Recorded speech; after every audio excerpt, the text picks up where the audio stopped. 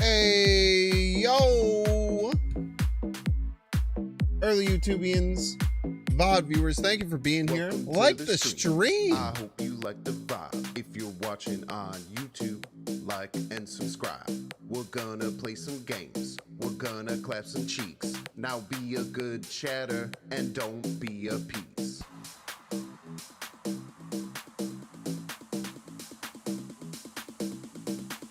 Friday, what up, Dark Mogul? What up, Buff Captain America? Binks. What's up, T Squared? What's up, Pahan?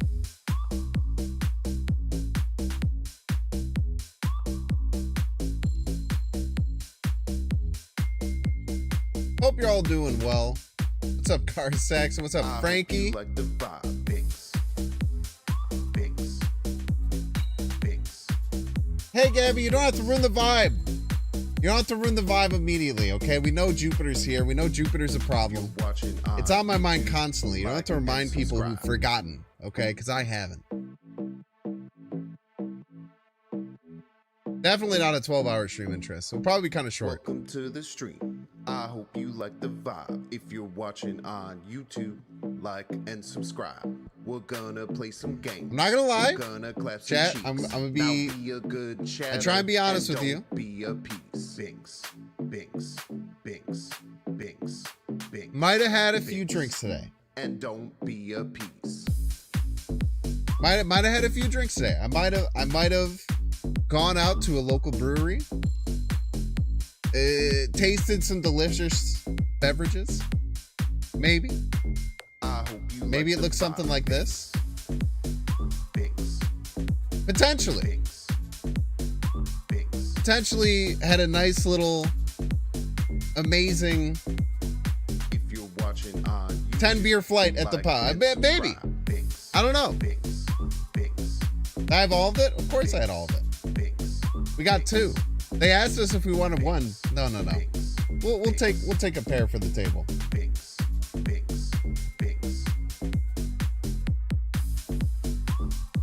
It was really good though, dude. The beer was amazing. It was this local brewery, and they have only vegan food, which is crazy. So I live in like kind of rural Illinois now. Like and subscribe. Kind of live in like rural Illinois a little bit. It's very rural. So to have a brewery that does very out there beers, because a lot of them were very out there, and is completely vegan. 100% of their food was plant-based. Kind of surprising. Pull that picture up again. I'll give you a breakdown of the beers. This is the part of my roommate.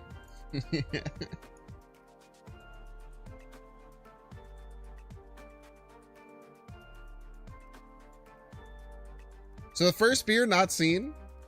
Pretty basic beer. Just a lager. Not too shabby. Also, you can see my Crocs under the table. Free feet. Let me get rid of those feet really fast. First beer you can't see. That's just a normal lager.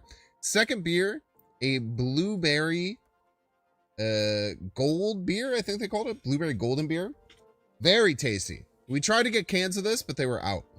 They serve it with 2 blueberries in the little beer. Very good. Very good. Third one was a session IPA. Nice, light. Pretty solid. No complaints. Fourth beer. Let me see if I can remember all these. Fourth beer was a West Coast IPA. A little bit more hoppy. Not too shabby. Probably maybe one of the least liked ones, but pretty decent. This fifth beer was called Vanilla Bitch Slap. I remember this specifically because I had this at a different bar last week. Super vanilla-y red ale. This one, we have 4 cans of it in the fridge because we got some to go as well. This one was crazy. It was supposed to be a sour beer, but it wasn't very sour. But it was like a blueberry vanilla fruit beer. Super, super good. Really solid. This one was the double IPA. We liked this one a lot. Double IPA, pretty boozy, but like solid. What was this one? 8th beer. Dark Moogle, you were correct. Fifth beer, I don't remember this one. This is another IPA. I got this one and this one mixed up. This is the hazy IPA and this was the West Coast IPA. We didn't love either of these. They were both fine, but they were just pretty good. This one was an Imperial Stout. It was 13% alcohol. It was so boozy. Had notes of vanilla, notes of caramel. Crazy. We got two of these. I don't think I could drink. I think they gave them in 16-ounce cans. I don't think I could drink 16 ounces of this. It was a 5-ounce, but it was like 13%. That shit was real, man. This was one of our favorite ones. Super complex, amazing, super delicious. The final one, top right. I realize now that you can't see my mouse, but I've been mousing over each of them. Final one, top right, was a cider. That was really good. It was really dry. I don't like sours I don't like ciders that are really sweet. But if you're wondering why I'm a little bit flushed and I'm slurring my words very slightly, it's because I had 50 ounces of beer before the stream. But I hope that you're all here having a good time. I'm really excited to be here. Nice little Friday Binks. We all love Friday Binks here. Let's talk about the deck today. We have a deck pre-built. It's called Mean C2. This is a double Goblin Selene Cerebro 2 deck with Iron Man. Another thing about the OTA, I like to try and find things about the OTA that people don't see. Last stream we played that like Scar Mockingbird deck, which I had a lot of fun with. YouTube video just came out. But I like to try and find things that people don't necessarily immediately pick up with on the OTA. Yes. Whybot. I do have Marvel Legendary deck builder game. I played probably about 8 games of it. It is amazing. Cannot recommend enough. You're running so much beer, you're going to run Kang on ironically. Never. I've won an Infinity Conquest with Kang. No lie. The one thing I might change is adding Shadow King, because I think Shadow King is pretty good right now.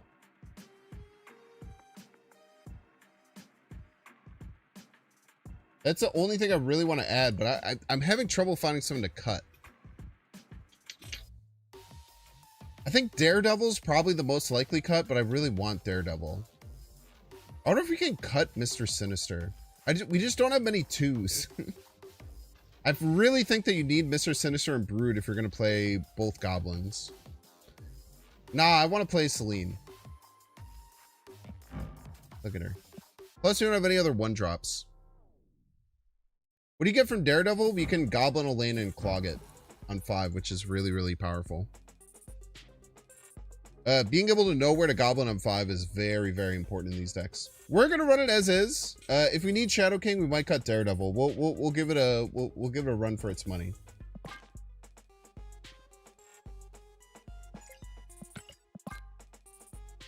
But I'm really excited. I've wanted to. I literally last night I was falling asleep and I was just like really excited. I got like this idea and I built it literally laying down in bed late last night.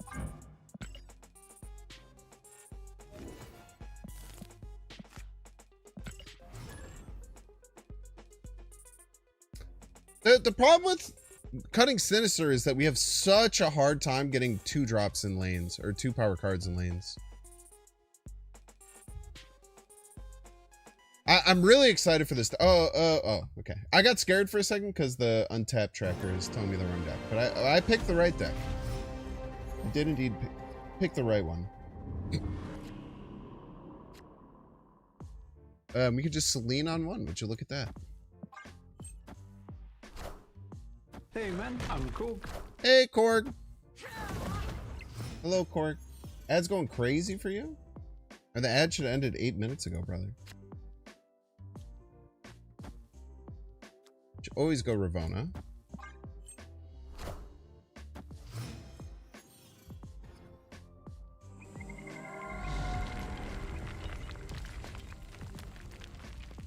Tell you what, I want to fight for this. I don't want to rock.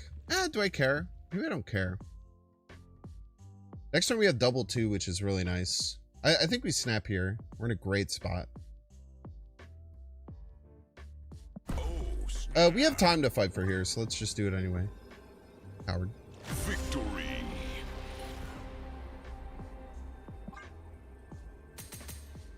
You coward!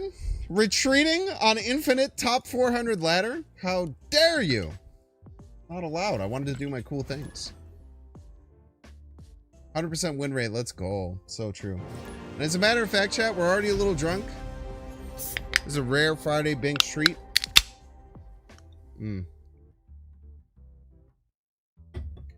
What is Illinois famous for other than beer paddles? I feel like beer paddles are like the 100th most famous thing from Illinois.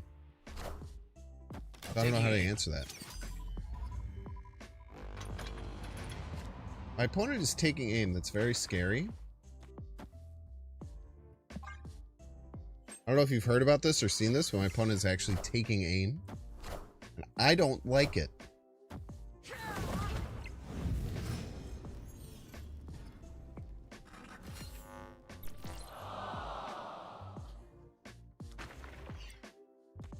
Send this.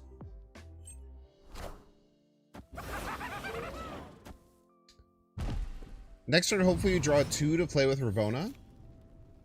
Perfecto. Snap.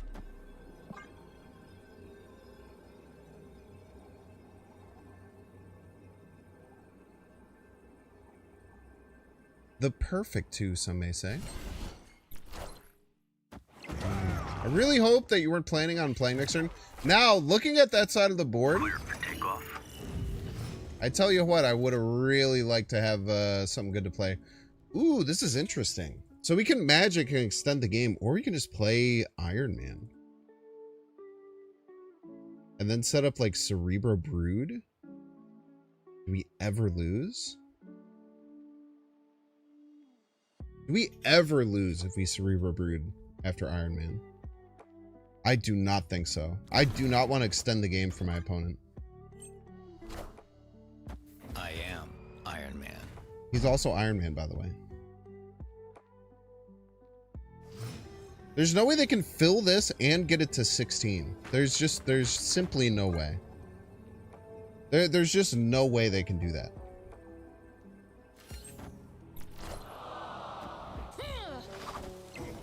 Like, you can fill it, but you cannot get to oh, maybe you can. No. I was gonna say, they can only get to 15. How could you ever get to 16? It's literally impossible. I told you. I said that they couldn't do it, and they couldn't. I said they couldn't, and I was right. Victory. Now, had the Maria Hill been any of the possible 1-3s, would we have lost? Yes. But it wasn't. I tell you what, it was not, chat. Is there Iowa versus Illinois beef? But they don't have a real city, and we do. 100% win rate, by the way.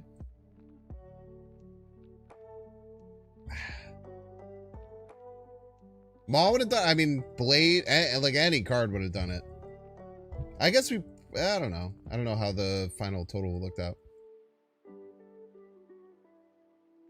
I went Slipknot, kind of based. Not gonna lie.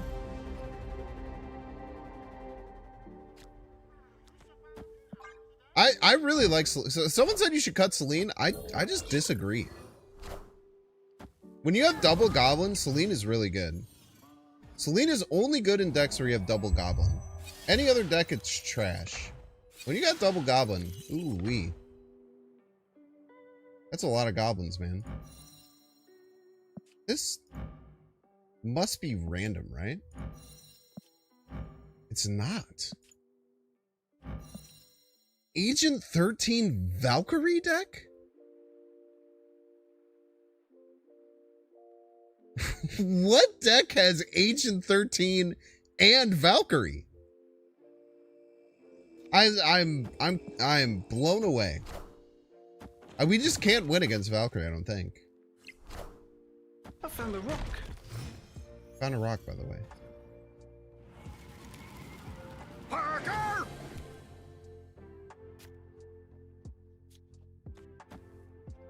I don't think we can beat Valkyrie. I guess with Goblin, I don't know, man. It's gonna be weird, dude.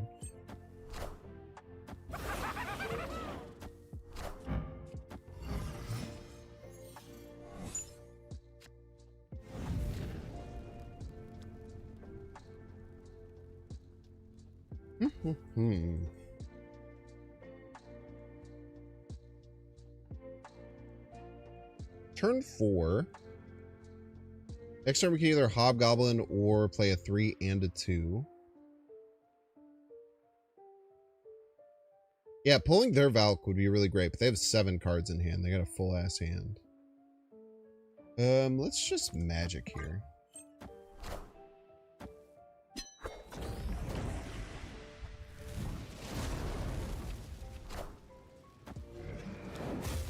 Loki deck with a Valkyrie. That is wild to me. We should just be winning though. I mean, that's Iron bad, Man. but I wonder if I lob this right. They probably know I have double Goblin because they have 1 in hand. Let's just go middle. I don't think the risk of trying to go right is worth. I think they block right this turn if they're a good player. Wow. We could have filled middle either way.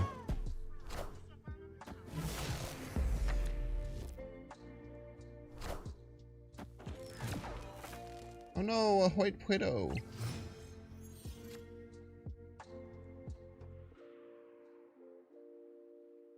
GG's. Victory.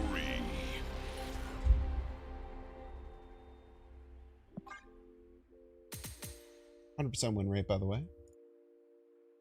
That was a crazy deck. That was a very weird deck.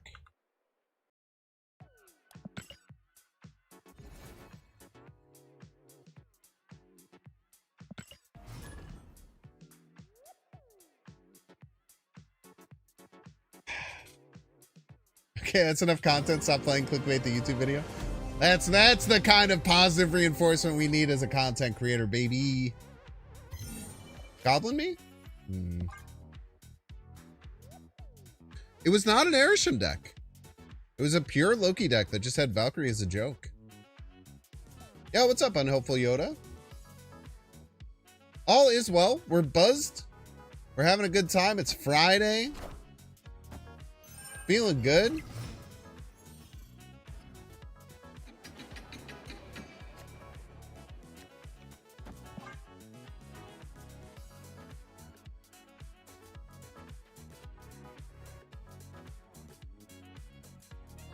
%100% win rate. Please don't ask the sample size. They were crushing it, man. Don't pull magic, please. Oh, it's turn 5. Never mind. We're good.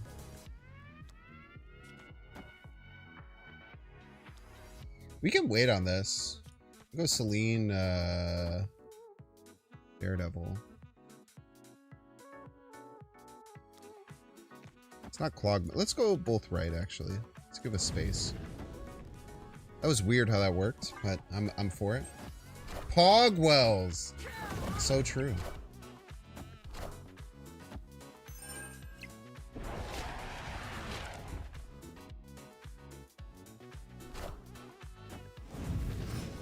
We're gonna snap. This is a terrible Arsham start.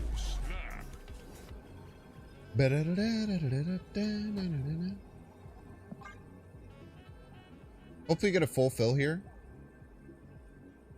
I prefer beer, liquor, or wine. It depends. I kind of like seltzers, which is none of those. Like seltzers are kind of what I like to drink the most. Victory. Doc Ock is fine here. They'd fill a lane, but it's fine. 100% win rate. 100% win rate. This deck is working really well, which is really cool.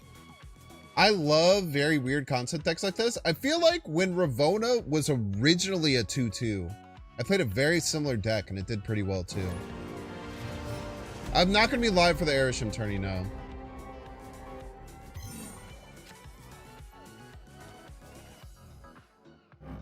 In case matching isn't real, by the way.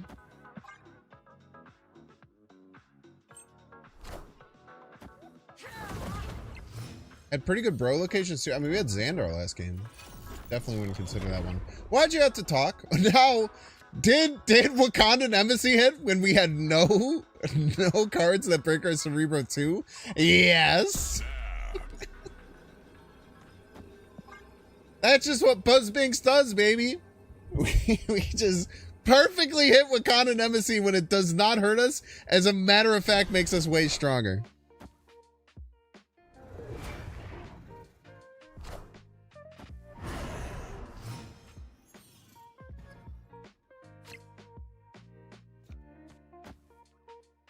Annoying, but we can win this lane with goblins. Counted forever, by the way, so true. We do really need magic, though.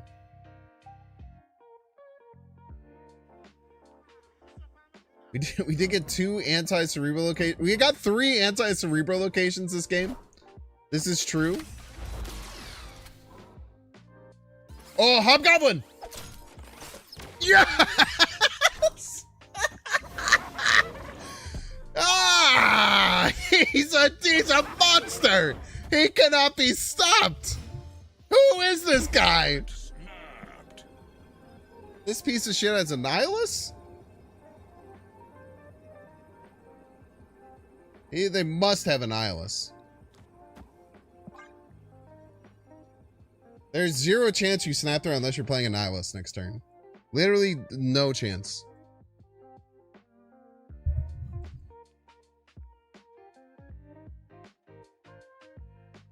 Is it even worth it to stop?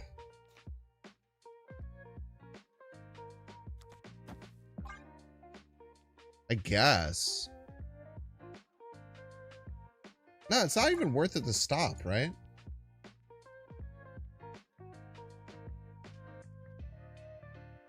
We just lose either way. It's not worth to stop.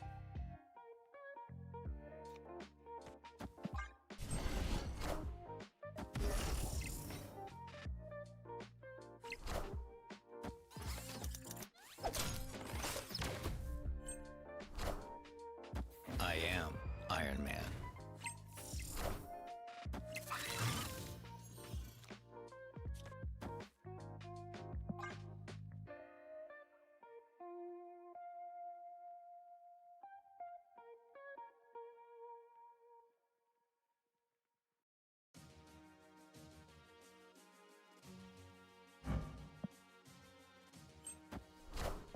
Wait, what?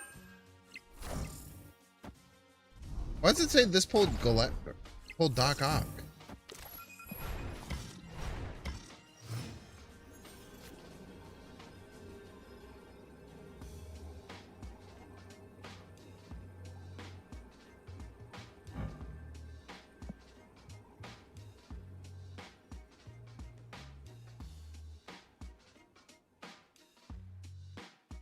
Why does it say this pulled, but it didn't pull cards from my hand? Oh, it did. Never mind. I'm just lying. If they have an nihilus, they can win. That is right. There was a whole hobgoblin thing. I'm not drunk, okay? I'm buzzed. We're just out here having a good time.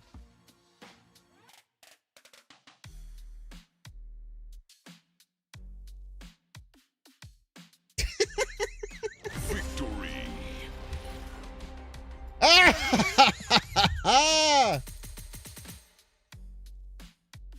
The vibes can't be beat, man.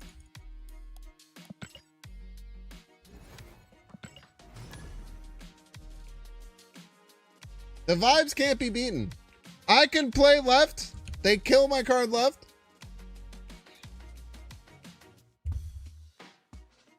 It's a beautiful time to be alive, chat. The vibes are immaculate. Literally unstoppable. Why did he snap that? I have no idea. That was a maniac snap. As unhinged of a snap as you can imagine. Whoa. Pretty Jeff. Don't laugh, chat. They paid $300 to, or $100 to look this cool. All right. I want a magic right, but I cannot. Is the thing? Maybe that's just okay.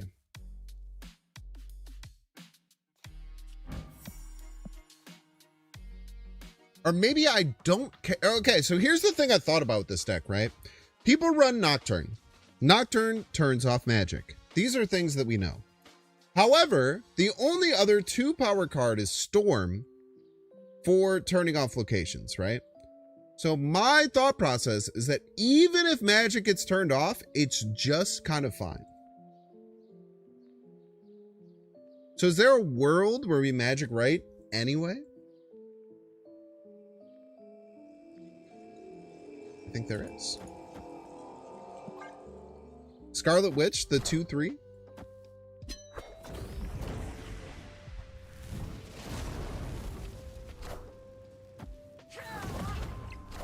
I don't think you should run a 2/3 in Cerebro 2. That's just me. I'm just saying, chat, I don't think you should run a Scarlet Witch in 2/3. I'm just saying. That's just my opinion, guys. It's just my freaking opinion. And I'm sorry if you want to cancel me for it. It's just my opinion that you shouldn't run Scarlet Witch in Cerebro 2. It's just my opinion. Can't cancel me for it.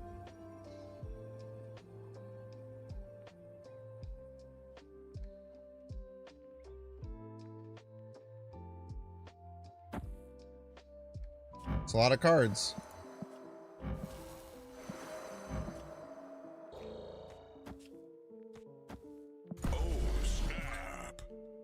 You want to hit the snap button? I'll tell you what, I want to hit the snap button. How do you feel about those apples? You piece?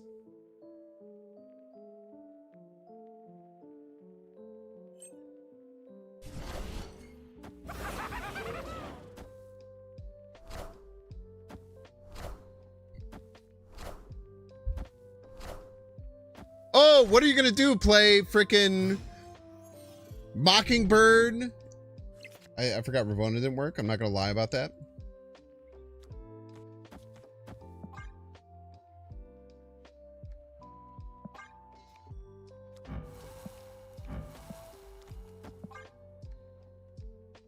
We're gonna play Mockingbird and shit? What do you think, I was born yesterday, brother?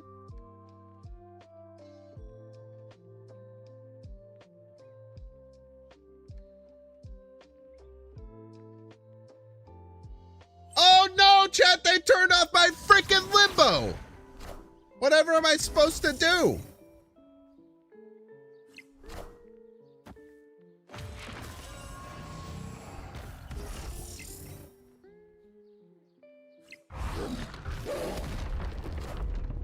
Just win the game anyway?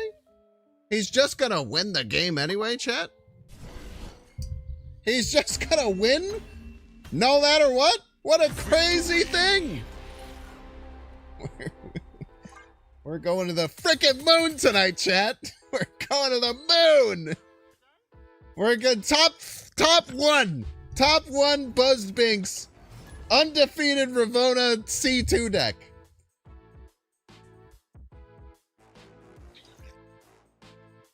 What if Real Mysterio was mid though? Oh, you thought it would be mid? You have to think about it. You have to use your damn brain and decipher where the damn Mysterio would be. Why would it ever be middle? You fool! You absolute you absolute pea brain! I'm sorry, JLH. You're very cool. Woo! Alright. What do we got here? Anonymous gifter, 5 community subs. What an absolute machine. Thank you so much.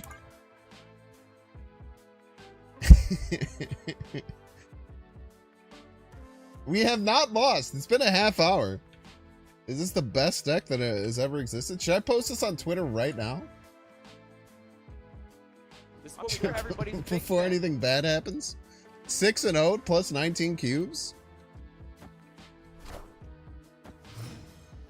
Should I just juice this? Yo, Jogamux, thank you so much. An anonymous gifter, if you can give some nucks to me, because the anonymous gifter didn't want to be allowed. So you can thank me for those gifts from the anonymous gifter because they don't want to be known. That means that they want me to be known. I think that's just kind of the thing. Nebula, huh? Holy. Okay. I think we Ravona Goblin here. I think we give him a little Ravona Goblin action.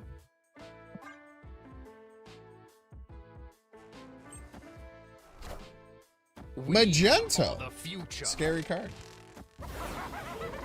You know, have you ever seen this, Banks? We're just having a good time, man. We're just enjoying ourselves. We're just out here living in the moment. You know what I mean?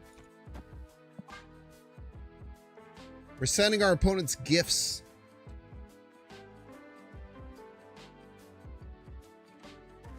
We're having our opponents snap back on us on a Daredevil turn 5 like a maniac.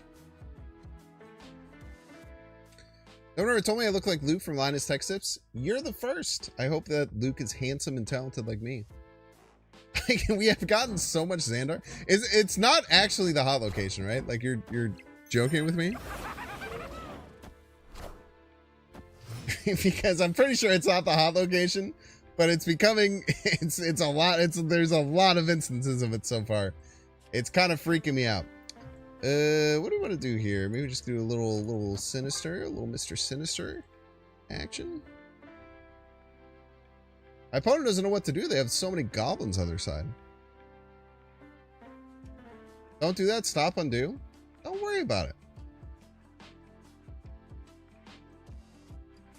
Chat, here's the difference between you and me. Okay? I know I'm gonna draw magic on turn 5.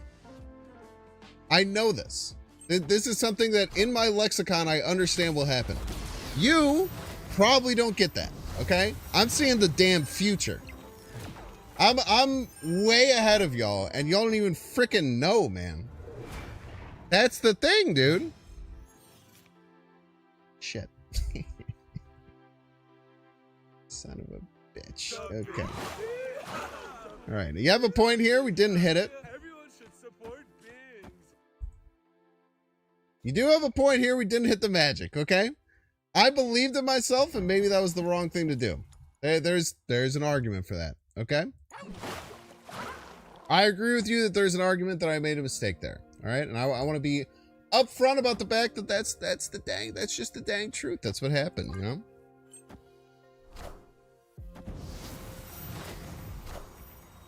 I believed that we would hit it. Did we? No. Clearly not.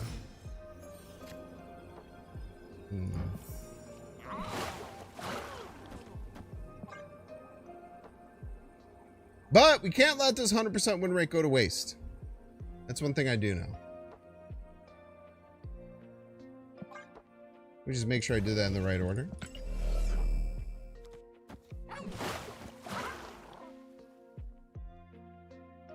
Rhino is a 2-2 be too strong? No, I think that's actually a really good way to adjust the card.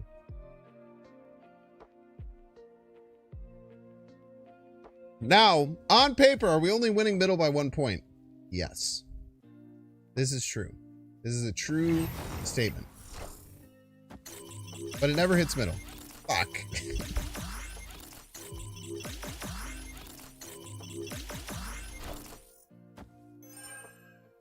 Sometimes, Shep, when you're feeling yourself, you're gonna get casserole. Okay? There's a part of life you're gonna have to deal with. Okay? Sometimes in life, you're gonna be feeling yourself, you're gonna think that the magic's gonna come, you're gonna get casserole. It'll happen. It'll happen to the best of us, it'll happen to the worst of us. It'll happen to all of us in due time. Okay? But sometimes you just gotta deal with it. Okay? You have to believe that the opponent had no cards. That the opponent had absolutely nothing. Now, I will argue if magic had come on the turn that she was supposed to come, that she told me she would come, it would be way different. What are you gonna do? What are you gonna do? Sometimes people lie to you. It happens in life. It's not a good part of life, I tell you what. But sometimes people lie to you. People change. You know? There's not much you can do about that.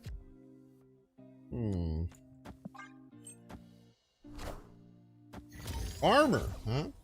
Why did they play Iceman of the Nexus? That's an interesting choice to me. If I were the opponent, I would have simply chosen not to play Iceman and Nexus. But maybe they wanted to be safe. Quite sure. Strong guy. Strong guy.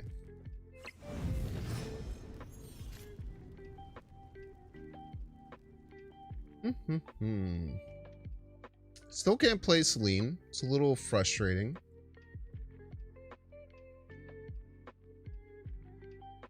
Kind of want to Brood Right.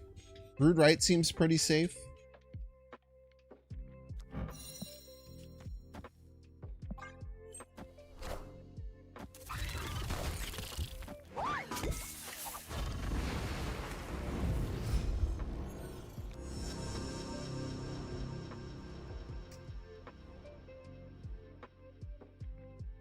Go ahead. Choose not to play left.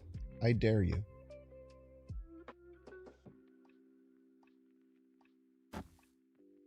Ooh, sneaky, sneaky, sneaky boy. Can't play you there. I wish I could. I tell you what, I wish I could. I feel like this play is just incorrect from them.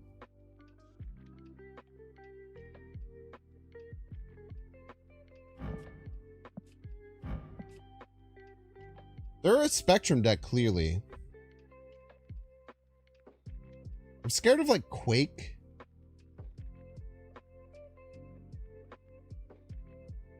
I'm a bit scared of Quake. Cannot tell a lie.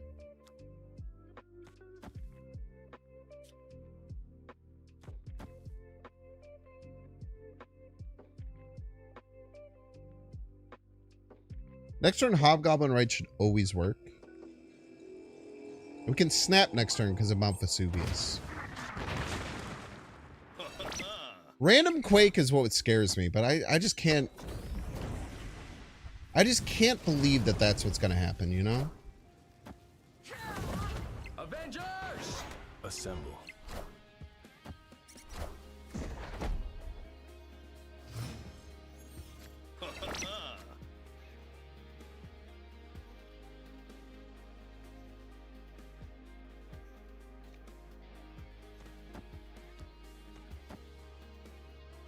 We really want...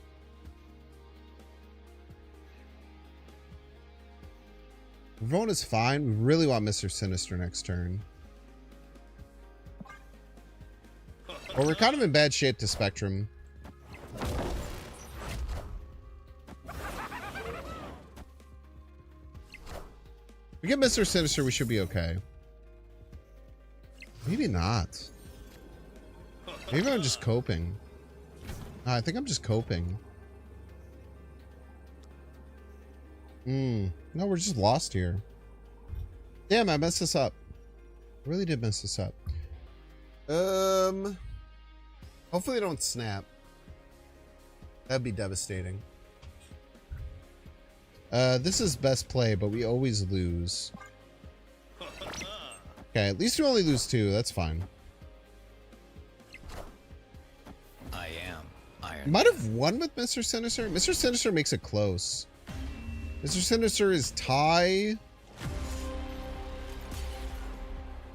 Mr. Sinister is tie. Plus 8. Nah, we definitely still lose. Tie 12 to 8. We lose here.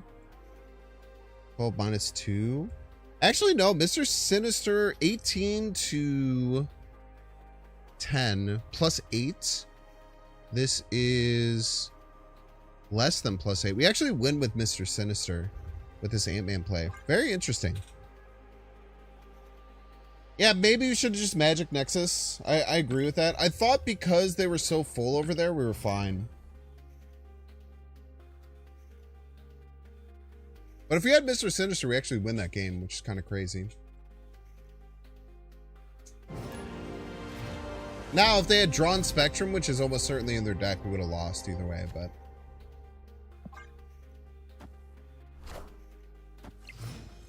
Okay, we have a magic target. Nice. White Widow middle is great. We're gonna lose to ongoing hates, but hopefully we're fine. And magic left, even if they turn it off, is just fine. Kitty decks often run Nocturne. So even if they turn it off, it's fine. That's the cool thing about magic in this deck, in my opinion. Like in my opinion, magic is like a good when we go to limbo because we have a pretty heavy deck with Hobgoblin, Iron Man, and stuff like that.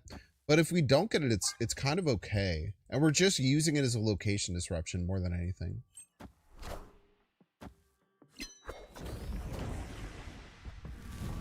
Biggest loss would be Cerebro, I think, because then we couldn't... Okay, hi. I Hello. am Iron Man. Well, now they can Enchantress this, which is good. So it's only if they have Rogue.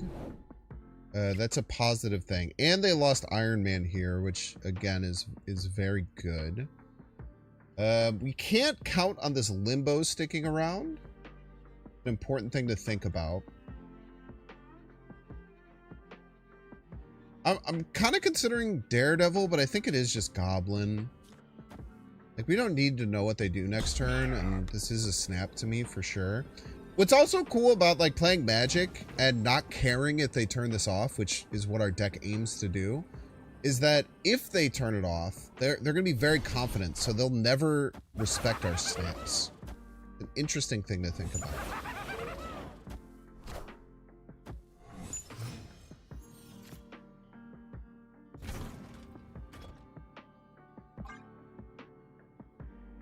Do we wait a turn? This is interesting too. No, we can't because we have to expect Nocturne. So we just have to play immediately. And we just have to think that they never have the hate card. I think that's the way that we have to play. That they just don't have the hate card. Because they have the hate card, it's Rogue. You very rarely run Iron Man and Enchantress in the same deck. It's got to be very, very rare to run Iron Man and Enchantress. If their hate card is Rogue, it can stop one of them. I am Iron Man. But I think we'll be okay. I am Iron Man.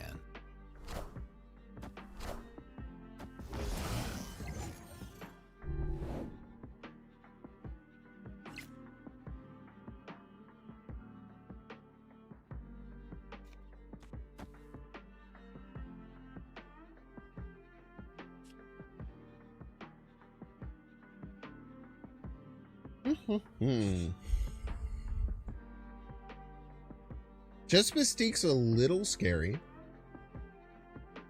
If they have Limbo hate. We do have priority, so they can't, like, turn off our Sinister London. I think I'm okay playing it middle. We didn't need anything else middle.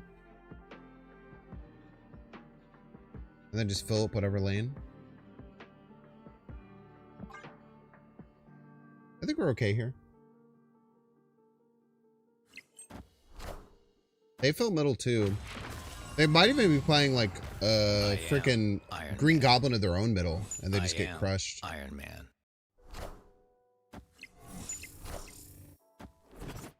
Never mind.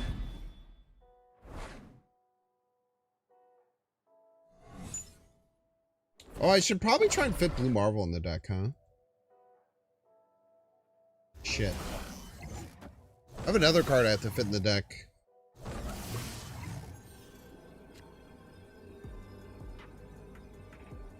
I really should be running Blue Marvel in the deck. Damn, that's tough. Blue Marvel should really be in this deck. Again, we lose to Rogue. We should be fine. The Nico is insane to play out. I have no understanding of why they play that Nico. If they can beat double 32, they can beat double 32. Victory. Man, we really should have Blue Marvel in this deck, huh? Damn. There's a world we go Blue Marvel instead of Iron Man. I do like the Iron Man. Cut Cerebro, so true. Story better than Magic? No, definitely not. We have such a heavy deck. Magic is so good. Especially if we're going to add Blue Marvel. Damn, we really should have Blue Marvel. Maybe we just don't need it. Maybe we just don't need it, though. It's really hard because, like, chat, I know I'm playing kind of fast and loose and we're kind of all over the place. But we are 7-1. Like, that's not real thing. We are 7-1 right now. There's a world we don't need blue marble. An interesting thing that I like to think about in these decks is that the threat of a card is sometimes better than having the card in the deck. Like, there are decks that just should have Alioth that I've played in the past, and I don't play Alioth, but it just doesn't matter because my opponent retreats thinking that Alioth will come. 7-2, 7-2. So there's a world where we just don't need blue marble. Because, like, what do we cut? Mr. Sinister, Brood are so important. We want Ravona. White Widow is just one of the best two power cards in the game. There's a world you don't need Celine, but I like having Celine. Let's keep Iron Man. Let's keep Iron Man. Let's just keep it how it is. Now, if we start losing a lot, maybe we'll make some adjustments, but blue marble kind of anti-synergy with goblins. And like, okay, so I was gonna laugh at what you were saying, but it actually makes a lot of sense. Because what you're saying is that the fact that we have cards that go to our opponent's side makes it so that we don't need blue marble because we have left cards on our side. I actually understand what you mean there. I was gonna make fun of you a little bit, but you are correct.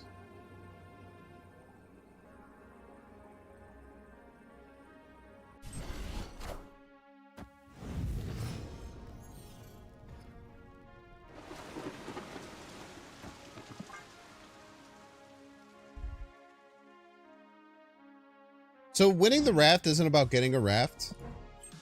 It's about not letting TLSG get the raft. That's the important thing.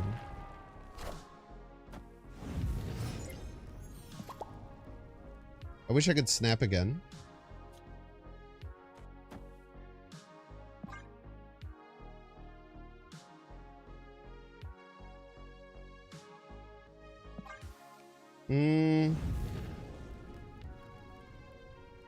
No, we still do this.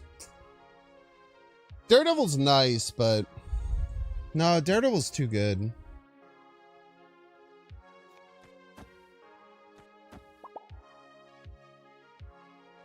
Daredevil's just too good. Because the only reason that this hurts is if we top deck Mystique.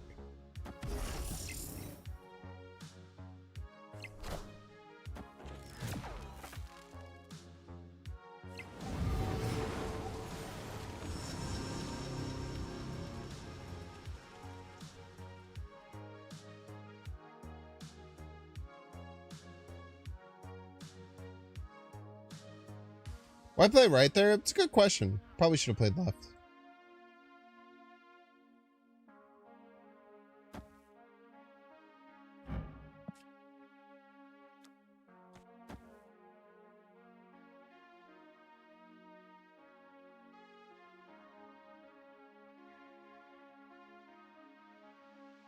Okay, so he's giving on mid. I don't think we can ever beat Ajax. They're gonna hazmat. But what we can do is just play Apocalypse next turn.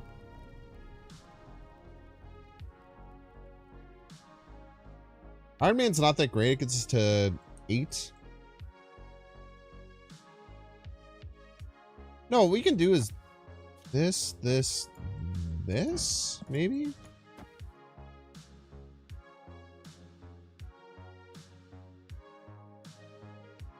We'll be ahead. They'll be at -1. We'll be at 8. If they hazmat, they win here.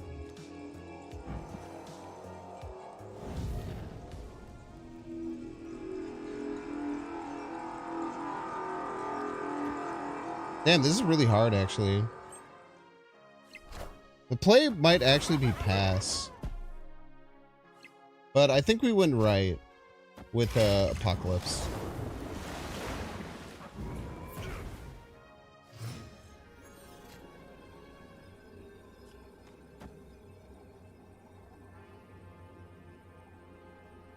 Pretty sure we just win right here.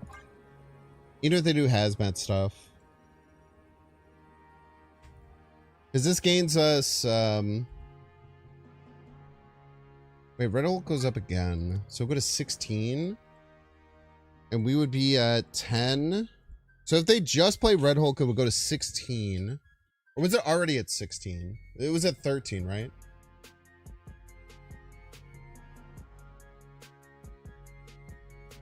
It was at 13? Okay, then they can't just win with Red Hulk. That's all that matters.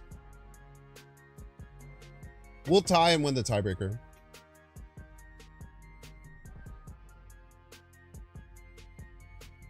If they try and do hazmat stuff, we just win. Sorry, it's 16. Okay, doesn't matter. Victory. 100% win rate. I don't know what TLSU was scared of, actually. It's kind of interesting. What could I have done against... Oh, just a bigger card than Apocalypse. He was scared of a bigger card than Apocalypse, which is very, very understandable. If I would have just played left, which someone mentioned, why the hell didn't you do that? Which is a great point. We would have won that game easily. But we didn't, is the thing. Luke Cage 3-2. We don't need Luke Cage. Thought about playing Negasonic. You can't just add a card to the deck. Unfortunately, the rules of Marvel Snap says that you can't just add a card to your deck. You actually have to get rid of a card to add one. So if you have a suggestion instead of Negasonic, I can discuss that. But the reason I didn't add Negasonics is because I can't have 13 cards in my deck. Mostly. Big part of it, for sure. No, that makes sense, because like on our side we see, oh, Apocalypse is 6. It like never wins. But he's thinking, you know, oh, they might have a giant card that's terrifying, which is very understandable.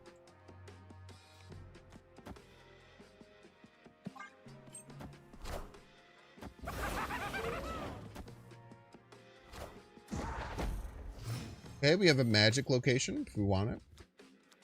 Want this middle, I think.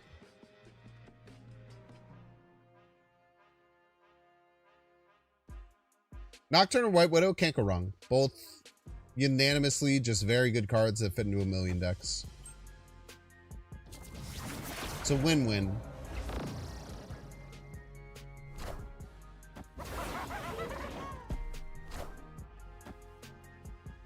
They play magic. Interesting. Well, I will say to my opponent, thank you.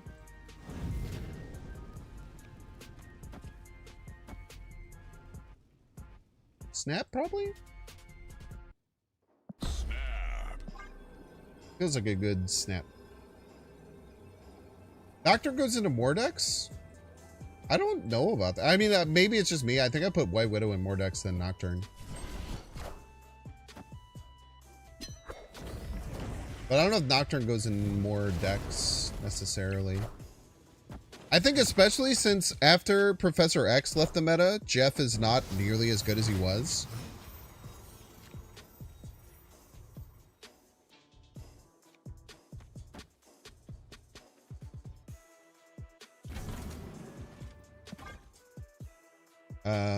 I think that White Widow actually gained popularity after Jeff got turned down, because now she's just kind of far and above the best 2-drop in the game. She could probably be a 2-1. Maybe White Widow should be a 2-1. But then, you know, she'd be rough and... I am Iron Man.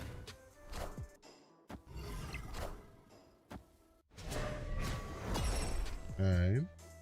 This is where we want Shadow King, by the way.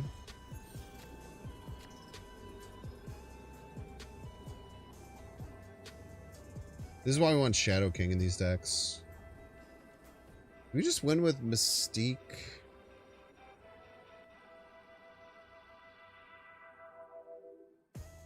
I think it's actually Mystique Cerebro, not Cerebro Mystique. Snapped.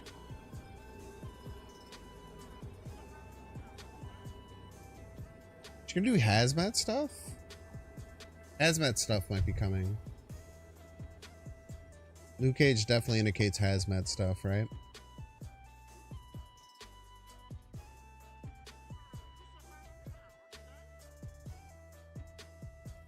I mean, hazmat doesn't really change things. I mean, it definitely changes things against a board with Mystique. Hazmat abs man, maybe? Boom, boom, boom, boom.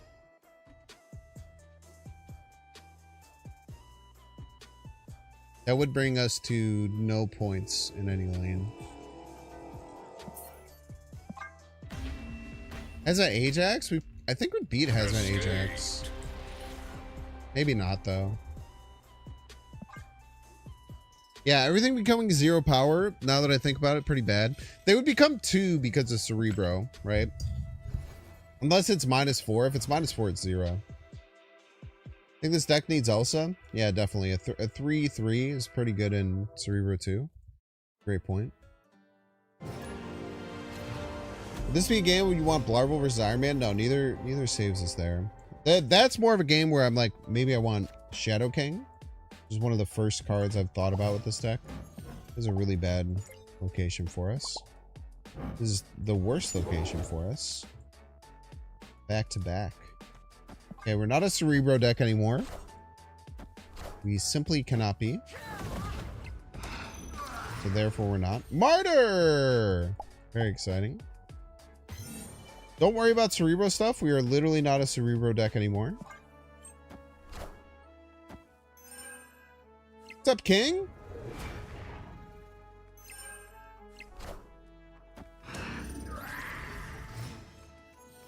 Okay.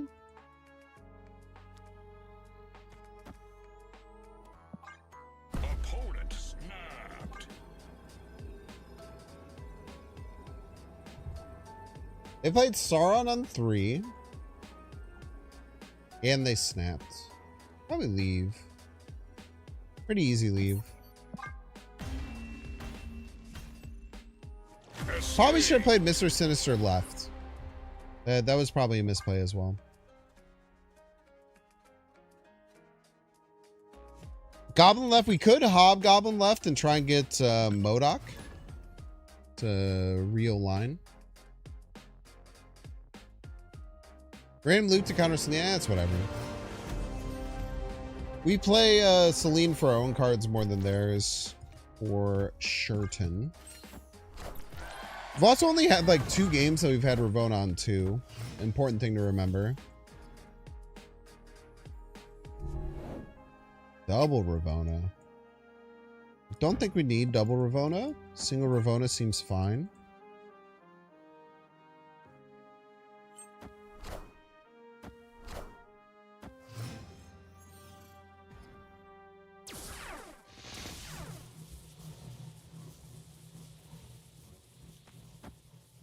Might give them a Gamma Labs card here. Maybe we just don't want to do that.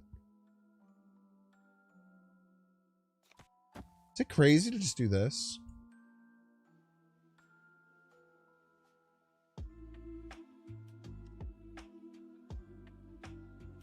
What is this deck, lol? It's a mean Cerebro 2 deck.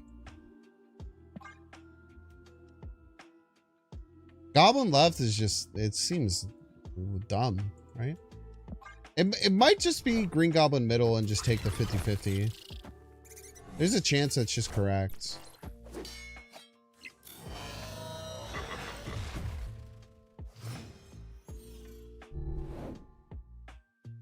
Like now there's no way they fill. I mean, I guess they shouldn't double kitty.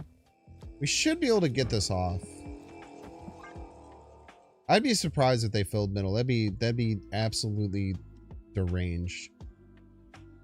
Why do we have such a low turn timer?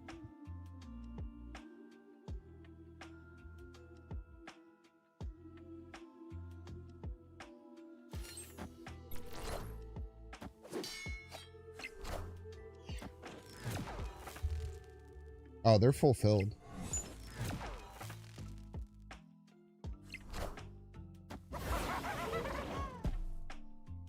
Sorry, I clicked undo, enter, I think I messed up. Victory. Not a great position to be in for our opponents. Now, I don't know if we would have been able to beat this.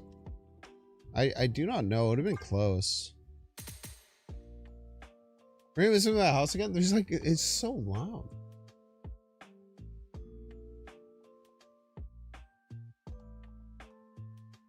I'll have to ask him during our first ad break, which might be coming up. I have not been paying attention. Oh, it is right now. All right, we're going to take a 3-minute ad break. If you don't want to, it's literally 1 minute and 30 seconds until the ads are going to hit auto. We're going to take a 3-minute ad break. If you don't want to see the ads, you can pay $5. You can check, see if you have a Twitch Prime subscription available.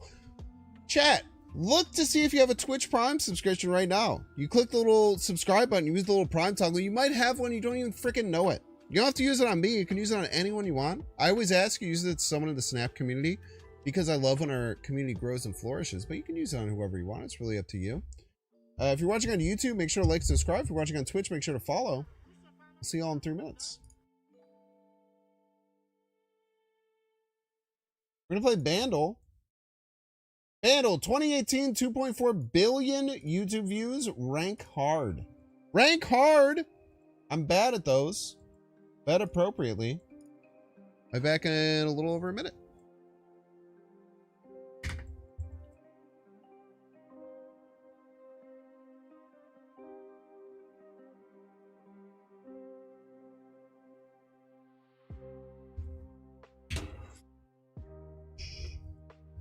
Be right back, I promise.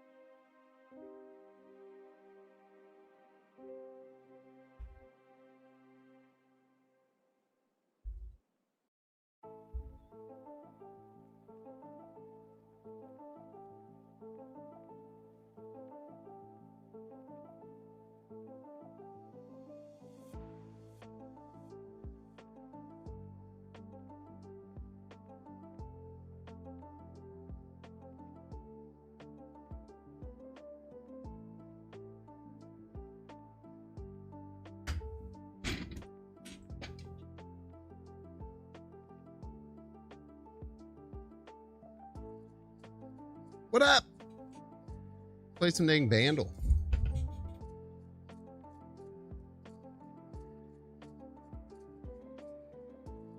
Difficulty hard. It's got to be an easy pickup for doubters. I feel like my Bandle knowledge doesn't change being drunk or non-drunk.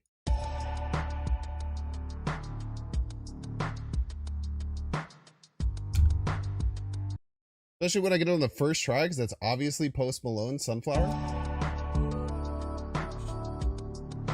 Everybody's a big fan. That being a hard is crazy. That being a hard is absolutely deranged, actually. That being hard is absolutely insane. Pay out the winner, pay out the believers. That being hard is crazy. That is a very recognizable sound. Especially being like a movie that's very popular too. What's up, Ad and George? Thank you for enjoying the ad. Sorry I was a little late. I had to take a little pee. I've been drinking. What celebrity would I like to meet? I don't know. Celebrities, like, talking to celebrities is weird, man. I haven't met very many celebrities in my life.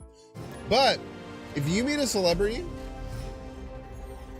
my best recommendation would be just talk to them like a normal person. Every time I've ever met someone who's like kind of a celebrity, like I've met like DJs and stuff that I like, if you just talk to them like a normal person,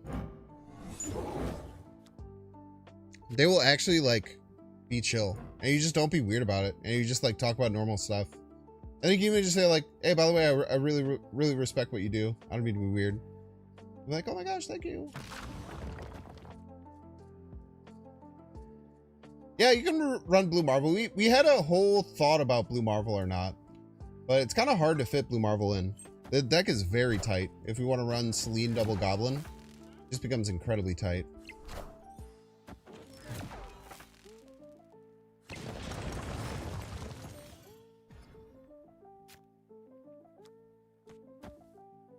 We're probably running here. I mean, Monster Island is just like our worst location possible. We just have to be very ready to run. We'll be risky and play on Lechigia early.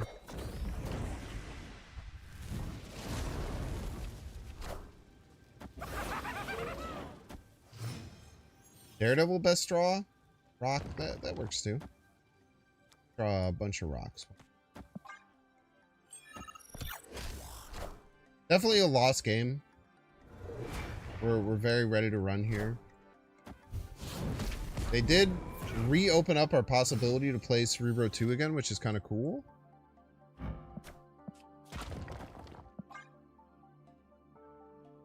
It's caused more problems left. Since we already drew all of our rocks, might as well add some more to the deck. Okay, we fulfill them. That's very good. We're gonna win. That's insane. This is not a game that we should be winning, and yet here we are.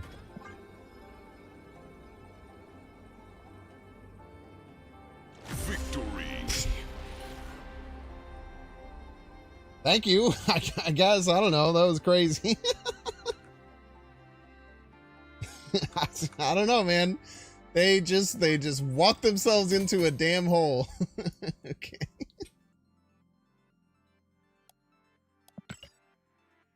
There were two chairs, one with a cake and one with a male sexual member, and you only had two options: sit on the cake chair or sit on the member chair and eat the cake, or sit on the member and eat the chair. Which would you choose?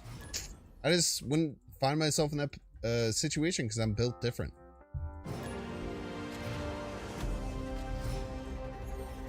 That's my answer. The Mentis, huh?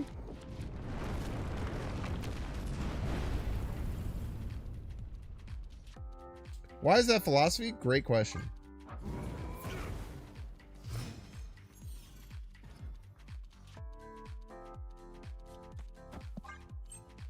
I mean, we're just lost here. There's just literally no chance we win.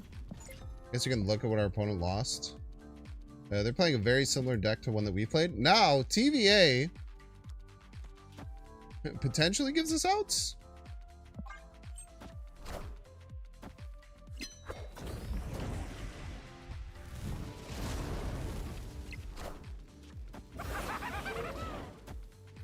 Time's up. Time's up. Play it out.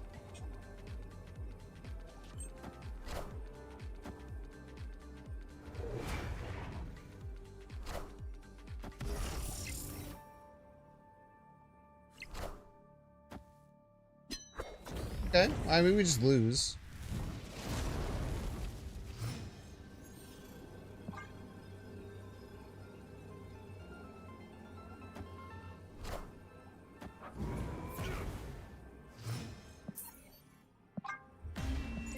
We're running Case of Legion.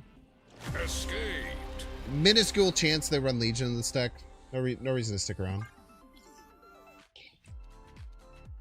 We can add like 10 more points to the board. The new change to Viper sucks. You can't even Odin Destroyer combo anymore. That's a great Binks throwback. It is true. You're not allowed to do the Destroyer combo anymore. We'll have to find a different way. We'll have to somehow make Destroyer negative to annihilate him.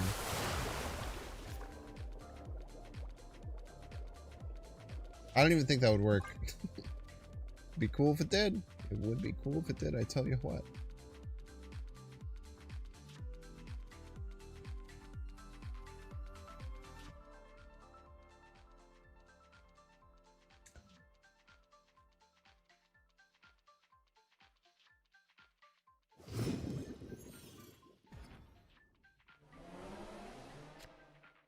Lucas's bar. Throw a White Widow there and snap. Next turn's Ravona Celine. Pretty much always. Into Giant Hobgoblin. They accept the snap like a boss.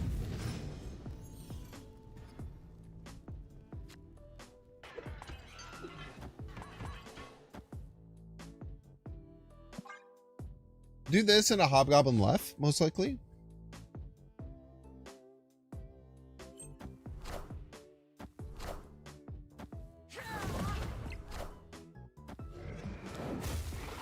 Oh, we're just... I mean, they just can't beat us, I don't think. I would be shocked if a Loki turning into Cerebro 2 with a 5-power card could beat us. Leech is annoying. But these are still 2-power cards. Lest we not forget.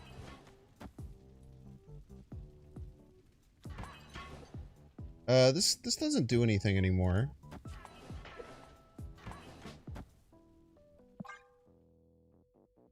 We're still in the driver's seat. Important thing to remember. Get a full fill right, unless this is a goblin, which it could be.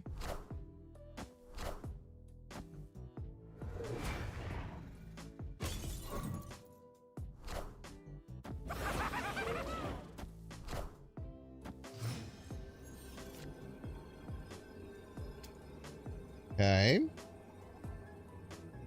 They can't win this. I don't think.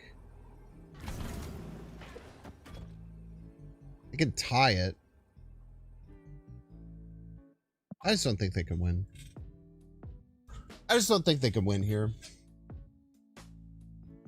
They Cerebro, they can get this to 7, but like, who cares? Oh, wait, they can get it to... Okay, good, good, good. Victory.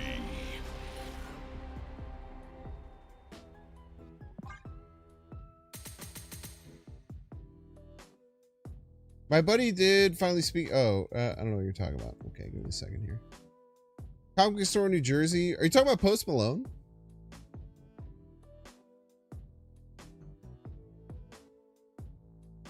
Oh my God, there's like so many things. You know, Kevin Smith talked about comic books. He has to take a picture. He didn't even ask.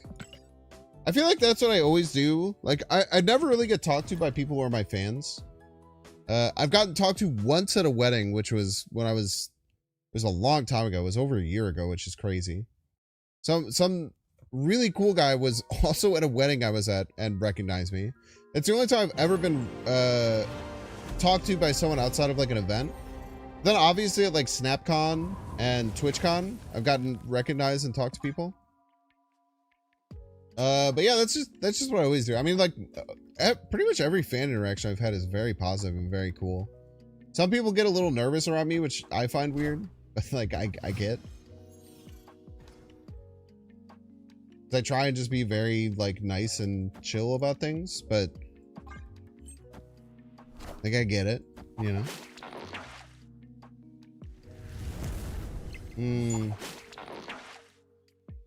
Good play. We're gonna be in some trouble here. If they snap, we leave. But we're gonna try and land Super Goblin. If we can land double Super Goblin, we might be alright.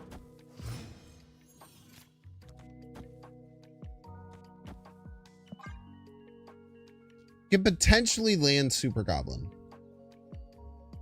which will be a negative 14 power goblin. If they block it, we probably run. If they snap, we still probably leave here. Falcon Beast just smokes us. Always wondered why the second Ghost Spider doesn't pull the first Ghost Spider. Because it's just like weird. Like things are still in the act of being played is how they consider it.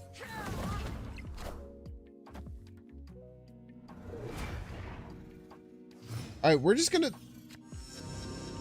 I guess we can. We had Daredevil. This is why we had Daredevil in the deck. I was gonna say we'll just believe that they pull one of these cards away.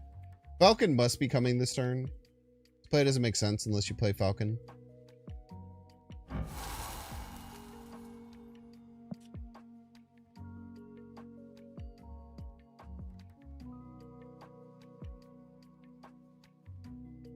But no matter what we're playing Super Goblin, it could kill us. It could win. We'll see. Put Galactus in this deck? No, I'm good. A full pass. Oh, snap. They probably leave to a snap. I cannot imagine they stick around to a snap. I would be shocked if they full pass and they let us snap them. Wow. Please go left. You absolute piece.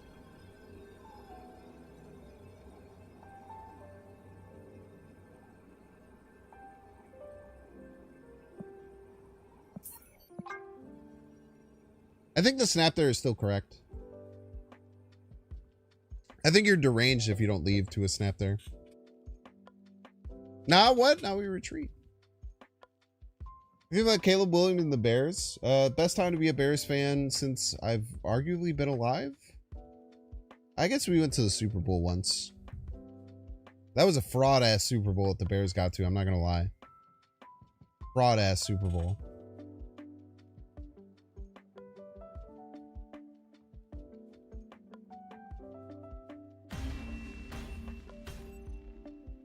Escaped.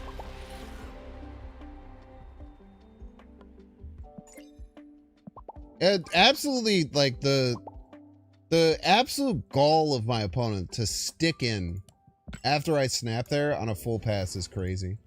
I actually respect the hell out of them. You look like Retro Gaijin. Doesn't Gaijin mean outsider? So is Retro Gaijin, I'm gonna just guess, is a person who lives in Japan who is a white guy who plays retro games. Did I get that correct? YouTube chatter? I'd be pretty impressed if I figured that out. That's a deep cut right there. Am I gonna watch the Bears on Hard Knocks? Absolutely, man. An insanely huge Bears fan. We're gonna wait for confirmation, but I'm pretty sure I just decoded that from YouTube chat. Can we knock at Xander every game? Is that too much to ask? Urlacher and Devin Hester carry. I mean, the defense just carried by like a lot. The defense was kind of crazy.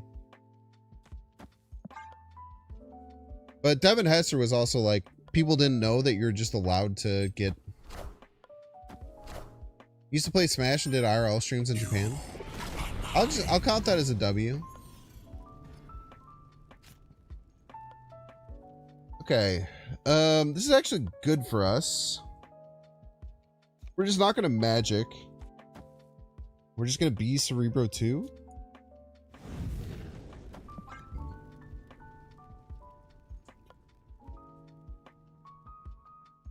We'll just win right in middle and be Cerebro 2 is the thing.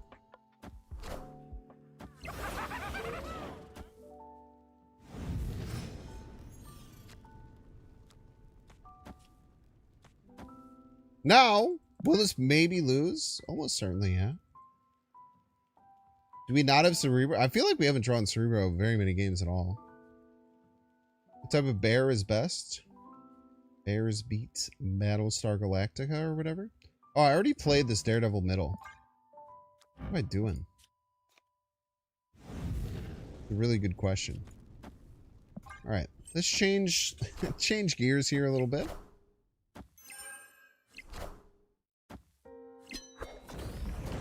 Realize that we're already Cerebro 4, whether we want to be or not.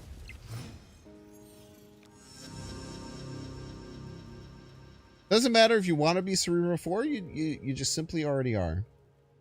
There's nothing you can do about it. Except for having Daredevil. Lady Death Strike. Annoying because you kill my goblin. We'll replace it. Are you here maybe?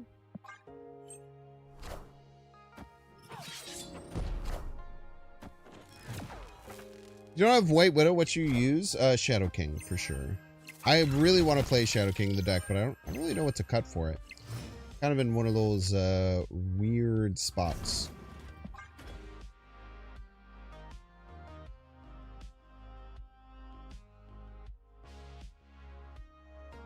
Why no Professor X? Why no Professor X? It's just not a good Cerebro 2 card. Professor X is not a good Cerebro 2 card at all. I am Iron Man. He is Iron Man. I don't know if you knew this or not. Many people are saying it though.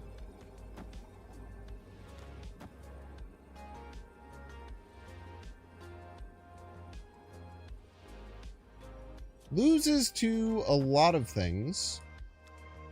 We get away with this? No, it's only 8. Avengers! Assemble. Somehow, I don't think loses to this. I think we have 28. I am Iron Man.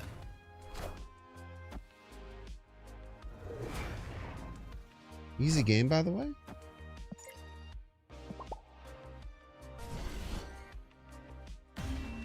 Cut Selena Dad King. Selena's good, man. You got 2 goblins in your deck. Selene's like a 1/8. 1/8s are very good.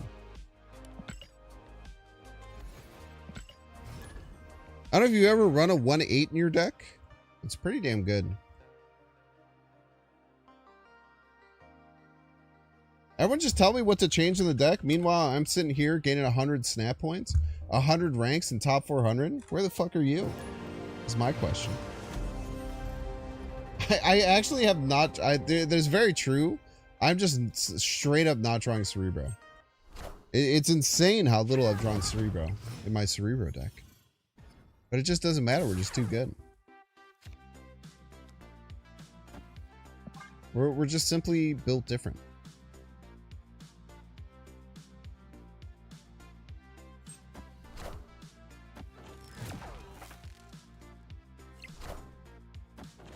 So multiple people did tell me to put Scarlet Witch in the deck. I don't know if they only play. Now, to be fair, chat, there is a chance that these people who have been asking me to play.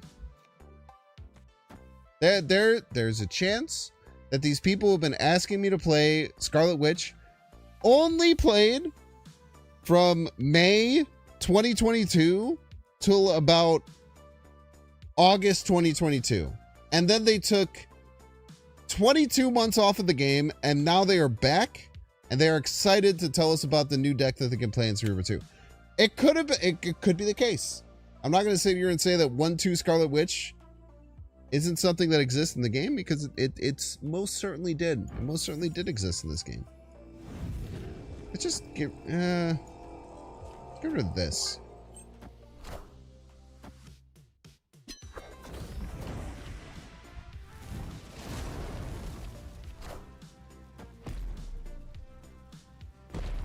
I think we win. Snap.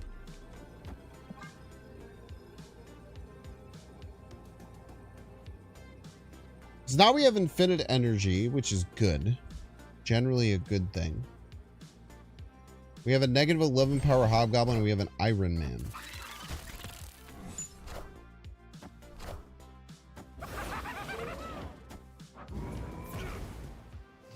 Now, they do have an Angry Hulk. I'm not going to deny that. Is their Hulk going to continue getting angrier and angrier? Potentially. Can't say for sure, but potentially.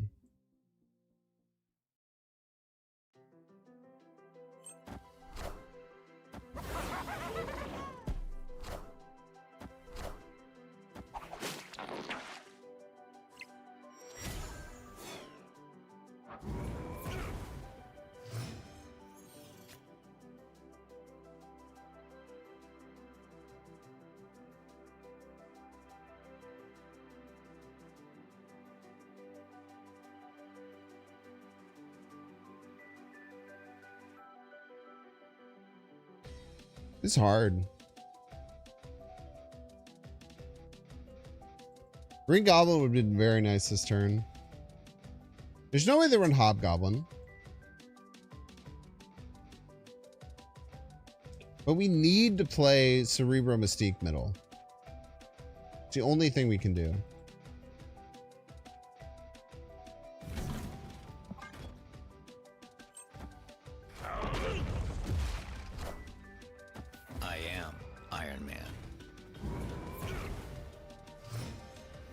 I just don't think we can win, right?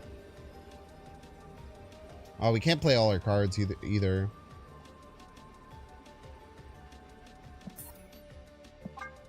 Unfortunate. Maybe we should have just magicked right. Giving them a Hulk would have kind of sucked. Very tough set of locations for us. Opponent is a very cool and interesting person, by the way. Anyone stats for this deck? Yeah, give me a second. We have...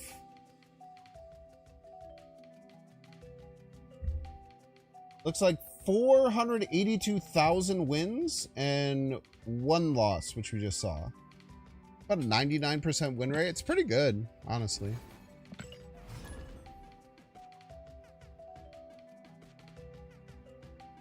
That's a lot of wins.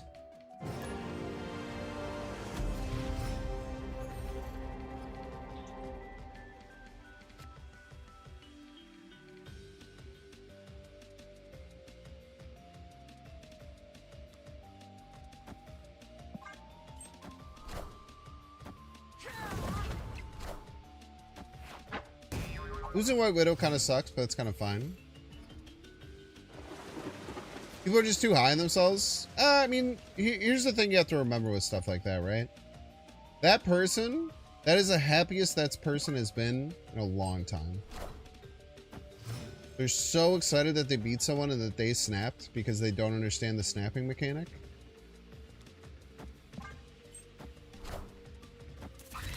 That they think the appropriate thing to do is to try and dunk on that person. Must be a tough life, honestly.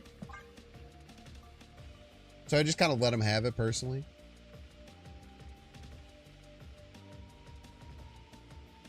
497,000 wins? Stop exaggerating. My bad, dude.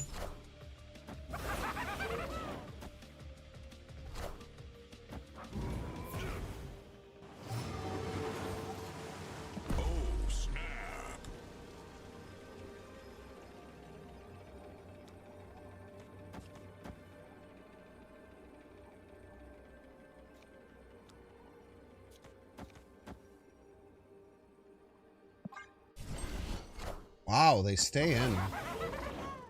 Can't be Odin either, right? They don't have the energy.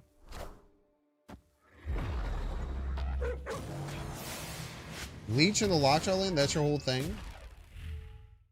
That's your big finish?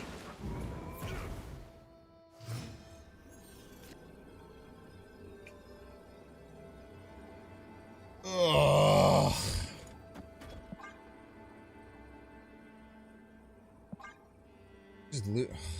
God damn it. Dude, why can't we draw Cerebro? It's actually insane, man.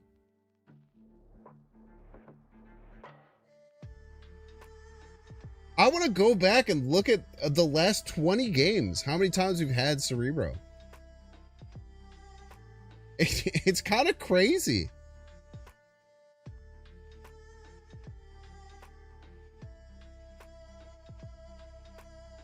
Like so many of these games, we just simply win with Cerebro. I think we hit end turn. I think they leave anyway. I'm sure everybody's a big fan. I am Iron Man. Just hammer Red Hulk we lose. Dude, no one's even respecting Cerebro. It's so frustrating.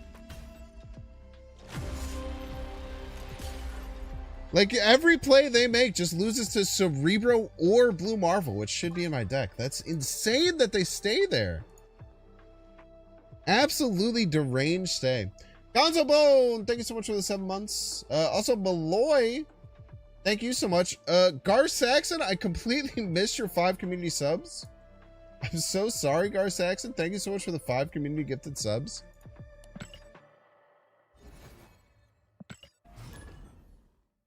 It's a deranged stay, unless they like literally just did not understand that we were a Cerebro deck. But even if you're not a Cerebro deck, like you lose to Surfer. Like if you just think that it's some weird psychotic Surfer deck, that's a crazy stay. I still think I was correct, even though we lost there, to stay in, because no one in their right mind should ever stay. No Blue Marvel. I understand I don't have Blue Marvel in the deck. You know who shouldn't know that is my opponent, TNT New. You're listening, but you're not hearing, brother.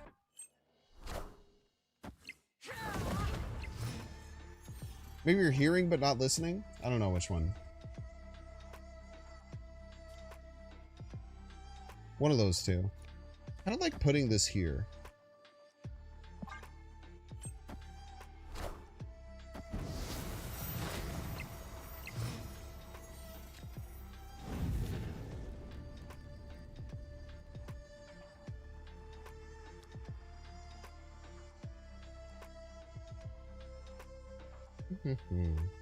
Would you come for BM though? I mean, if I wanted to run it into the deck, I would have it in the deck.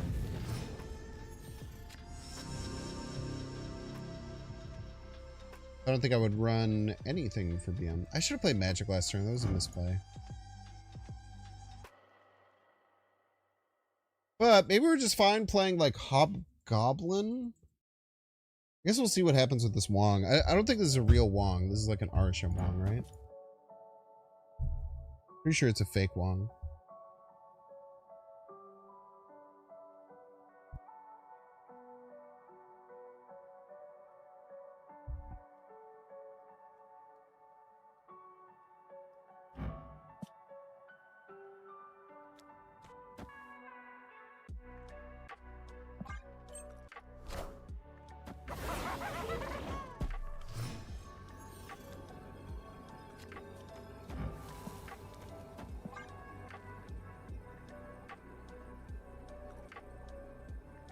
Add Galactus, that'll probably help the win rate, for sure.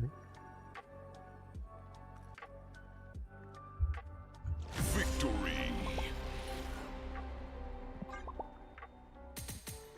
Brew doesn't get the buffs. Yeah, I know. They're definitely not going to play a card that's more than 2 power middle ever. It's a great point, Corp Sinister. Along with your invaluable knowledge to add Galactus to the deck, I can surely look to you as a good person to watch in the chat for good plays in the future.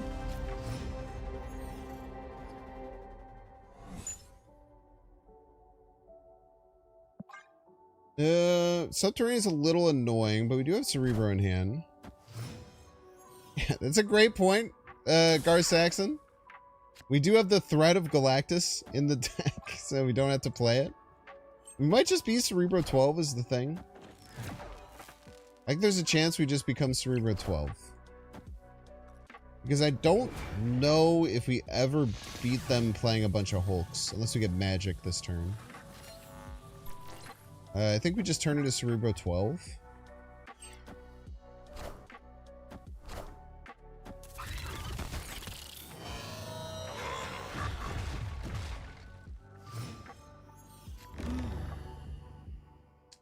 Do I know a content creator named Mutant Snap? I believe that's the person I ratioed the shit out of on Twitter a few weeks ago. But I do not know anything else about them. Yo, Alpha99, thank you so much for becoming a Binks fan. Really hoping that would hit the rock.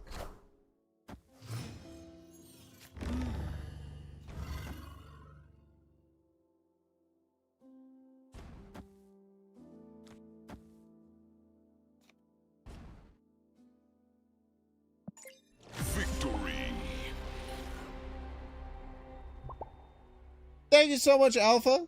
Super appreciate you. Gonzo, when they subbed, I missed, said, hey, Banks, every patch OTA, a chance for content creators to fire up Cerebro decks. So true. Yeah, there was the bro that complained about unoriginality. And then I was like kind of annoyed that they said that. And then I clicked on their profile and the last post that they had was them playing. They said something along the lines of, if I remember correctly, they said, I can't believe how unoriginal Snap players are nowadays.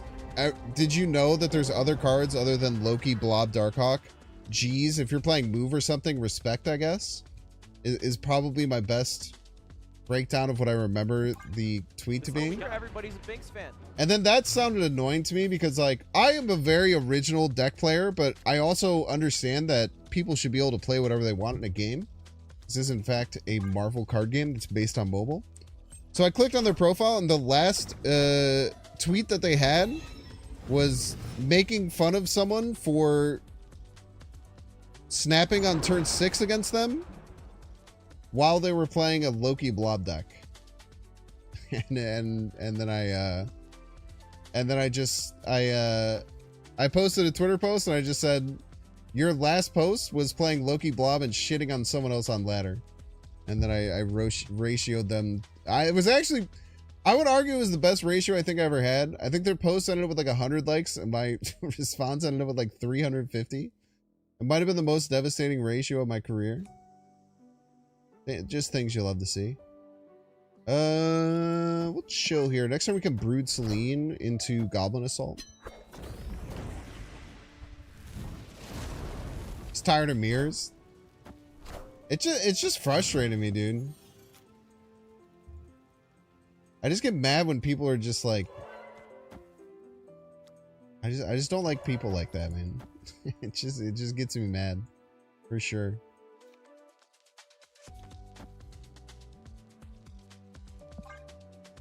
It's like, why are you just shitting on other people doing a play style that you obviously also like? And it's okay that you like it, dude. It's not a bad thing. It takes no skill to play Shang-Chi. That is another thing that really annoys me with people. Like, it's really frustrating to me when people say that how other people play a game is low skill and the way that they play a game is high skill. I've always really hated that. Like when people say like, oh, Arishem is like a low skill bullshit deck, but like the way I play is actually high skill. That always like just rubs me the wrong way. It just always has. It probably always will.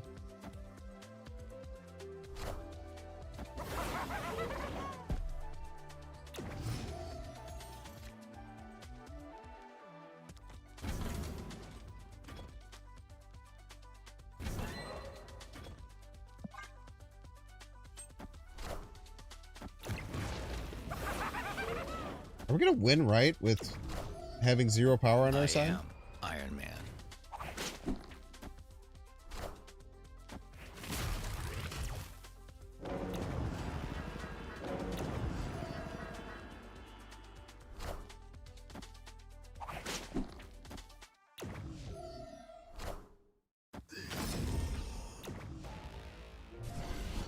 Yes!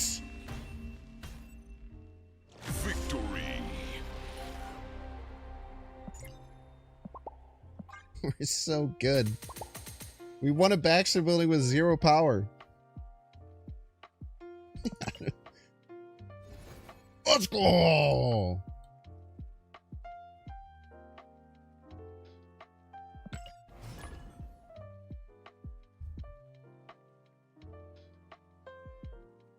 You always find that funny because you don't think Snap is very skillful to begin with. I think Snap is very skillful.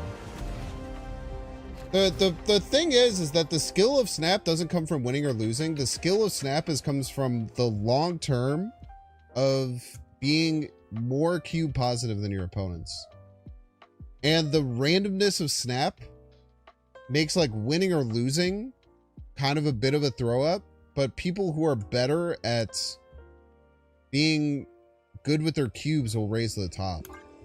Like it's not a surprise that the same you know, 50 people are in the top 100 every season. I'm not one of them, to be clear.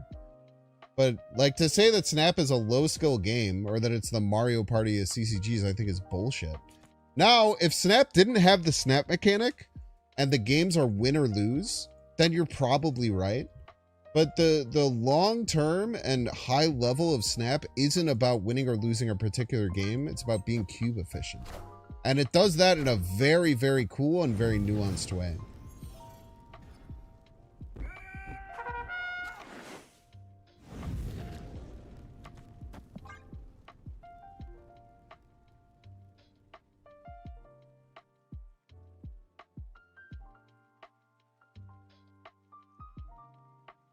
That wasn't Thursday though. It was a different guy. Thursday is cool. So I don't know what the hell you're talking about. But yeah, like to say that Snap is a non-skill game because certain games just get decided by locations, I think is just a misunderstanding about like how someone is good at Snap. I think a lot of people who would say that are probably not very good in general.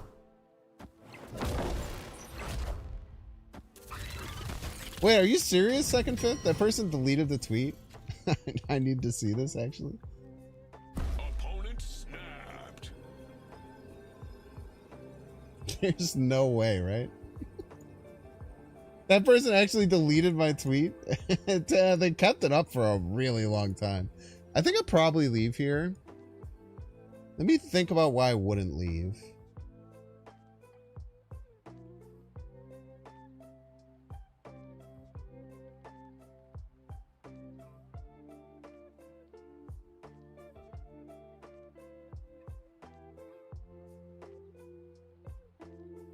Yeah, you can use Shadow King instead of White Widow. It might be better, potentially.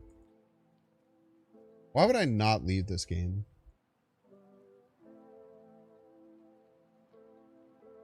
Iron Man left is free.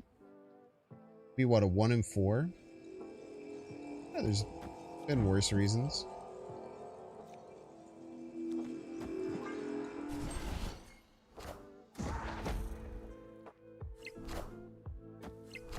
Oh, it's because they're turning off Limbo, because they think I need it.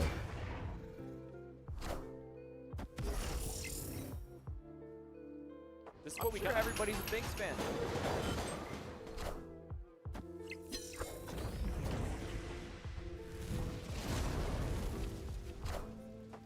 Blood thought they were turning off Limbo, by the way. Can you imagine? Everybody's a Binks fan.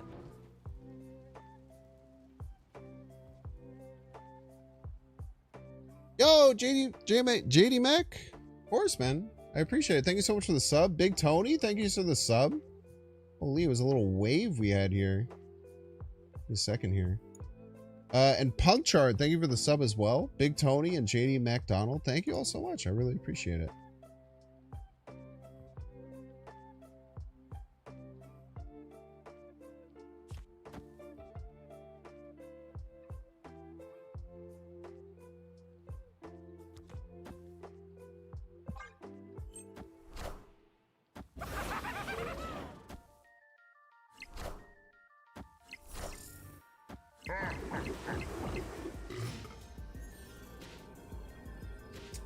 Right on time, Mystique. Legion? Yeah, I guess we should have been a little scared of Legion, but I don't think we had to be as much. Escaped.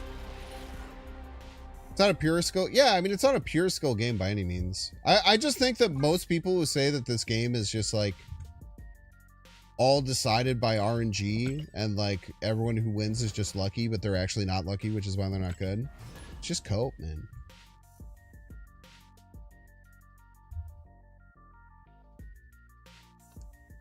It's just pure cope.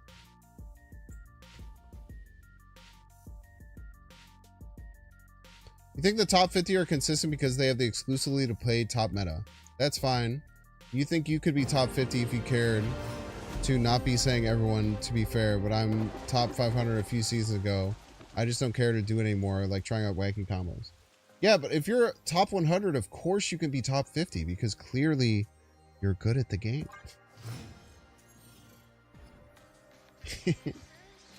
Does that not ring? Does that make sense to you?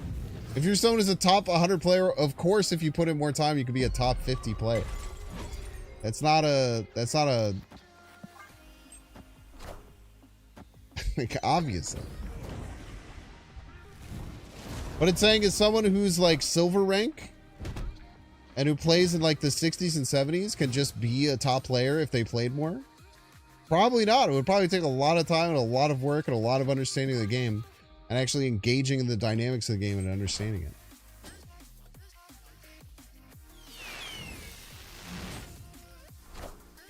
The reason that people who don't play the game very much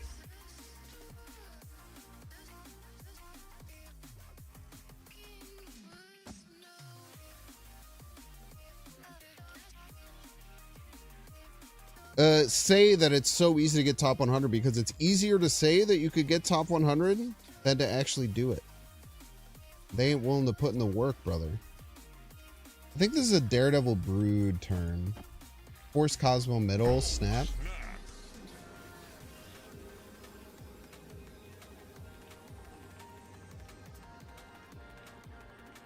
Or don't force Cosmo middle and just kind of vibe.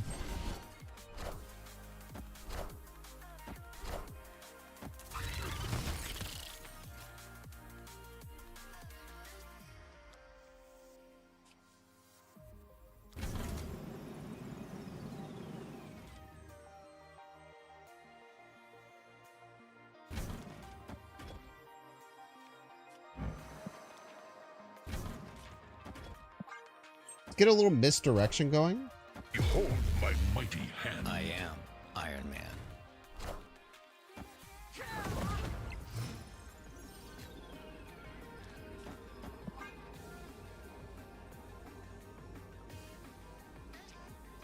This will force them to try and push left, thinking that we're going to make a drive there. But we're not.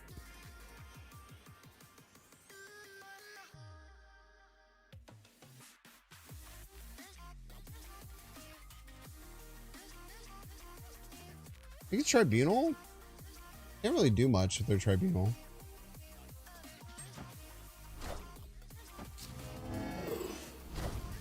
Okay, we tie left. I think we lose. We lose total power. Close game.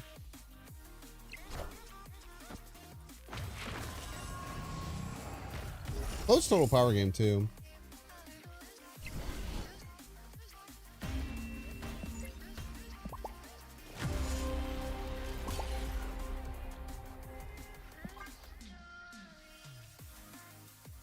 Still suck at snapping and cube management. It's the worst part of the game, personally. Are you saying like it's the worst part of the game, or it's your worst part of the game? Because to me, like the cube, like efficiency of the game is like the most interesting part of it. It's why a game that has so much randomness is actually very skill expressing, in my opinion. Like if this game was just win or lose, this game would suck. Does anyone agree? I think if this game was just you win or you lose, this game would suck ass. The whole snap mechanic actually is like why the game works. Like I would probably not play this game if the snap mechanic didn't exist, because it just would not be interesting or fun. It's the whole point of having a game this random and this short term.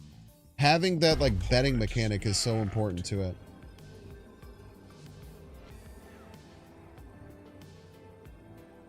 This game, it just wouldn't be fun if it was just win or lose.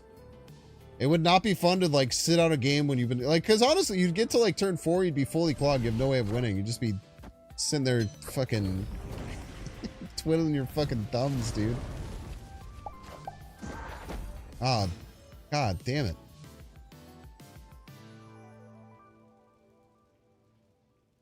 Let's think about future turns.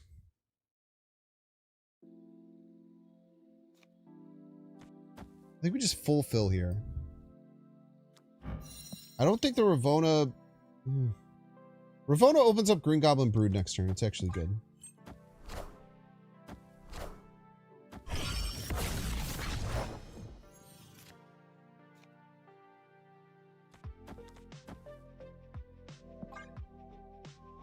Now we just need to draw Cerebro, which has clearly been very easy for us in the past.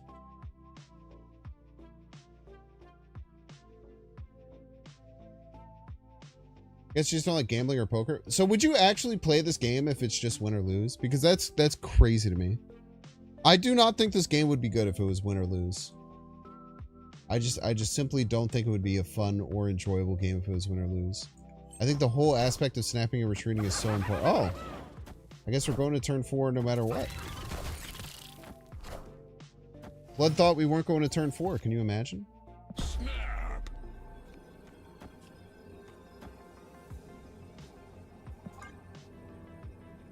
Imagine my opponent thinking that we weren't going to turn 4 or turn 5. What a rascal.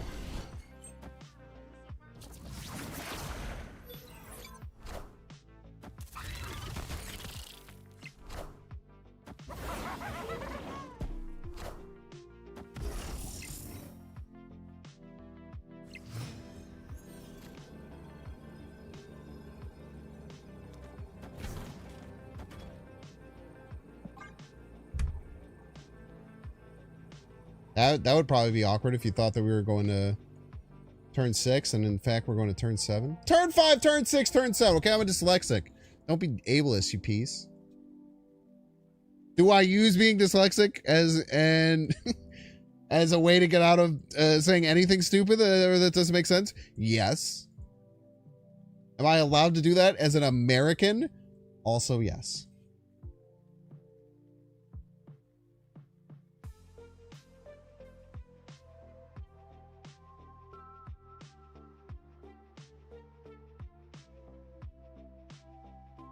No way they stay with just Surfer, right? If Blood plays Surfer and thinks they're gonna win, I'm gonna giggle. You'll have one giggle on your hands, sir.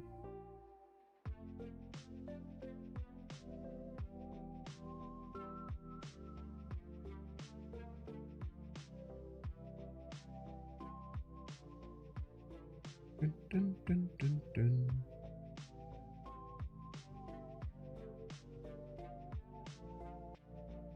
Yes! Victory. All skill, no luck.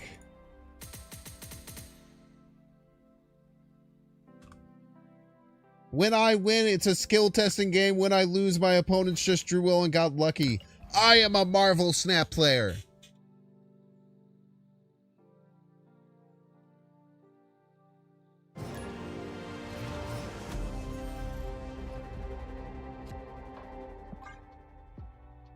Wibble, get out of here if you're still here. Best of luck to you.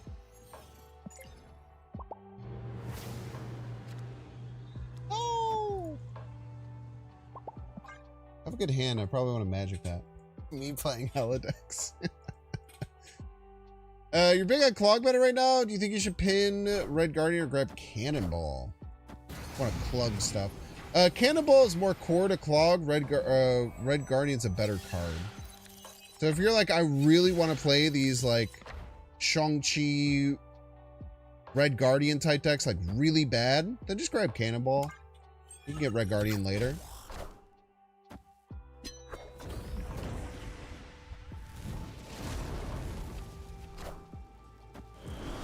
So people using Cyclops Colossus emotes after winning, I think they're fine. I think that like these emotes are just whatever. In me, you know, you can take any emote however you want. You're your own person. You can choose to do whatever you want to do on this trip around the sun that we call life. But I personally don't ever take offense to like this emote or this emote. It's just like, hey, I have this. I'll tell you what it is most of the time. It's someone who's free to play, who never gets to play emotes except for these two emotes that they have. That is 99% of it.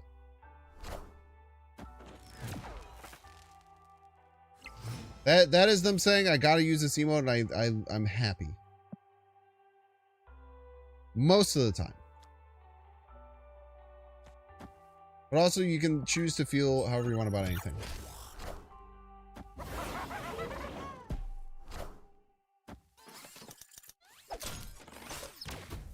Actually didn't pull Shang-Chi. The prophecy is not true. Wait, it did pull. Why do I have 2 Shang-Chis in my hand? It did actually pull Shang-Chi? I had 2? I had so many Shang-Chis, is the thing.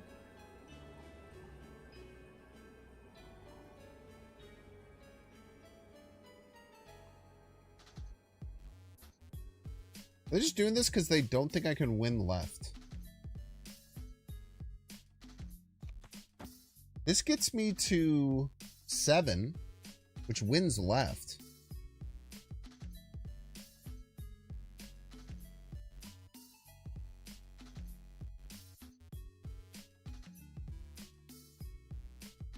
Why don't they think I can win?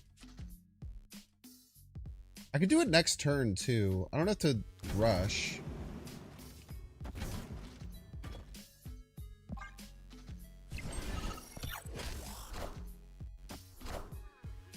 I am Iron Unless Man. they're turning off limbo. Then we're going to feel stupid.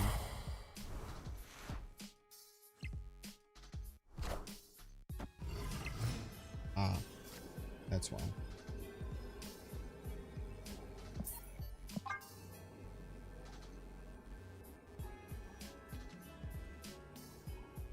Enchantress isn't a real card, is the thing. Escaped.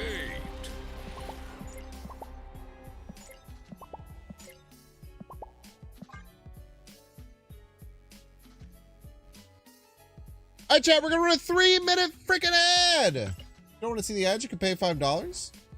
You check to see if you have a Twitch Prime subscription available by clicking the subscribe button. Do a little Prime toggle. You might have a dang Twitch Prime sub available and you don't even know it. Wouldn't that be crazy? Jeff Bezos is basically sitting there gaining pennies every hour that you don't use your Twitch Prime sub because you're not taking that money out of his wallet and putting it into mine or some other Twitch streamers.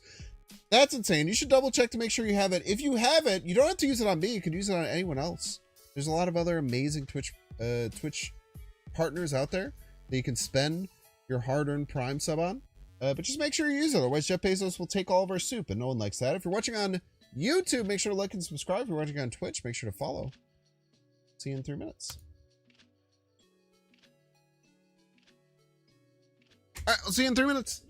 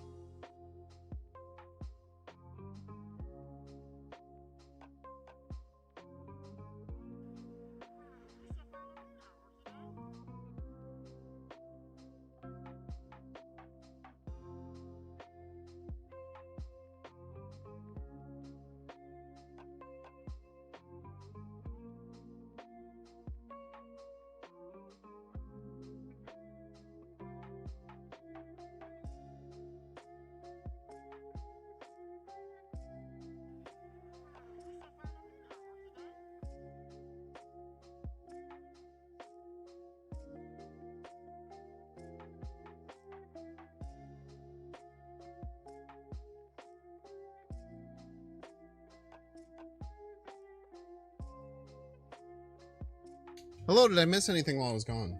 C2 of all things. Why does Collector's Reserve not give you any cards on your 1700? Do you have all the Series 3 cards? That's probably why. You not click the play ads? You didn't see them? No, you probably just got lucky. Lucky boy sometime. Oh, they still give you them as long as you're not Series 3 compete. So they still are giving you them.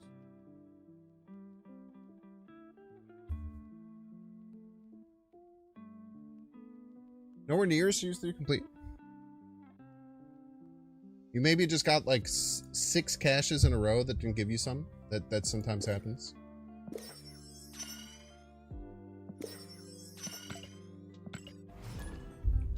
Welcome back, ad enjoyers. Thank you so much for enjoying the ads. I appreciate you. What's the real win rate for this deck? It's very positive.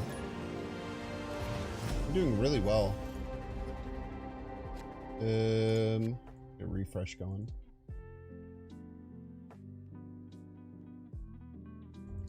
Currently we're at 27 games.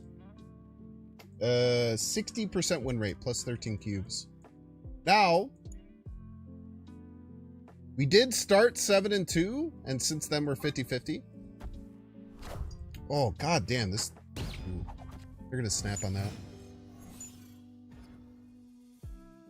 Or at least they should. Opponent snapped. Ajax works the key? Escape. What do you mean by the key? Now I don't know, I don't know what to say. No, I would not spend my keys on Ajax if I'm a new player. Absolutely not. There are way better ways to spend your keys.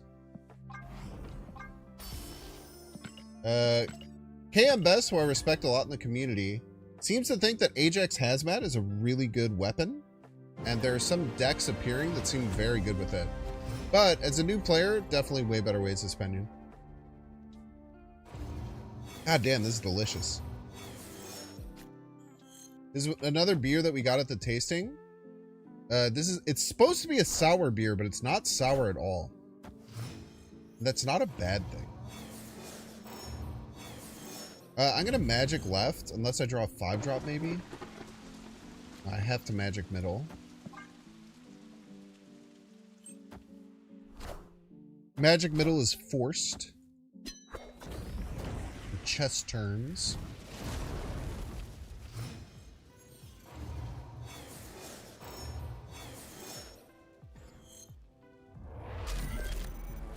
Okay. Everything's going terribly is the thing, but this card does cost 1, which is cool.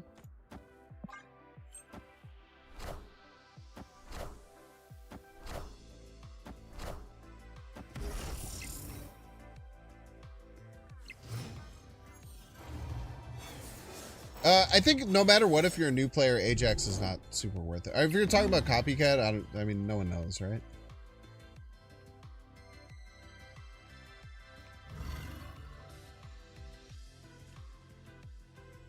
I think I can reasonably play left. Oh, I have to play right.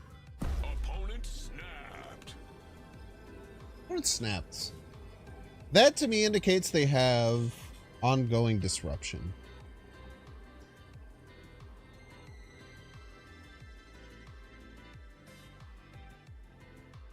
That's what I would imagine. Or they're going to play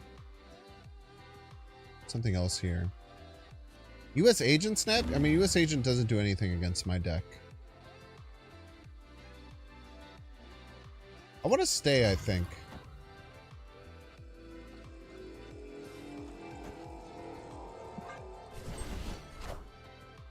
That was bad.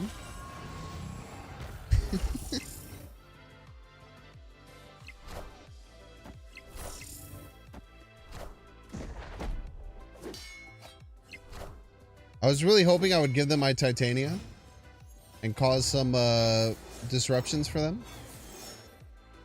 Probably not the best play.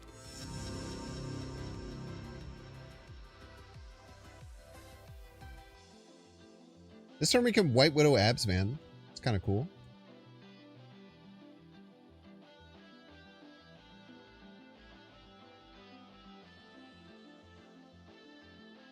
Now that we're not a Cerebro deck anymore, even though we played Cerebro and Mystique.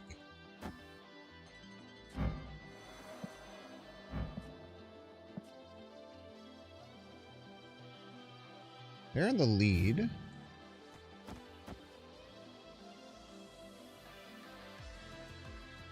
We almost always lose here. We might retreat next turn.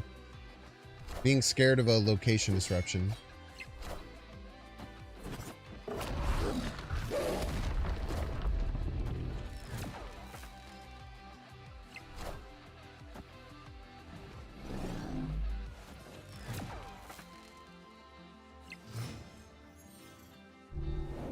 We're all watching Binks on a Friday.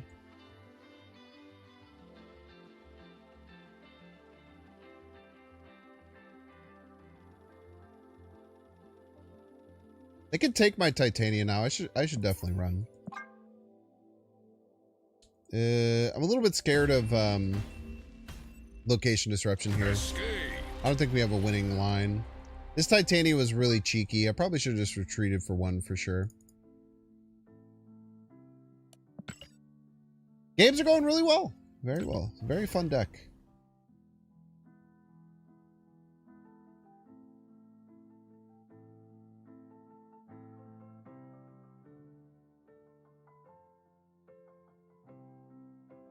Yeah, Binks on a Friday, Panda Man. We love Friday Binks. Yes, we do. Yes, we do, folks. We love a Friday Binks. One of our favorite things in the whole wide world. Some people say. Many people even say that, I would argue.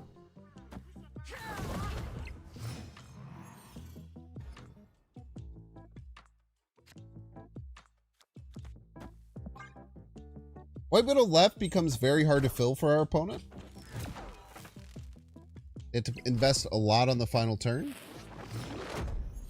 which is good for us, bad for them. There's not going to be a freaking final turn. So we just win left for sure. They should leave here unless they have a way to turn this off. Friday night Bink string streams. I do want to do more weekend streams, but I probably want to do more variety stuff. I'm still kind of getting back into the whole world, like getting back into the rhythm of streaming after moving at the beginning of this month. Like it's hard to like look at this because I haven't even lived here for 3 weeks. Victory. Like I've lived at this new place. I moved here 3 weeks ago, less than 3 weeks ago. So it's like the first week was kind of scuffed and the first week before I left was kind of scuffed. And I hadn't been streaming nearly as much. And I'm still finally just getting back into the rhythm. But now living here, I could definitely see myself trying to do at least like a weekend stream pretty often. Can't Celine, unfortunately. Shave bald. Good.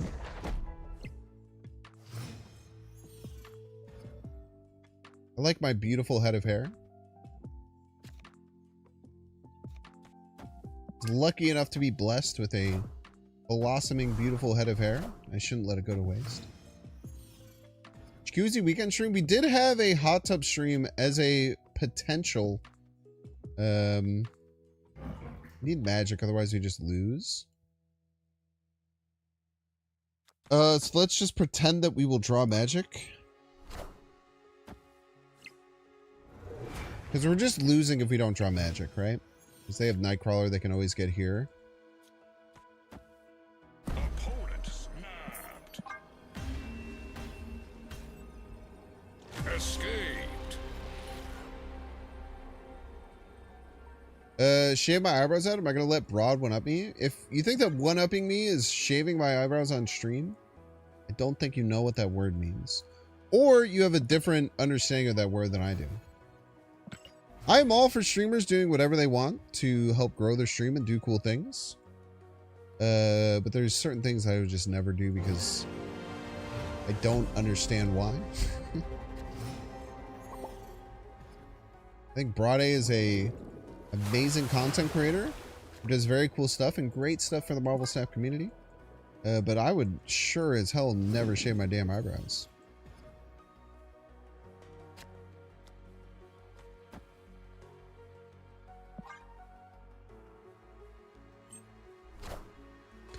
I mean, we'll do another Binksathon probably in a few months in October again. I want to do one of those a month, a big one. If y'all weren't here for the Burst Binksathon, we can give them a Brood. We don't really care if they have Brood. We actually want them to play Brood if they have it. We'd be happy to have them play Brood, I think.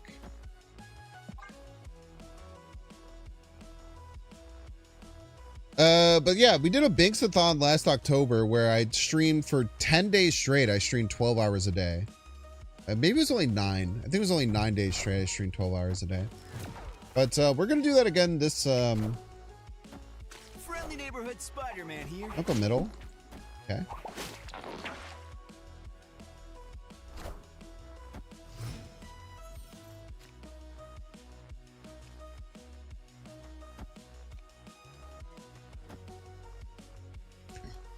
Should I not reveal that I have Cerebro?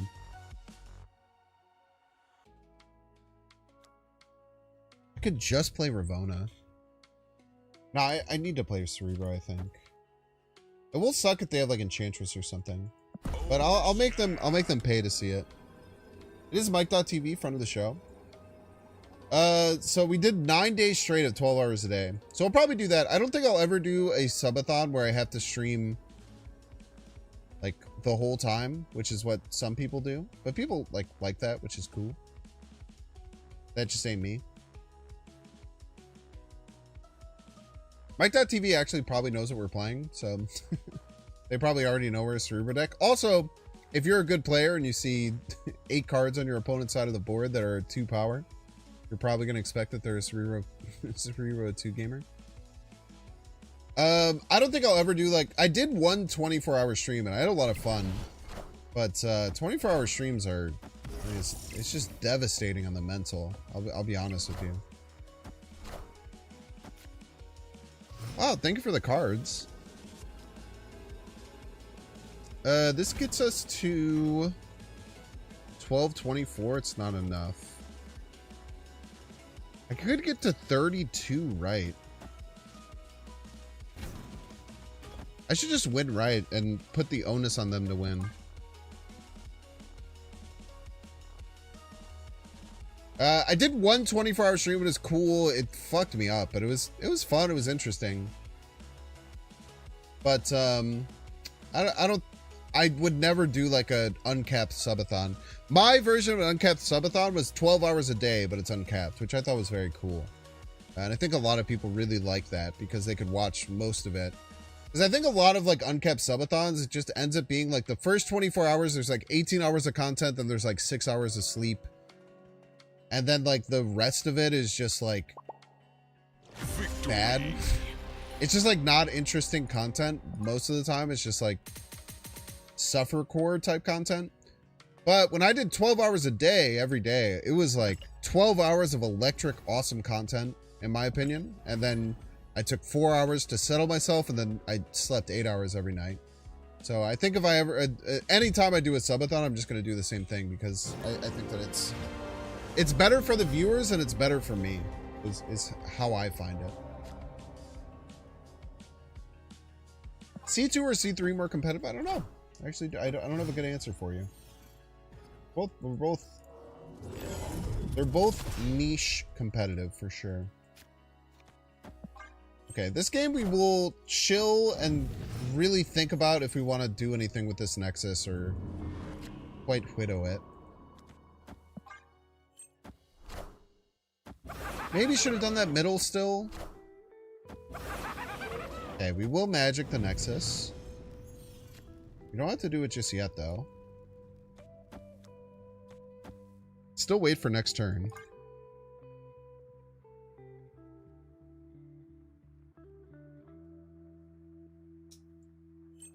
Did you have Negasonic left? No, I played Iron Man Mystique right. So I was going to go plus 32 right. I was going to get to 32 right. Yeah, Iron Man Mystique got me right. So unless you could win both middle and left, you would have lost. GG's to you as well.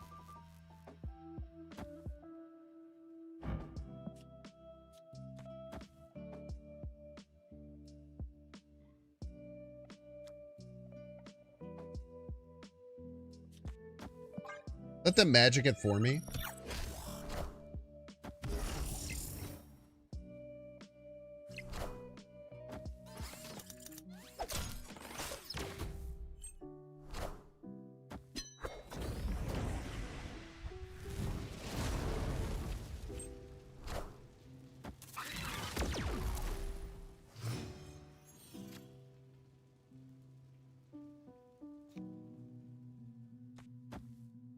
Opponent snapped.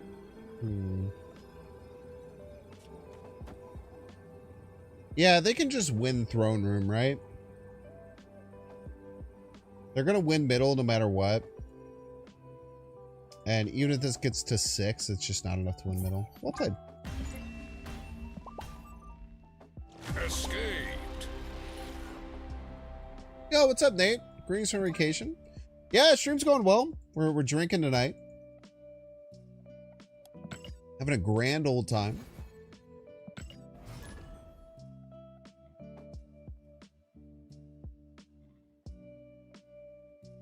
Hearty stream indeed.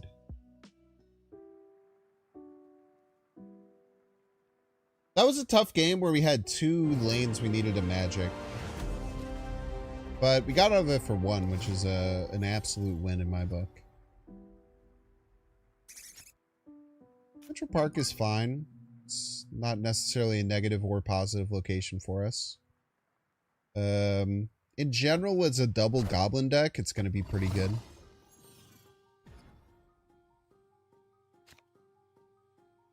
I think we're okay with this. This feels a little bad. We're filling a bit hard, but fine.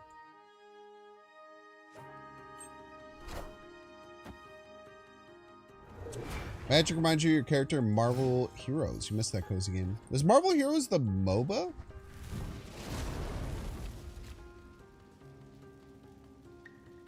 No, unfortunately, I literally just can't brood, I don't think.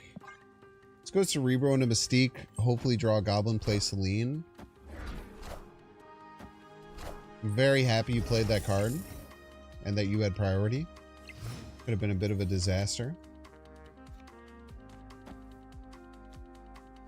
I don't want to throw this lane. So they'll get to 11. We should win this with 2 2-power cards.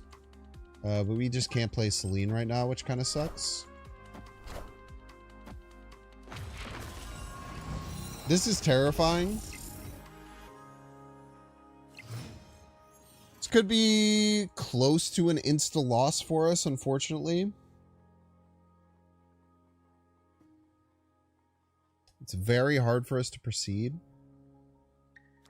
Let's go here. Really need goblins. It really sucks that we don't have goblins available. Really probably needed goblins to win this game. Opponent snaps here, we leave.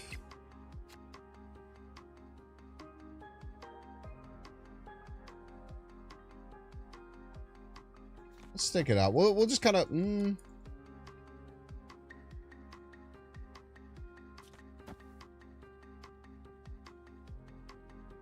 We'll just kind of hope that they don't have Legion, because Legion cooks us. Maybe we play this against Legion. This will beat Legion. Always. It makes our Iron Man shit, but... we probably are going to be retreating next turn anyway, right? So we can beat their cheeky Legion this way. I think that's worth it. Like, we're almost not winning on turn 6 ever. It's clobbering time.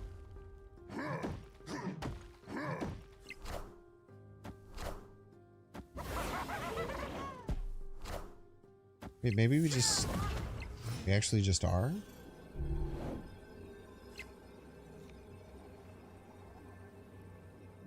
Are we just winning?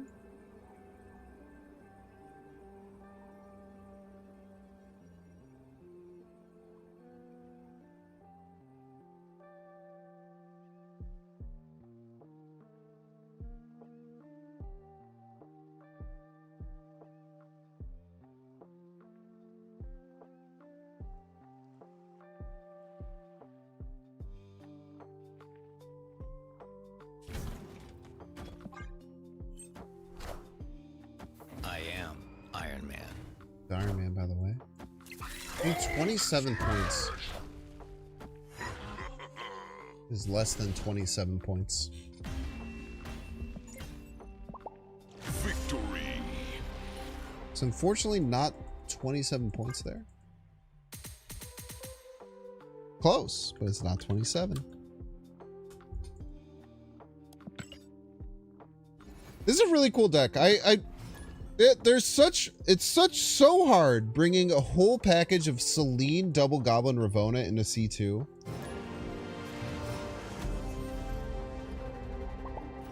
I still don't know if Iron Man is better than Blue Marvel.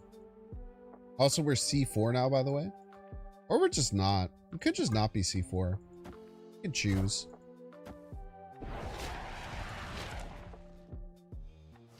I still can't decide if Blue Marvel is worth it. I definitely don't want to cut a low-cost card for Blue Marvel. Another, and I'll be honest with you, chat. A big thing we thought about early was Shadow King. I don't think Shadow King would have helped us in almost any of the games that we've played, which is kind of surprising.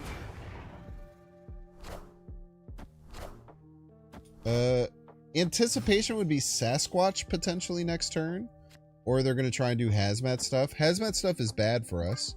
We did get a random Mr. Fantastic, which is kind of cool. You notice you commit to decks for longer than most content creators. Do you find it frustrating at times? No. I find it very fun to try and make a non-optimal deck work. I get a lot of enjoyment out of making a non-optimal deck work, more than other content creators, I think is the difference. I think that making a non-optimal deck work is very rewarding. Yeah, Hazmat deck is going to be really tough to beat. I gotta imagine that's what Butt has cooking.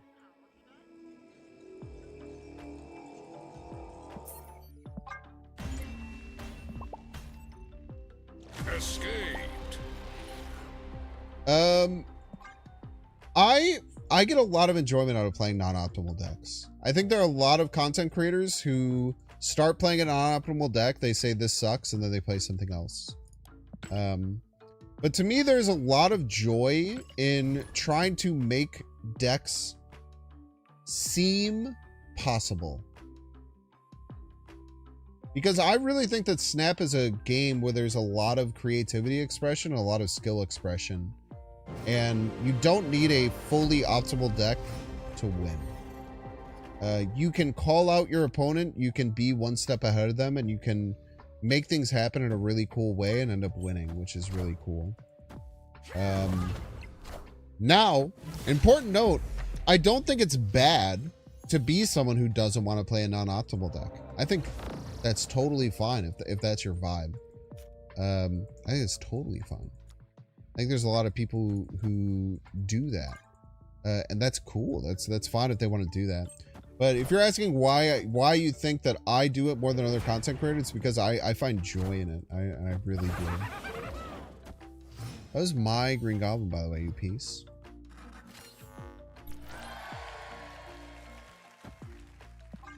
We'll fight for left here.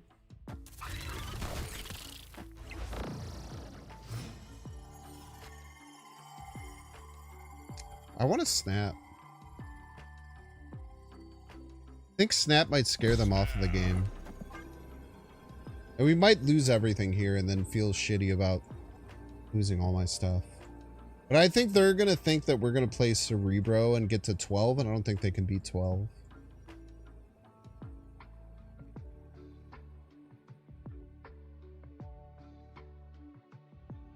So this might scare them off of playing. Or they'll end up beating me and then they'll do the snap question mark emote.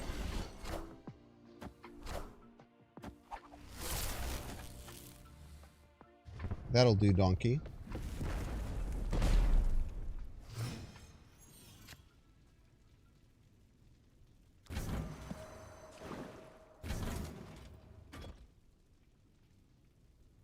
We top deck Green Goblin, we can win. No, we can't top deck Green Goblin. They have my Green Goblin. We top deck... I don't know what the hell we would top deck.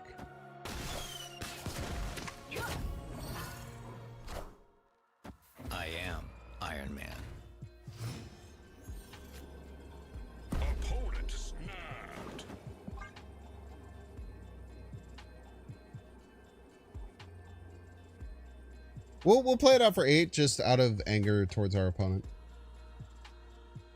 I don't like their vibe.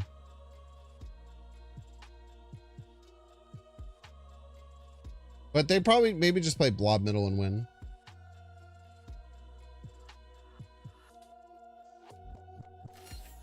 Not Mystique, right? No, that would be a much better play, is the thing.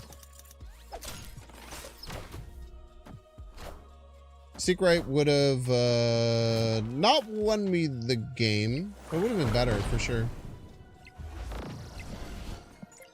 Not playing Mystique right was very stupid. That's correct.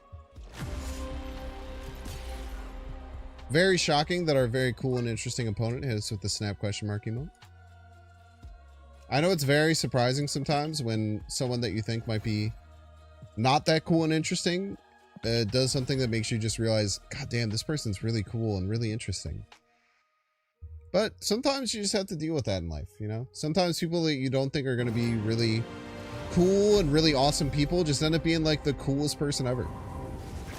They're going to be talking about it at their high school lunch table on Monday.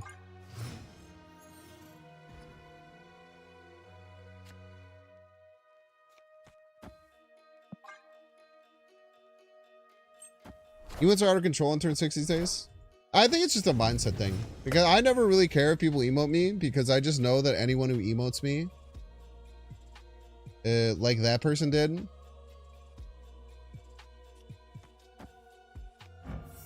are they a happy person? Are they fulfilled? Probably not.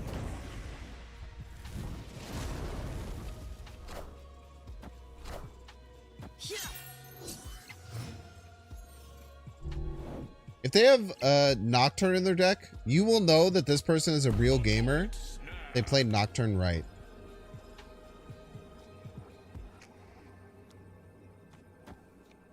They play Nocturne right. They're a real gamer. I will play on to see if they do it.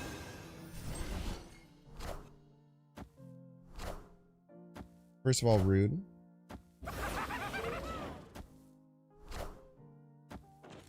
Why right? Because Starlight Citadel swaps the positions. So the only way to guarantee that you can turn off Limbo is by playing Nocturne right.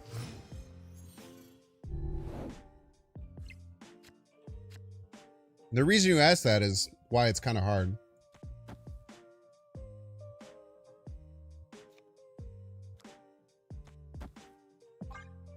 Damn. Our Cerebro getting hit is really hurting us. Any expectations for Copycat? I think it'll be a very good card.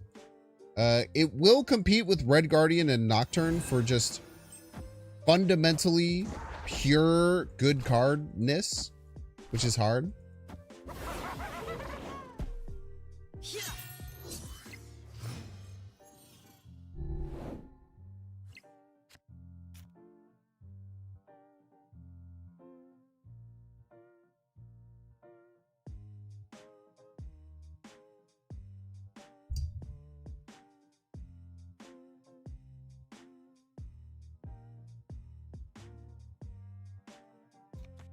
We'll try it.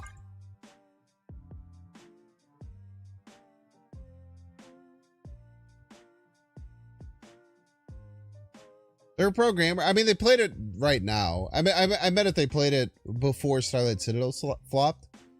Because that would be the real programmer move. So here's my thought process. They have to commit another card middle to win it. So they will. They might think that Thana getting +3 power will win the left.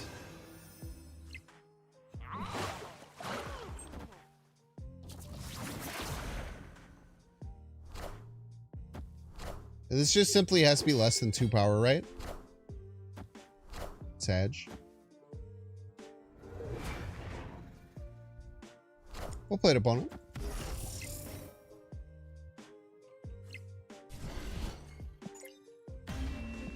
Good snap by them too. Well timed snap. You ever think there'll be a return of the Hog C list? We'll play Hog C again at one point. I think Hog C is getting to the point where it's just pushed out, where it's like not even worth.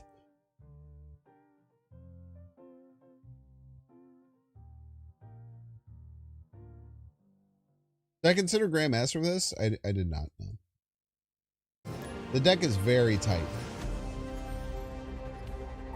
I think you need Mr. Sinister and Brood if you're going to run Goblin, Hobgoblin. We have Celine Ravona.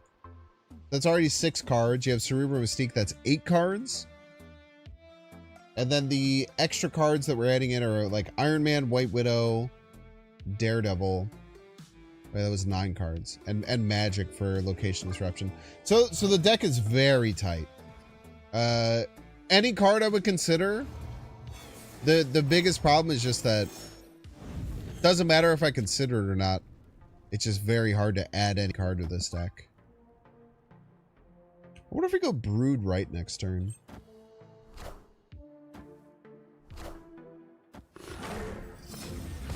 Nico Bast.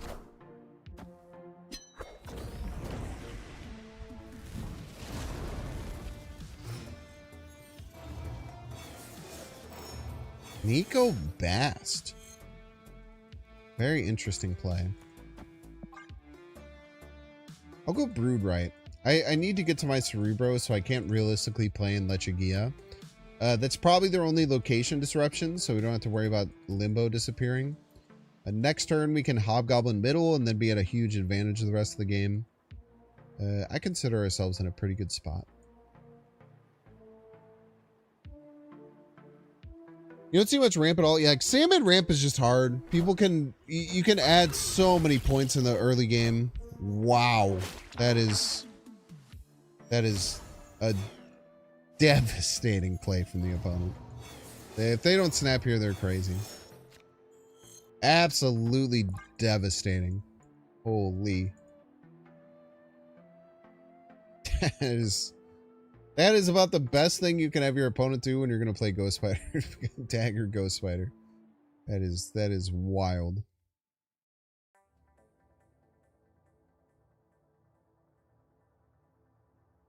I mean, that was just the perfect counter to our play. That is just they have a 15 power dagger. That's a pretty big dagger, I tell you what. Turn off the stream. I mean, it's just the best play for them, probably.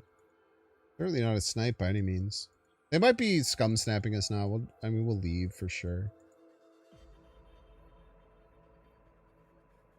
Yeah, Daredevil is probably a cut if we're looking for one. Definitely agree there.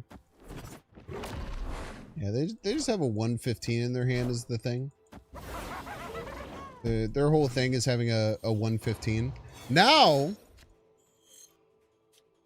we might have a small window of opportunity here.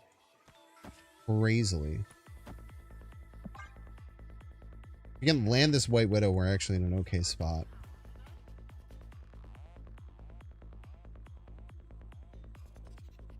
Watch them fill mid, they might with Dagger. I mean, it would make sense. Or with Falcon. Filling middle with Falcon would be fine.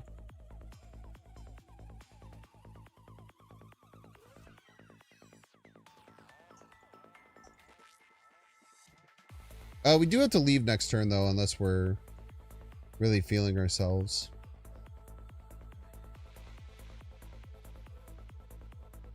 How tall am I? A weird question to ask someone on Twitch, but I'm 6 foot.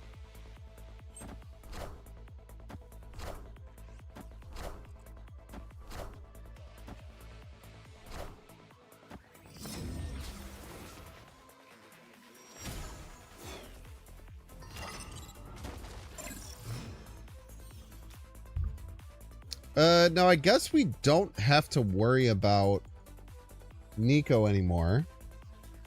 So if they don't have Falcon, there's still a world we're okay here. And I don't think that it's necessarily smart to retreat, because there's no way they run Legion in the deck, right? But I guess we can safely say if they block middle this turn, then they're a stream sniper. To get the perfect Nico spell there is crazy.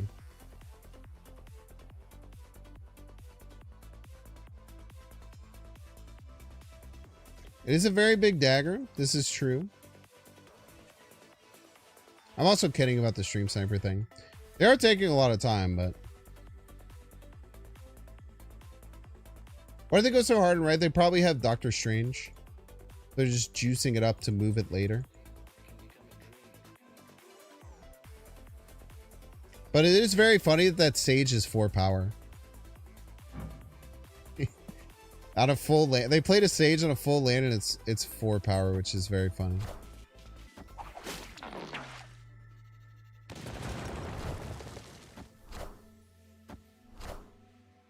I am Iron Man.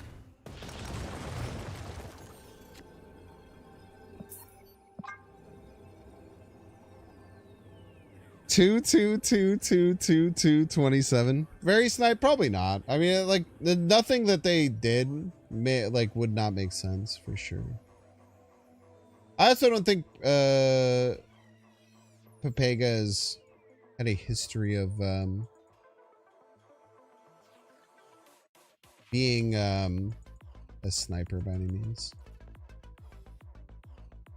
Just a rough game. I mean, there's a world they retreat.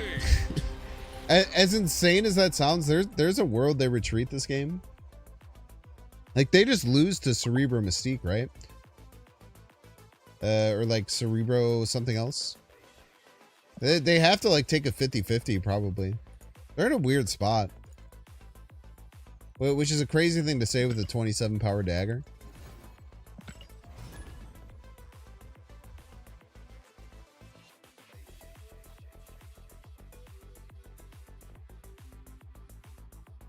Four seconds, you only dodge. Yeah, who cares?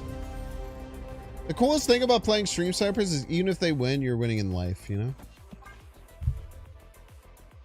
Stream Sniper can beat you on the field of battle, but they can't beat the insecurity they feel them in themselves to have to cheat in a mobile Marvel card game.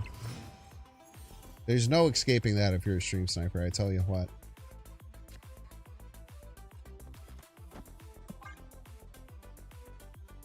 The Wolf second also doesn't make any sense, right? Like, it makes perfect sense, right? Like, playing Wolf Ghost Spider doesn't do anything.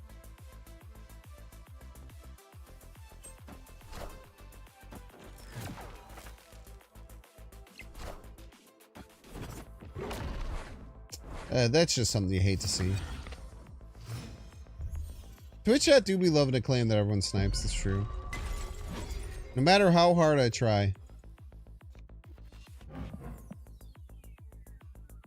Fuck me, I guess. I guess I'm not a Cerebro player anymore.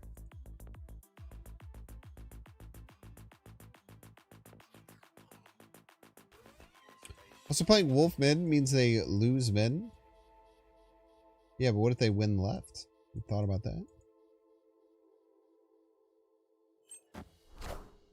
Why is Beast in the middle of Titan? I got you. I'll fix him. My bad. That one's on me. That's my fault. The terrible truth is that I'm actually sniping everyone else. That'd be kind of based. If I just pretended to like have this opinion that like not many people snipe, but anytime I'm streaming and I'm playing anyone else, I'm actually just opening up their stream on the left side. That'd be like a insane villain. God damn, dude, are we not Q positive anymore? I feel like we've lost so many games in a row. We're right back to where we started. That kind of sucks.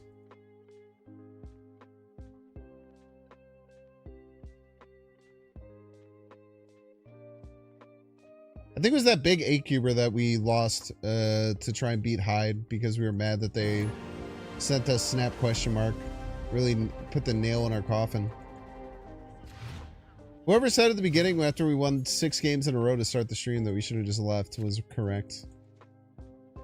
It had a sweet YouTube thumbnail of the whole ordeal.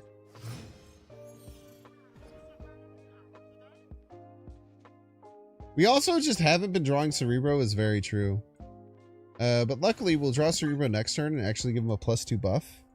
It's kind of cool. Maybe it's because my buzz is kicking off.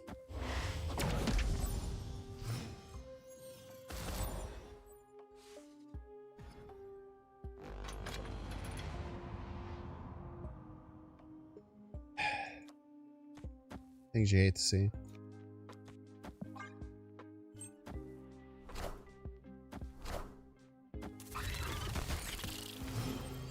Blarvel might be a needed plan B. I don't know if it really turns the needle with the deck too much, personally. I don't necessarily agree that it's like, would be super impactful for the deck. Doom rules all.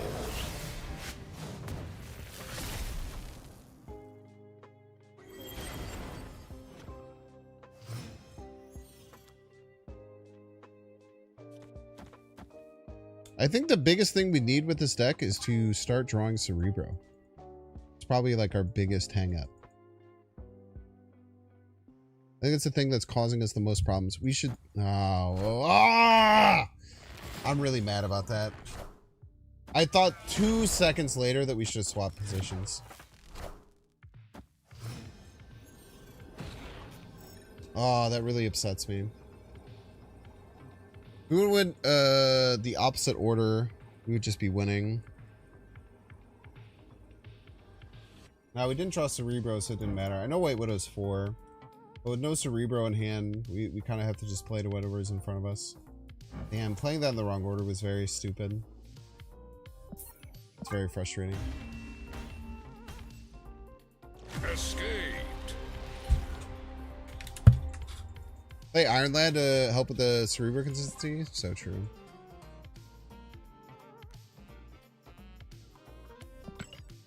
That is very frustrating, because we would have gotten them to leave if we had done that in the opposite order. I think that almost certainly they would have run from that game had we done that in the correct order. That's just like a pure loss. Feels really bad.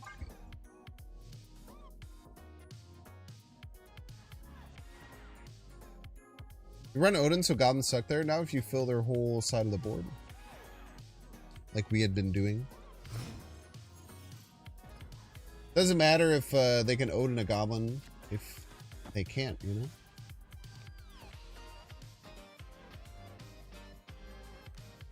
Celine is better.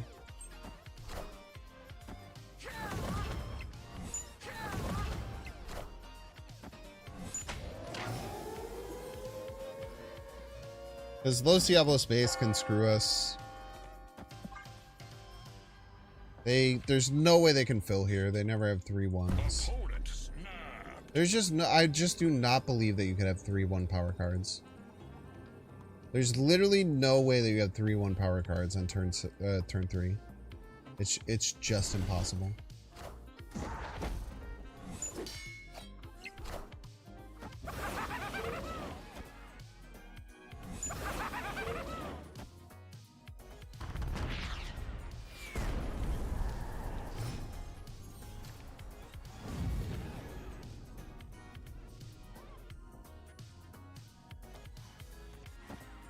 They let us. Let's get as much juice out of Sinister London as we can.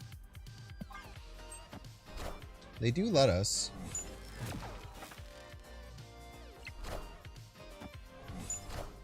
You can see their moves now too, which is really nice.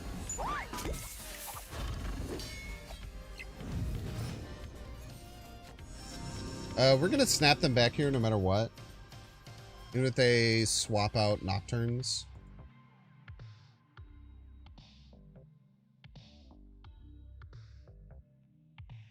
We get to 8 power cards. Like, they can't use Sinister London anymore. They're very cooked. This is your thing? This is your play? Snap.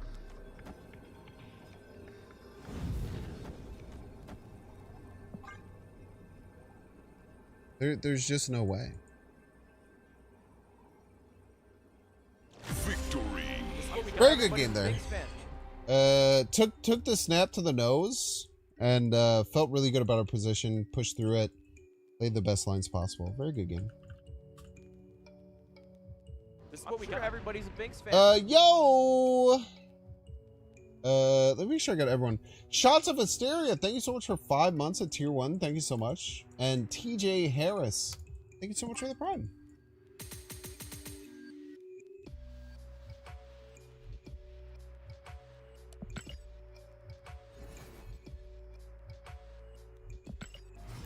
Weird snap by that. I don't know what the snap was about. I guess they just really liked having double Nocturne. I don't, like, after I played double Celine, and if you don't have a way to block a very clear Goblin, I don't really know why they did that. That was interesting. Maybe they were trying to fake that they had a Nihilus or something? I don't know.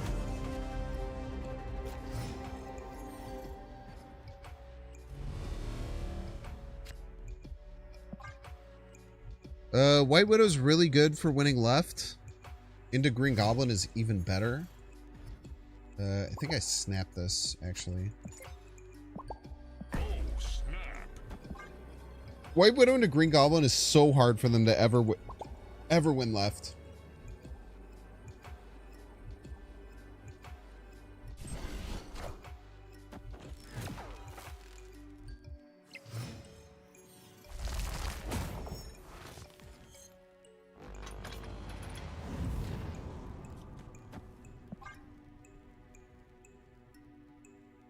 This is for White Widow, you could try Shadow King. Okay, they're probably going to win Asgard. So if they're probably going to win Asgard... I mean, I could just go Mr. Sinister Cerebro. That's 8 points. It is not easy to win.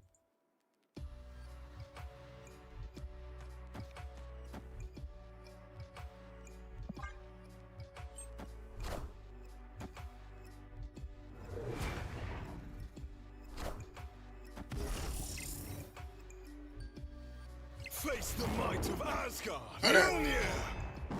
Pretty sure we're not playing Magic either.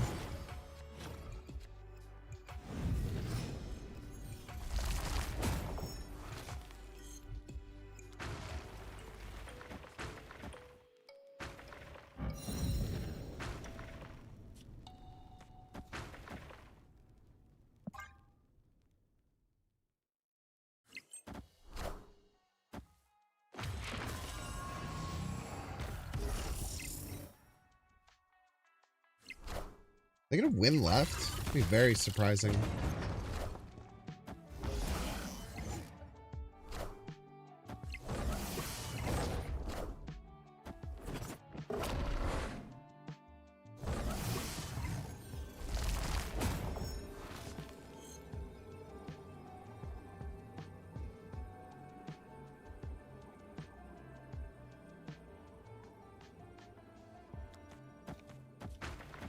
Yeah, they can beat it.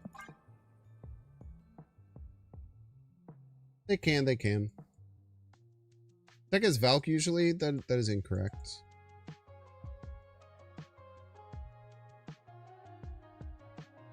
They should run expecting some kind of Blue Marvel Iron Man thing.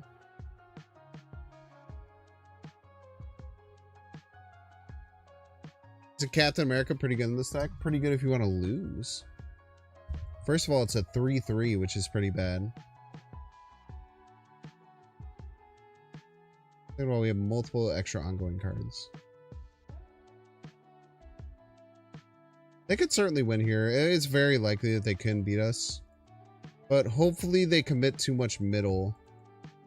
We can sneak away.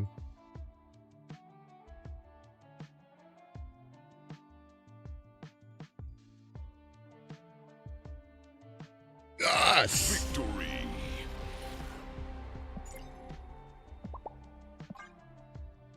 Best goddamn gamer in the world, dude.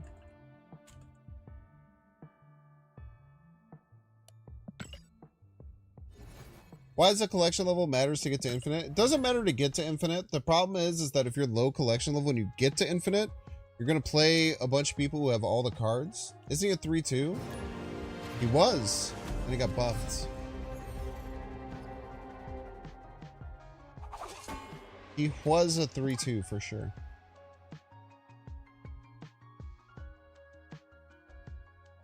He was a 3/3, then it was a 3/2, then it was a 3/3. Been all over the world. Around the world, around the world. Chad, I'm gonna be honest with you. I'm having some second thoughts about early Thursday. I like early Thursday as a concept, but unfortunately, what I've found recently is that streaming early on Thursday is very bad for viewership.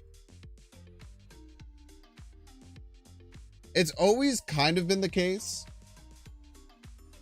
but it was really bad yesterday, and it's okay.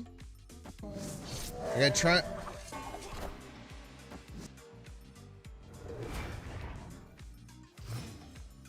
I try and be okay with it best that I can. Oh, snap.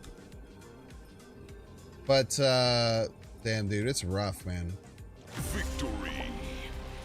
This might be an Agatha deck. I think there's a non-zero chance they're running Agatha. All right, let's think about this. They have 5 cards in hand. I have 5 cards in hand. I have played 1 card. They've played 3, but they've added 2. No, it's not an Agatha deck. Okay, never mind. I was trying to give my opponent an out there. I think they might just not be good.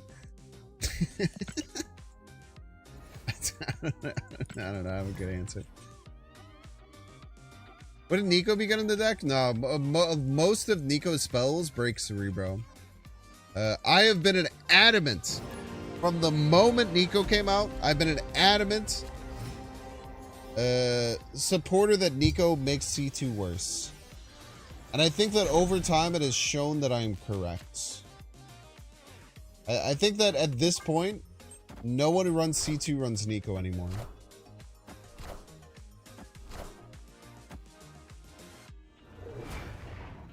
It was Arishem. It was Arishem. But you can be Arishem and Agatha. You are allowed to do that. This is bad because I have Cerebro and Mystique that do nothing. But Partridge is a friend of the show and a homer, so we'll see. But yeah, Thursdays, it's like, yesterday I like averaged 300 viewers, which,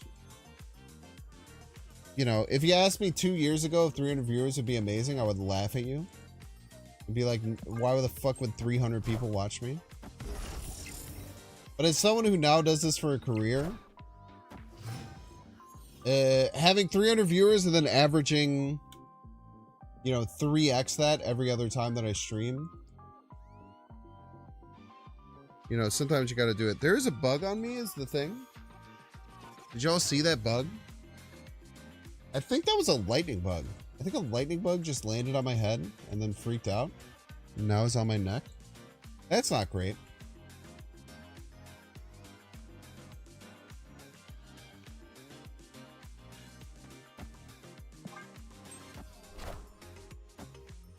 Oh, why aren't you killing the bug?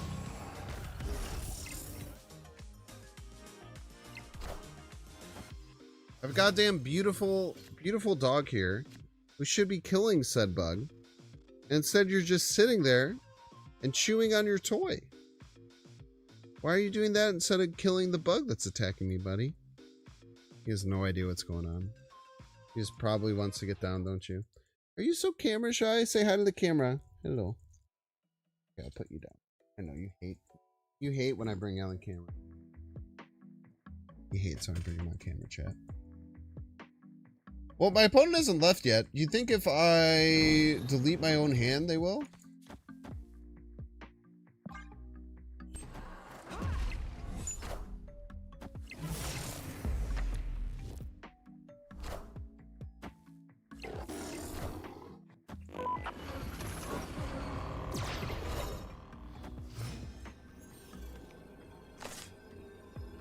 Well, as long as I never play a card that's more than 3 power, we win right, which is exciting.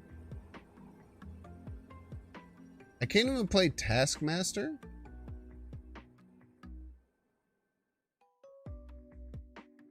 I think I should run here, because this could even be real Mysterio. And I don't even win if I do that. Escaped. Protect the butthole from Ant-Man.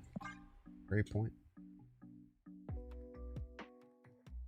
Isn't there like a whole thing about how Ant-Man could just go in Thanos' ass and expand and then win the Infinity War?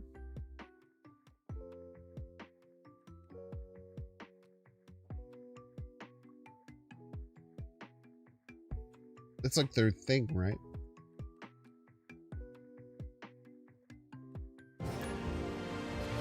Joffrey!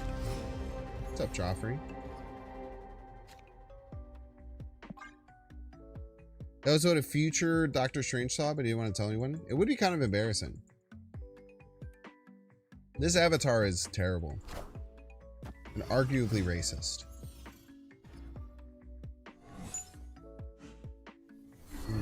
Kind of want to play that.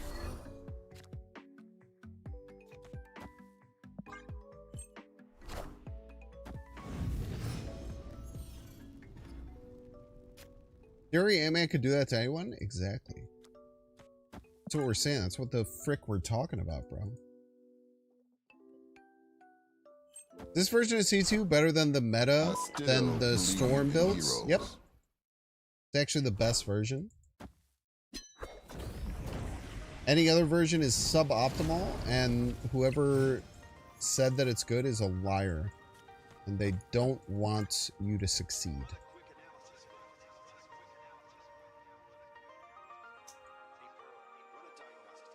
Yeah, we'll have to see about early Thursday in the future. I might just do another normal time stream on Thursday. I do think it's because there's multiple reasons, right? The main reason and the obvious reason is that 4 times a week I stream at one time slot, and then 1 time a week I stream 6 hours earlier, right?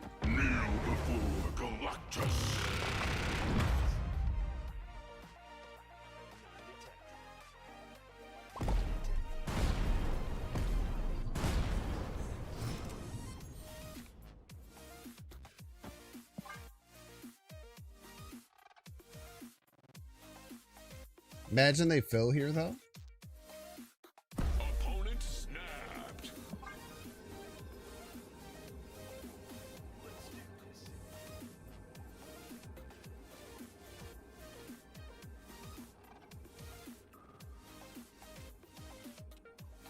If it goes Cerebro 0 and we top deck exactly Mystique, our max power is 24. It just literally never wins.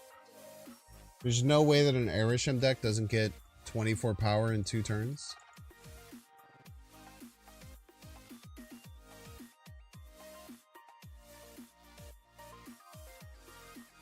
So like that's the main reason, right? Like Thursday, it's just way earlier. But also like a lot of other prominent streamers like Dexter and Dara are usually streaming at that time. And there are many people, which is really cool, who both like me and like Dexter and like Dara. And so there becomes competition. So I don't know. Early Thursday might not exist anymore. Over the next couple of months. We'll see. I try not to get too worked up about numbers, but the last 2 early Thursdays have been like 30% of the viewership of every other stream.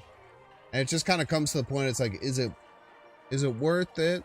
Let me work it. Put my thing down, tilt it, and reverse it. It's your own if when yep, it's your own if when yep. If you got a big, let me work it. You know what I mean?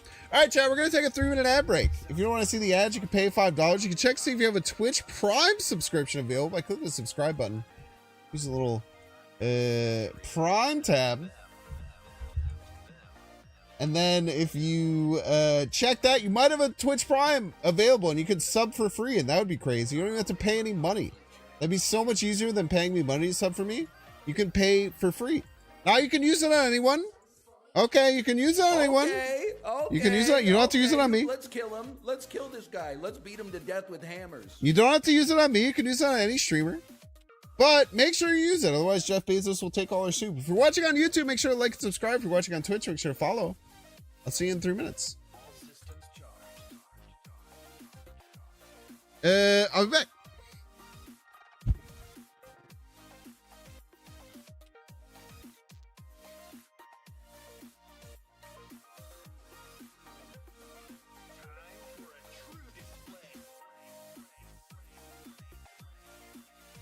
This is what we do. Everybody's a Binks fan.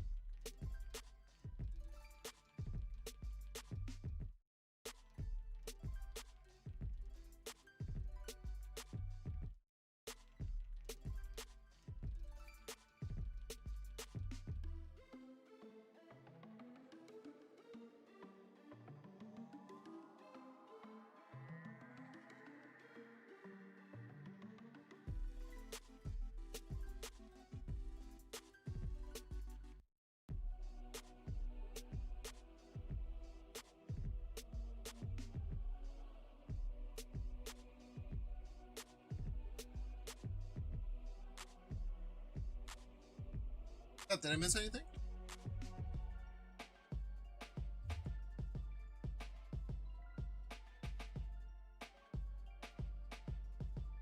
You've seen 0 ads or you're not subbed? It's bullshit. I have to talk to Twitch. That means you have to sub to my YouTube, is the thing.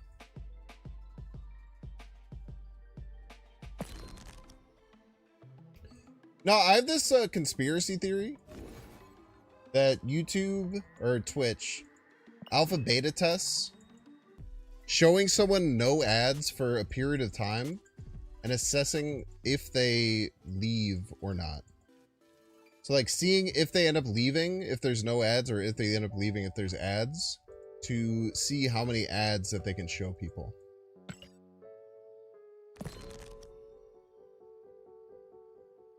Which doesn't show ads in certain countries. Is that true? None ads in certain countries? Is that real? What does Bezos do with all that soup? So he has a super yacht, which he tries to tell people is spelled S-U-P-E-R, but we're all convinced it's S-O-U-P-E-R, because it is a yacht that has soup pools. And he just keeps making more and more super pool soup yachts and filling them with soup. Because he hates everyone else. And he wants all the damn soup to himself. You may call it a conspiracy theory, but I call it just a fact.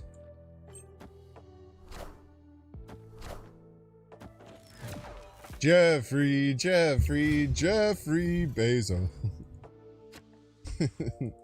Wait, I was actually doing the wrong song. Victory. The greatest Jeffrey Bezos of them all. That's a different song for sure. Oh, that one is Jeffrey Bezos. There we go. I got it. Yeah, watch Inside by Bo Burnham on Netflix. It's one of the best. It might not be as impactful now because it's so far post-COVID. But that was like... Inside was like, oh, it's one of the most beautiful pieces of media ever produced for the time.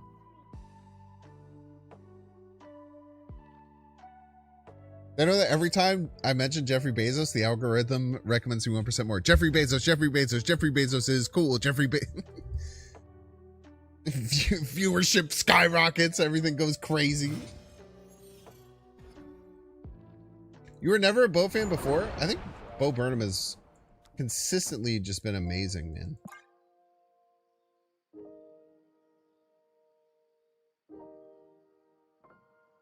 Jeffrey Bezos is, Bo Burnham is awesome. I mean, he was like one of the first YouTubers, man.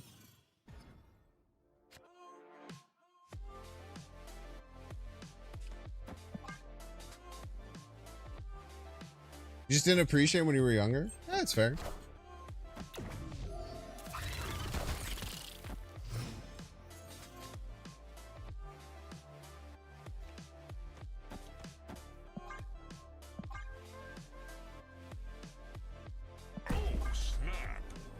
I think Hobgoblin next turn is backbreaking.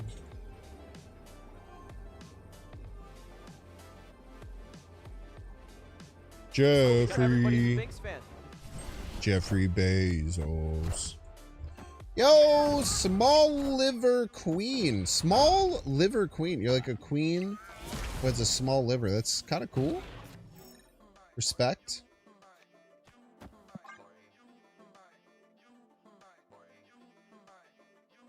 That is the love we got my sub notification. Biggs, what are you doing?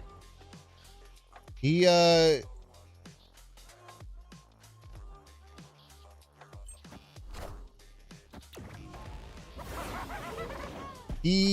commentated one of my sets.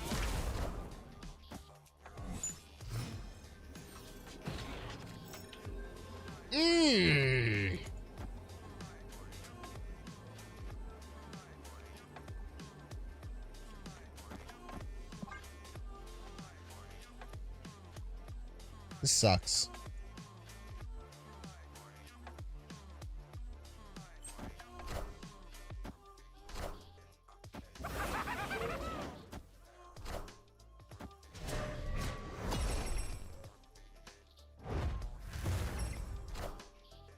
Beats me by 1 point. Dude, no one respects Cerebro. No one respects Cerebro when I play this deck. It's so frustrating. It's so frustrating when people play like that. Like a single Cerebro, you lose always. You always lose if I have Cerebro there.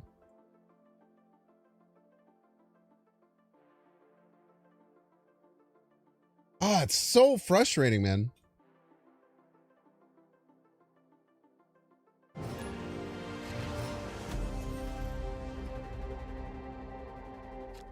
Like dude, so many of these games where I stay in, it's because I don't think I can win, but my opponent should retreat, knowing that I'm a Cerebro deck and knowing they can't beat Cerebro.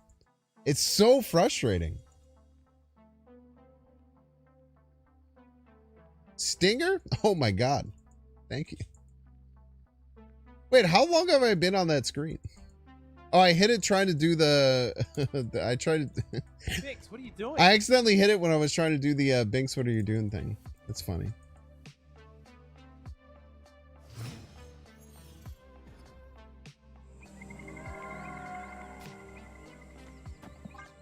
It's very frustrating.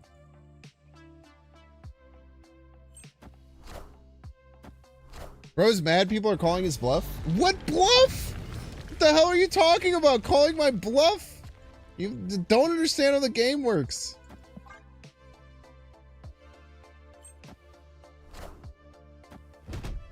Saying that as someone not calling my bluff is a classic, literal misunderstanding of how the game Marvel Snap works at all.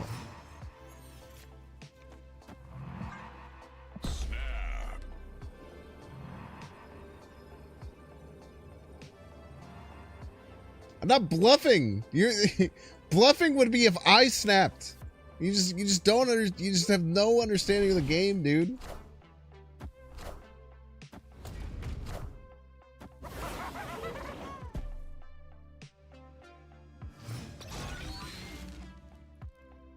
I'm not going to draw Cerebro again, bro.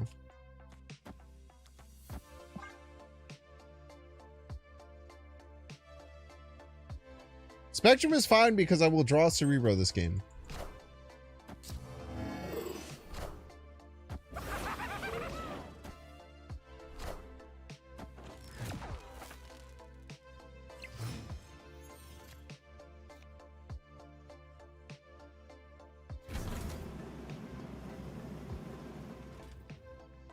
Okay, let's think about how we win.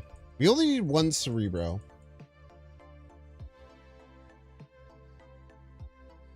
Opponent snapped.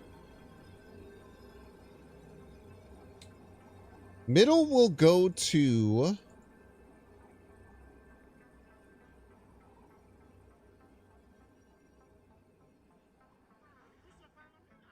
$22. We can get to 24.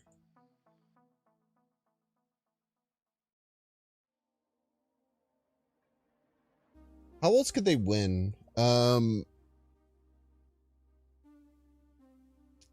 What's the 4/5 called? What's the 4/5 called? That card becomes a problem. I don't think they can turn off Limbo. I'm quite confident about that.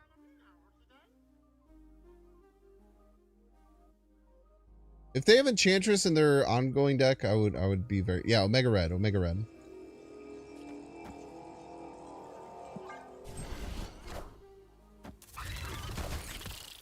I am Iron Man.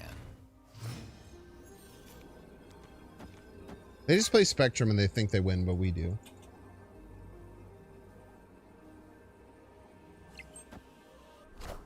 They don't even have the Bink Spectrum. Imagine. We're only at 18. That is a terrible play. Damn.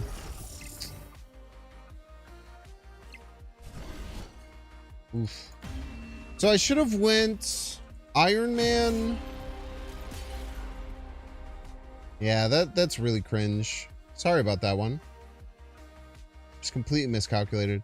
I should have went Iron Man, Cerebro, and then I could win Mystique Brood.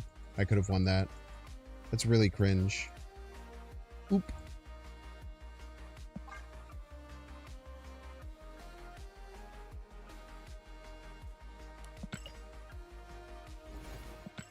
Helping the pool 2 warriors out, so true.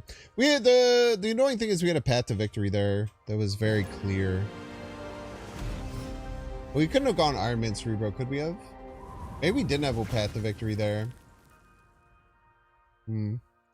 That's just tough. A complete miscalculation. Hate to see it. Iron Man. No, I don't know if we had a path to victory there. I don't think we did. It's tough. No, we could have. No, because then the Iron Man could have went middle. If the Brood was Mr. Sinister, we could have went Sinister, Cerebro, Iron Man, Mystique, or Mystique Iron Man. We could have found a win there. Sucks. Echo maybe? Nah, I don't think Echo. The biggest thing that you just said there is you said Echo maybe because we just played a Spectrum ongoing deck. We should always beat Spectrum ongoing decks. And if we weren't going to beat that particular Spectrum ongoing deck, we should have just retreated.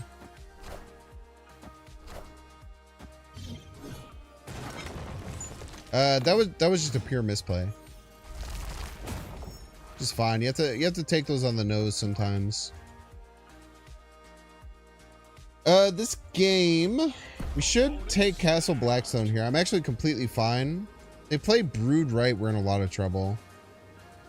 But I feel fine. They're an Arisham deck. I don't feel too scared here. They might even play 2 cards right and put them in a really bad spot. Super early blob. No Celine target, unfortunately. I think this turn is just Iron Man. We have to hope to find... maybe not there. I mean, this game's probably lost. Turn 4 blob is kind of crazy.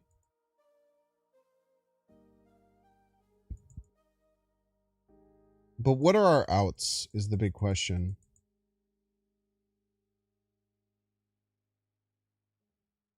I think Iron Man right is okay. Cerebro, Sinister Mystique maybe has something. Maybe we shouldn't be attacking right. I mean, we're probably 100% lost, right?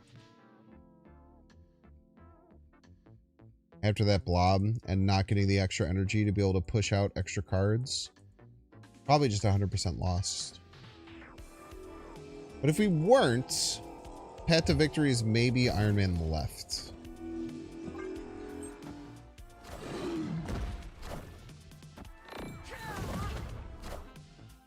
I am Iron Man.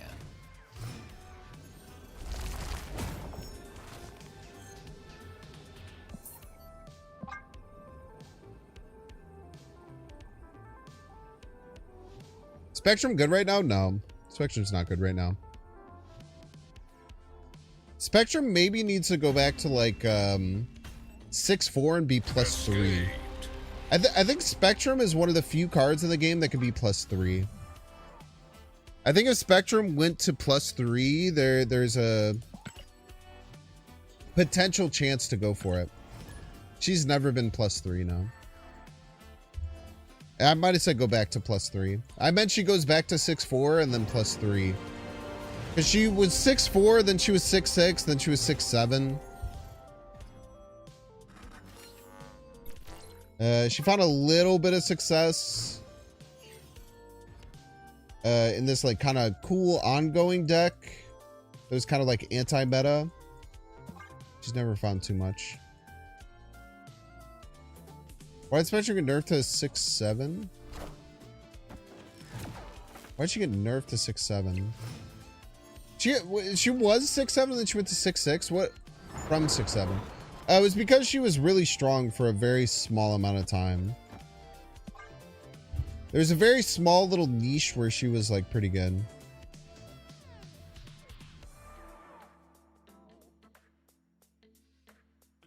I think that she is a card that could be +3. The big thing is that, like, we saw Surfer, we saw Elise. Giving cards +3 has always kind of been really problematic in Snap.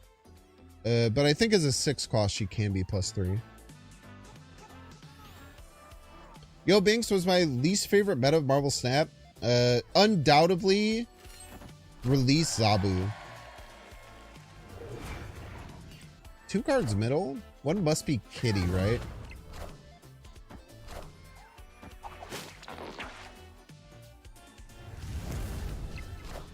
That makes sense too.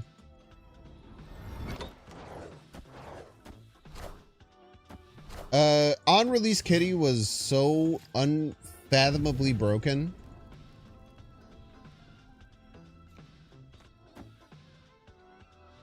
I don't even know what to say about it. It was just crazy.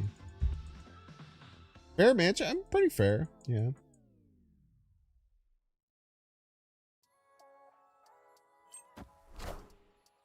I think Spectrum is probably one of the only cards that can have a +3 modifier and be completely fine. Okay, second Doctor Strange.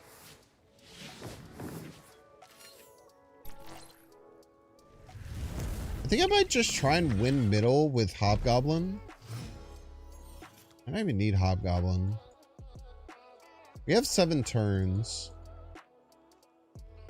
Let's go here. They snap. We probably leave. We still can't draw Cerebro. It's one of our biggest negatives of this deck right now. Old Kitty was 1-0 +2 each time.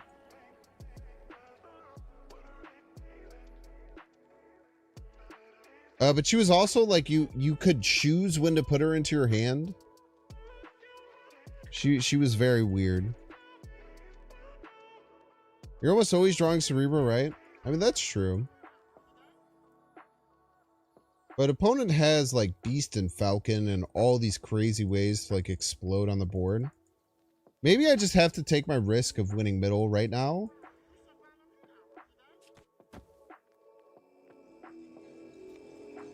I feel like they play Falcon middle though. Let's stay and go here. Yeah, I was correct. This wasn't gonna work.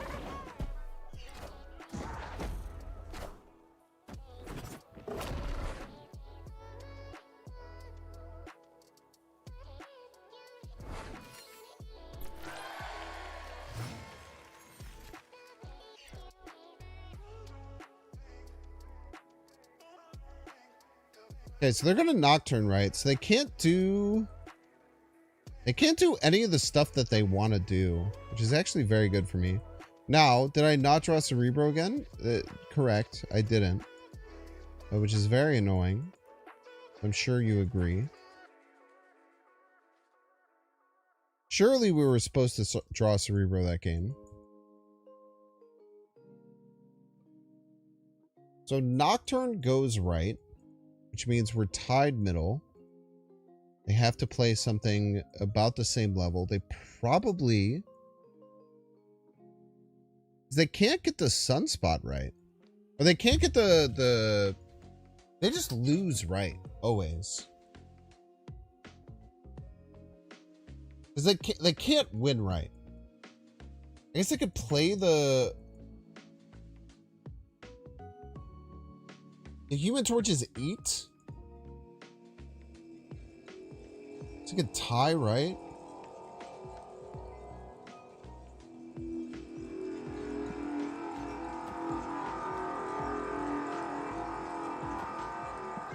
I should probably leave.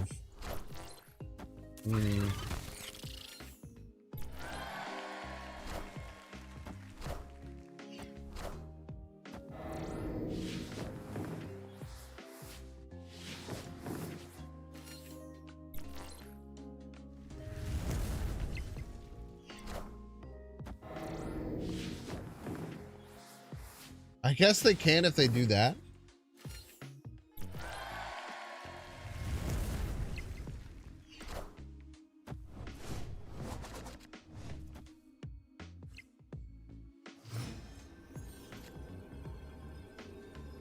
At least they didn't make me lose the game, which is kind of nice. Surely I'd draw Cerebro at this point, right? Surely. There's no way I could just miss Cerebro 11 out of 12 draws.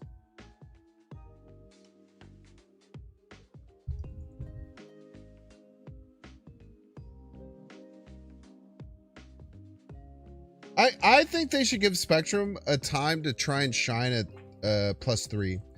They had to like chill out Spectrum because it was kind of overperforming as a 6-7. But I think that was like a weird kind of anti-meta thing. Not necessarily that Spectrum was good. But I would love to see them try and give Spectrum the chance there. Would I ever win with Cerebro Seek? I mean, no, but it's very annoying that I don't even have the option. That's the thing. It's just annoying that I don't have the option to have Cerebro Mystique.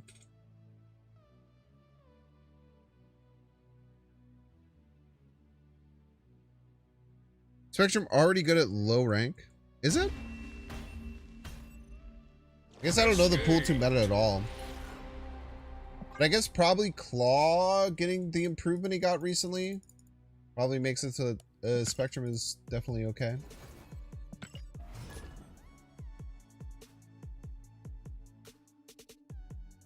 It's harder to play ongoing cards for Spectrum than 3 drops on Surfer. I think that's a flawed comparison, personally. I don't really think that comparison like holds water. I guarantee you, Chad, this game I will draw Cerebro. There's one thing I can promise you.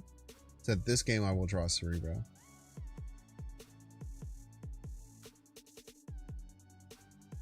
There's one thing I know in my heart of hearts.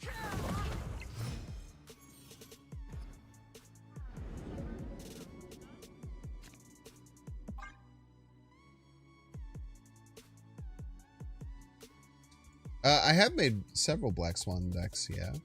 I don't think Black Swan is very good, unfortunately. Now, what's interesting is that with Hydra Bob, Martyr, and Titania now all being 5-power cards, Black Swan C5 might be real. Maybe I try that next week. Sounds cool.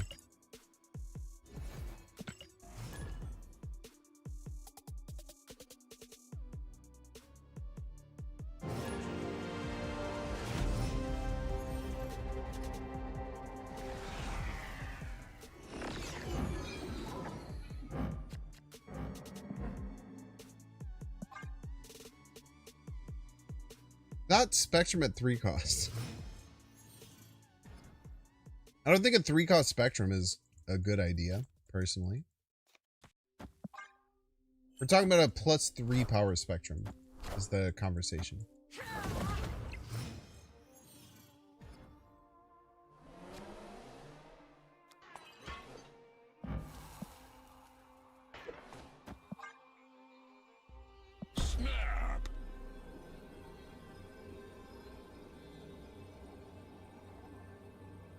Now, they could have move cards. They almost certainly have move cards. This might be a pretty bad snap. 3-0 Spectrum? I mean, like, it's a completely different card. Spectrum's like a boss card for ongoing.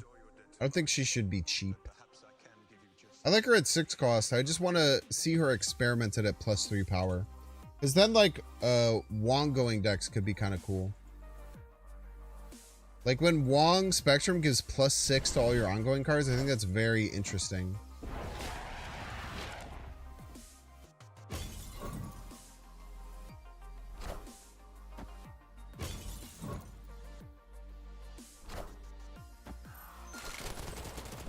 Okay, dude.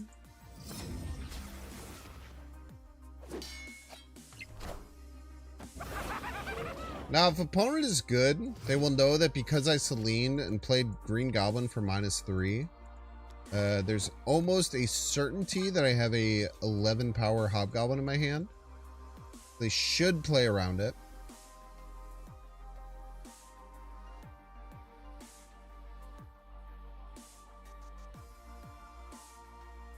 You were suggesting a 3-cost Spectrum since her and Surfer are similar. They're not similar, though. They're similar because they're cards that give other cards +2 power. But I think, again, I think that's a flawed reason, like, to compare the cards and say that they are similar. So things should be the same as thing. I think that's a bad way of looking at stuff, personally.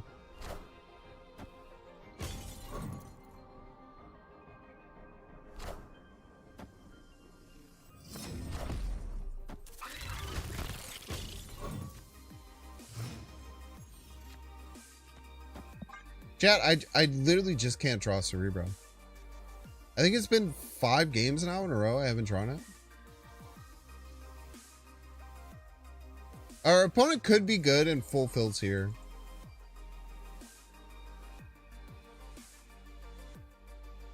If our opponent is very like observant and realizes that I have a 5 -11 hobgoblin here, they will fulfill.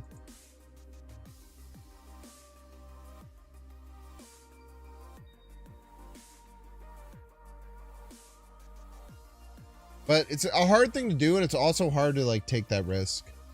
So we'll see.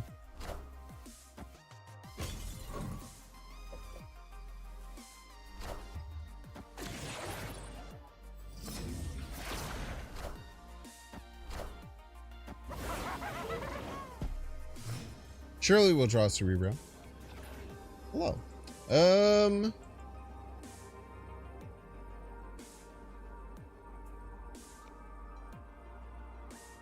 How big of a card can they play left, realistically?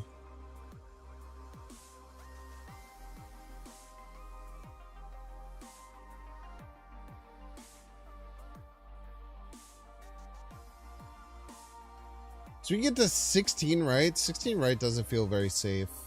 Nah, because they have 2 demons. Yeah, we definitely just lose here. They just play both demons right. And we just never beat it. We get to 16. Now, would have been really cool if we had Cerebro any turn previous to this. It sure would have been. It would have been very cool. Give me 1 second. I'll be right back.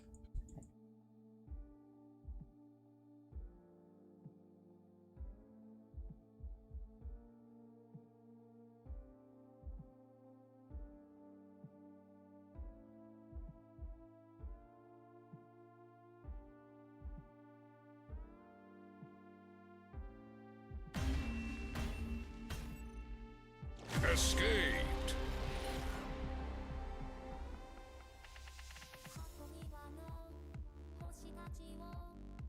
Alright, we're gonna go to play some Arisham.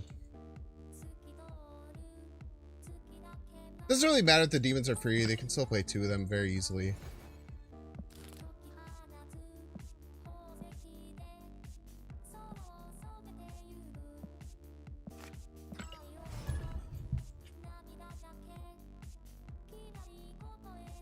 We're gonna finish out the stream with like an hour of Arisham.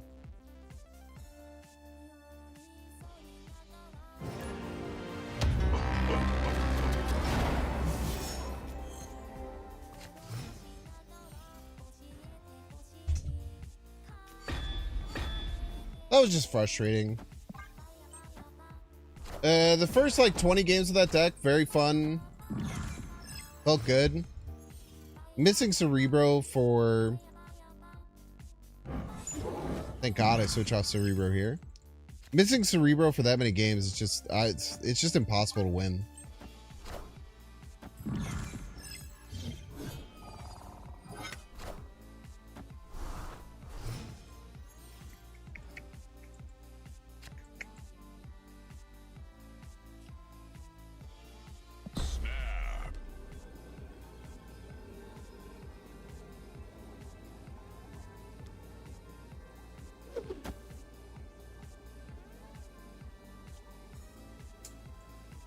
We're probably not going to get much use out of this Namora. They are a Pool 2 gamer. I wonder if they actually just only play Pool 2. It's kind of based.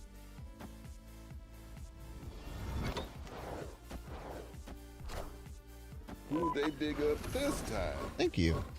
I've always wanted 3 random 6 drops in my hand.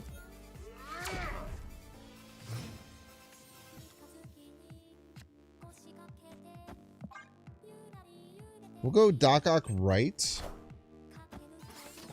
Maybe Zola left next turn. I am Iron Man. Probably Enchantress, right?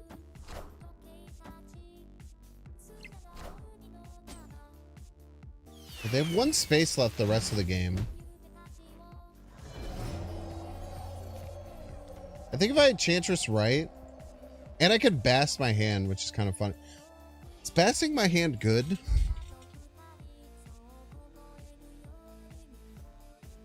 Well, I can't really do it. Let's really think about next turn. Okay, so we Enchantress right. They lose Iron Man, Ant-Man. So they're actually at like 11 there. The problem is if they keep the Vision there, at 8-8-1, 17, we'll be at 25.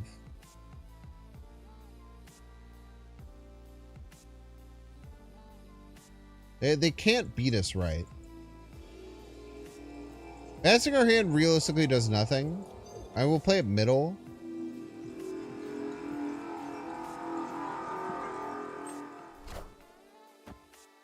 We'll play nothing.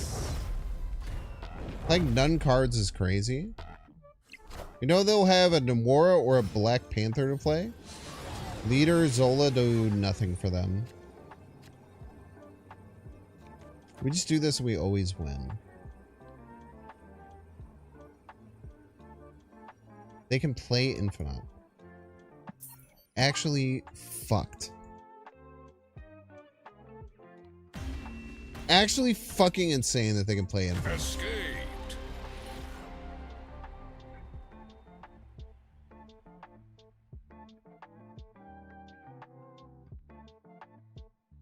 Actually insane.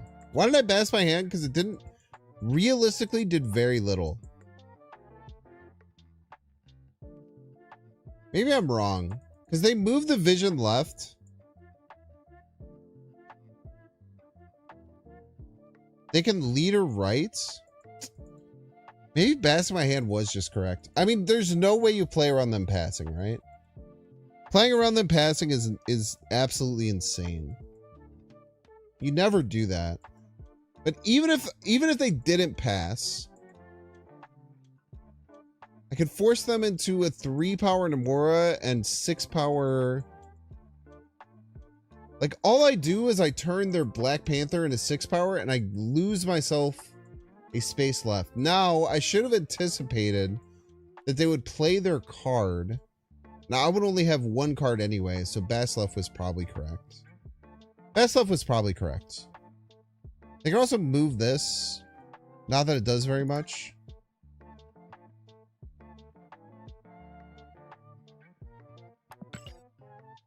It's very interesting. I think playing around them passing is crazy, first of all. So my whole point was that it doesn't, like, the Infinite doesn't matter. But I should have still just basted left. Because it made everything else worse. And anticipating that they would play a card, I would only have one card anyway, so it did not matter. So I still should have basted left. My idea for basting middle instead of left was that I didn't want only one lane to play in. Or only one spot. But I think that is incorrect. Now that I look at it a little bit longer. Needed more time to think about it? Maybe.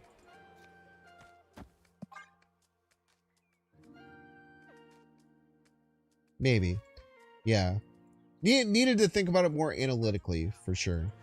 It's just like playing a 1-power card left felt really bad. Knowing that that was the lane to fight for, I guess.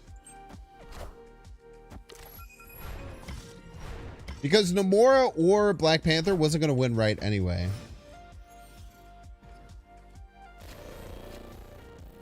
I want to save this Enchantress. I'm okay with playing Fastos. Doc Ock always goes middle next turn, which is very good with Grand Central.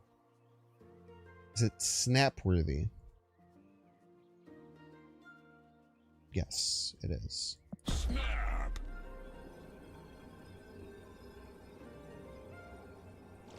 You never skip a turn randomly. They didn't have a choice. We knew they had Onslaught in hand. They were not an Erisham deck. It was turn 5. They could not play Erisham on 5, or they could not play Onslaught on 5. They didn't choose to skip. They were forced to skip.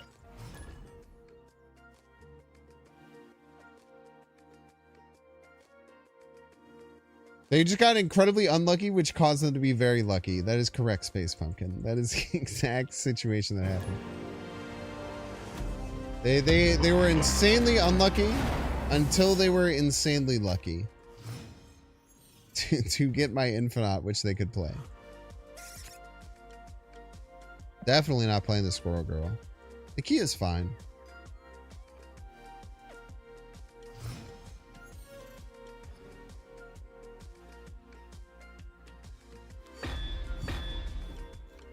Beautiful card to draw. Save that for later. Not snap-worthy yet, I don't think. Arsham Mirror. No idea how lucky they will be. Wolf is not a good Arsham card.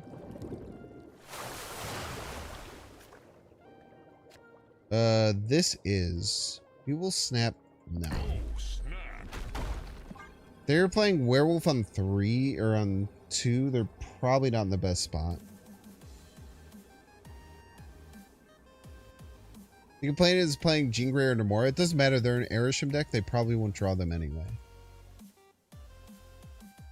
The biggest thing with Erisham, people are very bad at playing against Erisham.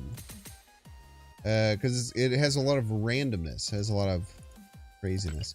I'm so mad that I lost so many ranks playing that Cerebro 2 deck. It started so well. Started so well, and then I started letting the tilt take place for sure. It's really sad. Like, it started so well. The vibes were so immaculate starting the Cerebro 2 stream. And then now I'm like 100 ranks lower down than when I started. I try not to let rank hurt me too much, but sometimes it's really hard, man. I feel like that last hour of the Cerebro deck was so unfortunate. Dagger for New York. I can play that whenever.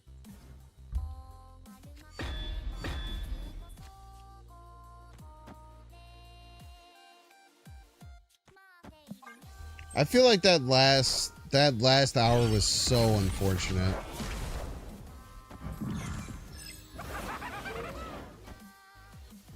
How much does one get paid to play games on Twitch?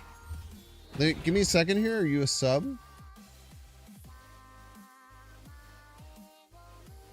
Not enough, I guess, is the answer.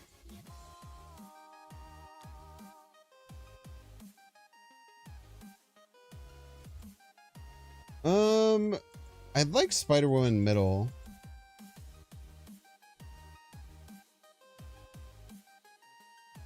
C2 just isn't as strong anymore. Now, I think it's okay. The first hour of playing Cerebro 2, we were pretty lucky with draws and opponents. And we're playing pretty well. Hello, Cerebro. Thank you for showing up. Finally. We were pretty lucky, but we were also playing well. I think we played well pretty much the whole time. Like, there was a couple of games where I egregiously played kind of wrong. That hurts. I think in general, I played pretty well.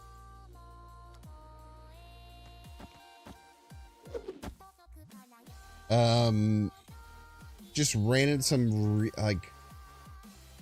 I mean, the luck at the end was just egregious, man. It was just egregious. The luck in the last hour was egregiously bad luck, which you take while playing Marble Snap. There will be subsets of 20 games that you play in Marble Snap where you just don't draw your card you need. You face opponents that are really good, and it just hurts. Like, it's any card game is like this. Marble Snap is about average, maybe a little bit more on the luck based, Average Marvel Snap is pretty consistent though, because it's a 12 card deck. You always get access to none of your cards pretty much, right? But like that last hour, we had egregious bad luck. And there was some misplays in that last half hour too. I'm not going to pretend like there weren't. But it just hurts, man. That is a bad Cersei. You lucker, dude. You lucker!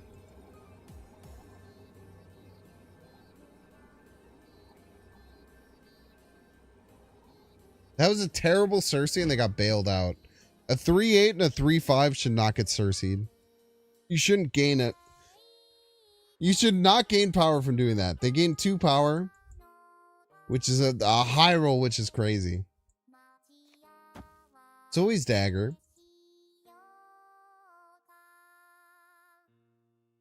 Maybe we just shore up our other lanes. Maybe double down middle. I like that.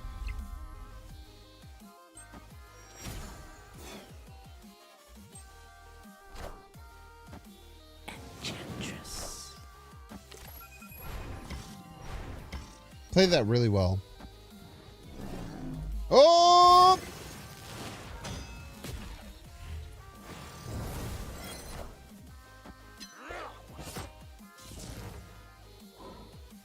But that's just it. Like, it's like, Devil, when I'm talking about it's subsets, right? Like, overall, your luck will be average, right?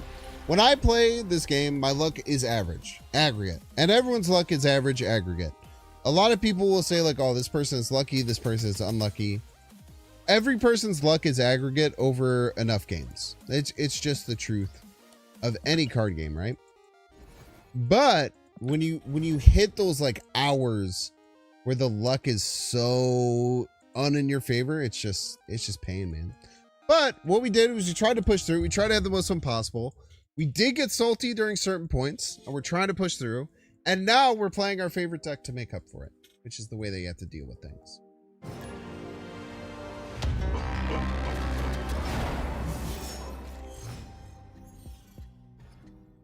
Everyone except me, so true.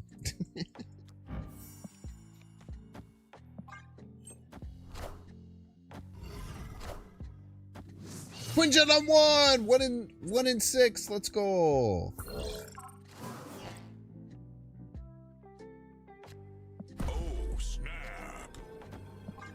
We love hitting 1 in 6s in this chat. We love hitting 1 in 6s.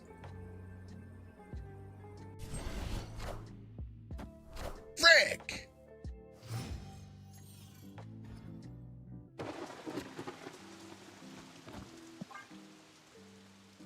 Opponent snapped. I'm chilling.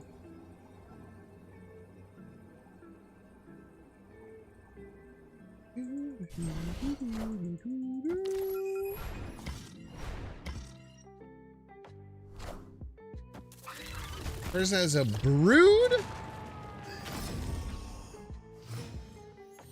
What the fuck deck are you playing?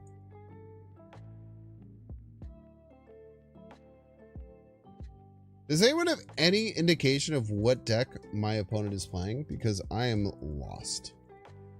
They have Snowguard, Nico, and Brood. You were doing Miss Marvel's Assault? Thank you. I needed that release.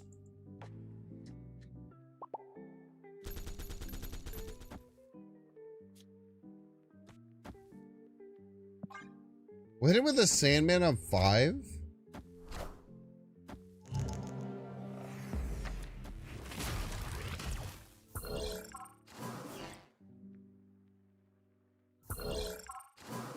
That hazmat's very good, actually.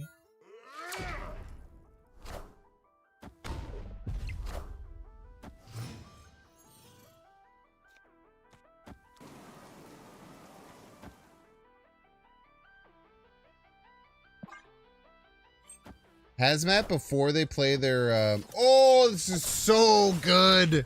This is so good, dude.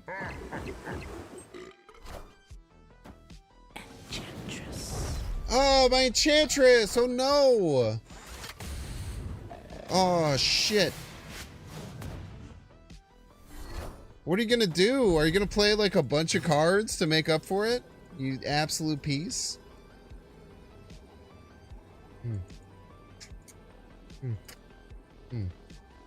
Oh. God, when the luck's on your side. Oh. Oh. God damn, it feels good. I tell you what. I tell you what, chat. Wait, are you not? Oh, you don't have an ongoing anymore. That's right. That's a thing.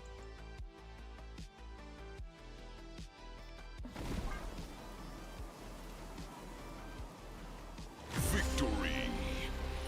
God damn it. I love when the luck is on my side. Oh. Oh.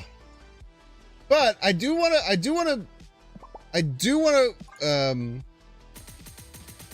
double down on and be straightforward about when I talk about luck and the way that I always talk about luck, right? I'm talking about in subsets. I think that everyone who plays Marble Sap does overall get the same amount of luck. And like, if you think that you don't, you can think that you don't have the same luck as the next person. That's why they're better. You can think that. That is okay. You're allowed to do that, right? That is something you're allowed to do. However, I think that when you play a game like this over a long period of time, you have to accept the fact that over time, luck balances itself out. I think you have to do that. If you want to be better at the game, you want to improve. That's something that will legitimately help you improve at the game, is to accept that fact. Because it is a fact. Luck will balance itself out over time, over the long run. But it is okay.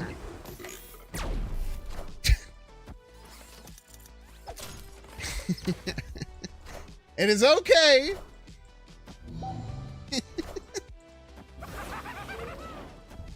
to accept the fact that over a certain amount of time, your luck will be worse than your luck will be worse than aggregate. It is okay to accept that. It is okay to accept that over a long period of time, your luck will be worse than an aggregate at certain points, okay? Because that is just a fact. Over certain everyone shut the hell up. Over certain points, your luck will be over certain points, your luck will be worse than the aggregates, and over certain points, your luck will be better than the aggregates. I mentioned at the first hour of the stream, I felt my luck was very good, and over that first subsection, I was getting good luck, and I was playing well, and it was very good, right?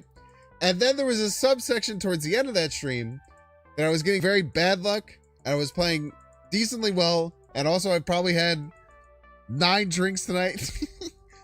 So there's a spectrum, right? There's a spectrum, right? But it's just important to remember that it's okay to accept and understand luck in subsets. But if your argument is that your opponents always get luckier than you, and that you always get less lucky than your opponents, that is just simply not true. And you have to think about these things. Like in RSM, you have to accept that for a certain, like for a long subset of time, their luck will be way worse for drawing cards because they're playing RSM and they have a bunch of detritus thrown into their deck. I just drew a Hell Cow. I'm not gonna play a Hell Cow all game. I just had a dead draw.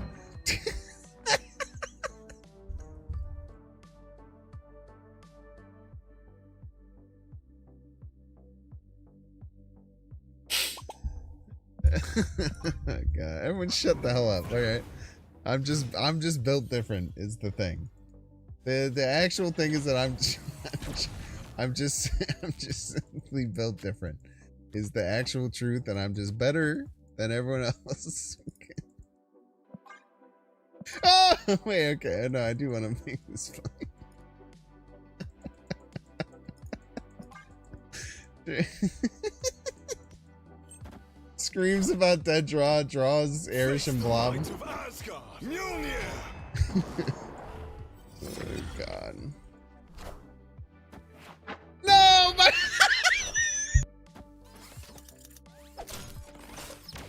Face the might of Asgard. Mjolnir.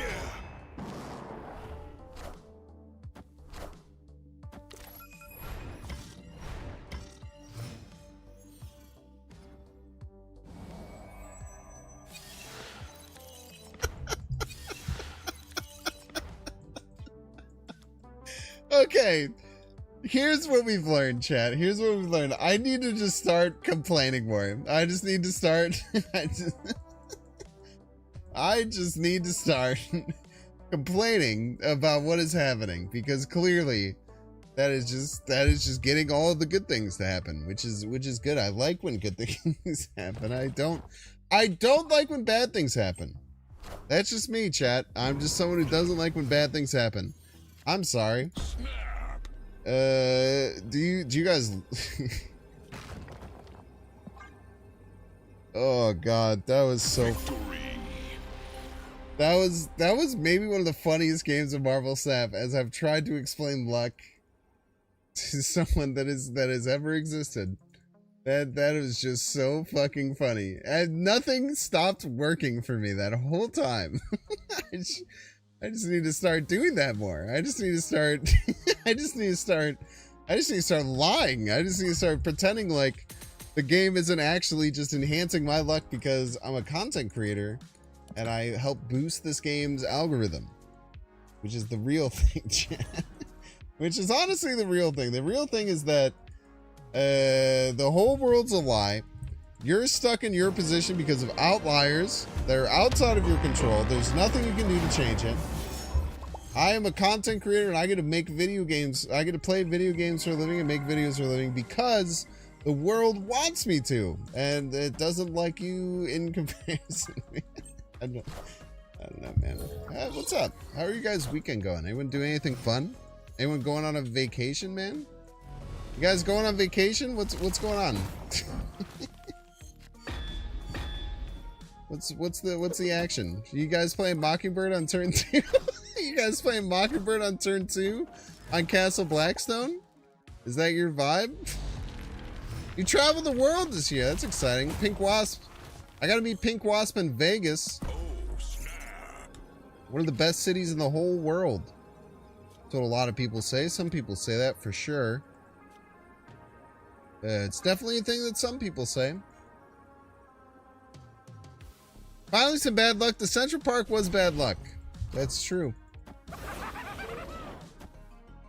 Don't worry, top deck Viper here. I should have played something left.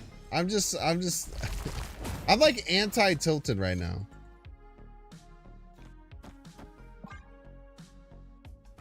Like the anti-tilted. Chat, here's what it all comes down to. The balancing out. Ain't that the dang truth? Because there's nothing here that can get me out of this game. I am stuck. I'm playing Supergiant and Martyr. I got no cards left. I snapped. I'm in trouble. My opponent knucks me. Surely nothing can go wrong.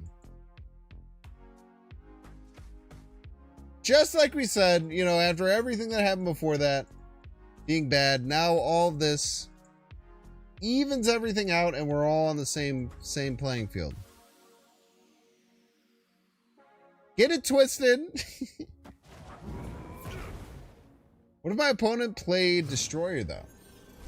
You ever think about that? Oh man. I was kind of like, I was trying to fall into like the Northern Lion. He had a really good clip where he was playing this game called, it was like rolling a ball up a hill. It's like a Sisyphus game. Escaped. And every time he dropped the ball, he would just change from being like, things you can do whatever you want as long as you like work hard. It's okay. Get it twisted.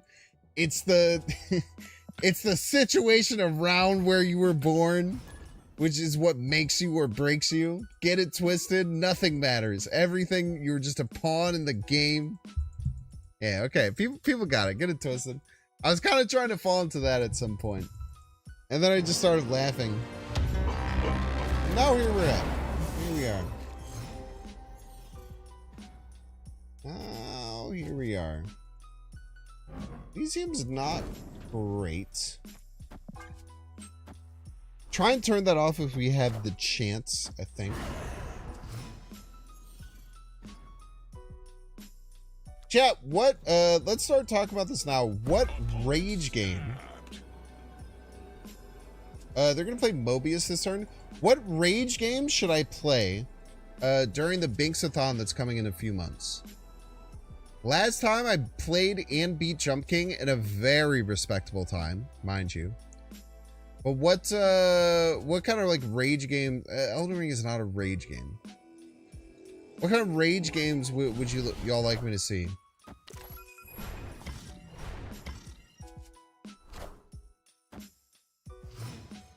How could we have ever predicted that they were going to play Mobius that turn?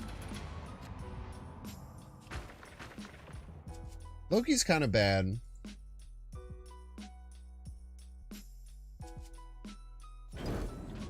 Loki's pretty bad. Against some Mobius. It's not great.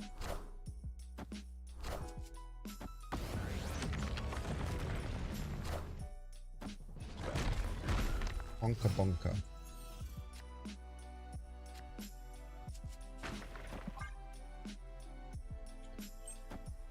I've played a bit of Getting Over It, yes. But I've never beaten it. I don't know if Getting Over It would be good though, because I have played it quite a bit.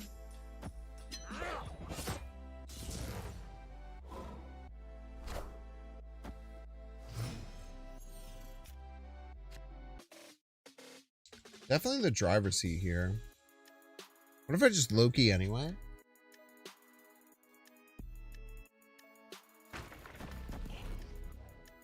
We just Loki anyway. Figure it out after. Jeff. Wow, they had Skillmonger. Jeff Wright is very hard to beat.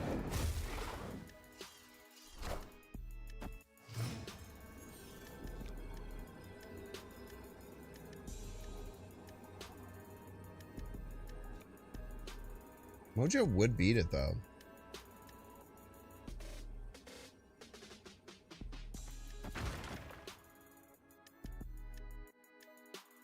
I think this might win. Go here. Problem is Darkhawk Wright. Chat, they're gonna play Jeff Wright, right? They must. Yeah, Chain Together is interesting. I might talk to some streamers, some other Snap streamers, and try and do Chain Together. I think that would be a lot of fun. They must play Jeff Wright. If it's me, I am unable to not play Jeff Wright. So I think Mojo Wright wins. The question is, where does Darkhawk go? Expecting them to also... Well, no, they just top decked. Darkhawk left wins every lane. Let's just play that. They probably leave. I probably shouldn't have snapped there.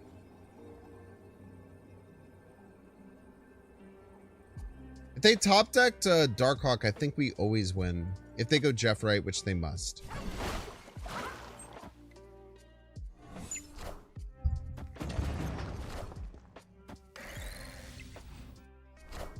He's a genius!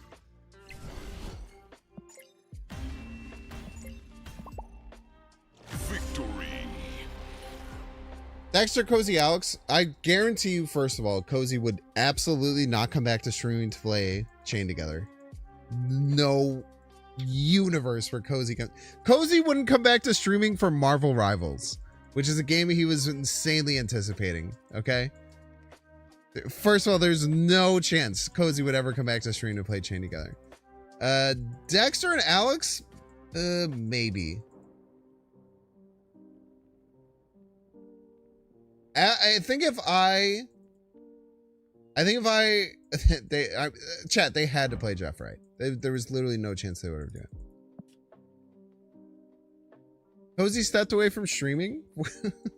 When was the last Cozy stream you watched? That's just my question. Cozy did play Marvel Rivals on stream, but not on his own stream. He played it with a bunch of us. Cozy doesn't have to stream is the exact answer. He is a kid. He makes a shit ton of money on YouTube, as he should, because he makes amazing content. He just literally doesn't have to stream, which is awesome. I'm very, very proud of him for not having to do it at all. Dexter and Alex, both of them. I think Alex very rarely plays outside of Snap because he also has multiple kids, and he does very well when he streams Snap, and he probably does not do very well when he doesn't stream Snap. I know he played a little bit of Rivals and stuff like that. Dexter, maybe. If we can get a good group, Dexter might be into it. Rolk would definitely be into it. Alex does have kids and a full-time job and works harder than me, who is a full-time streamer. This is 100% true. All right, chat, we're going to take a 3-minute ad break. If you want to see the ads, you can pay $5. Check to see if you have a Twitch Prime subscription available by clicking the subscribe button. Use a little Prime toggle over. You might have a freaking Prime sub. You don't even know it. Wouldn't that be crazy? Get a Prime sub just sitting there, juicy, succulent, waiting to be used. You don't have to use it on me. Use it on anyone you want. There's so many amazing people you can use a Twitch Prime sub on. But make sure you use it. Otherwise, Jeff Bezos is going to take all our soup. And I like soup. Watching on YouTube, make sure to like, subscribe. If you're watching on Twitch, make sure to follow. See you in 3 minutes. All right, we're probably going to play another half hour or so. I'll be back in 2 minutes.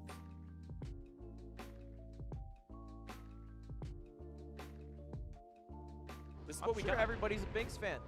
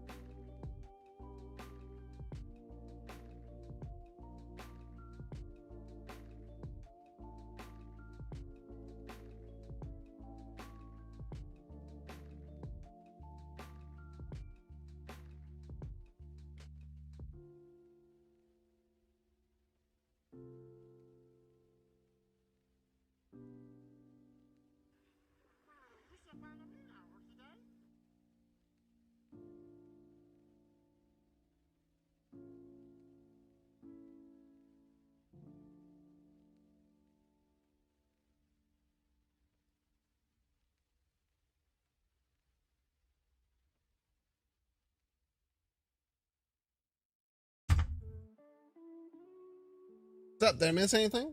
Anything cool happen? 3-minute ad turned into a 20-second clip of Nicolas Cage on Stan. Ooh. Jeff does have to pay for the soup. He doesn't own any soup companies.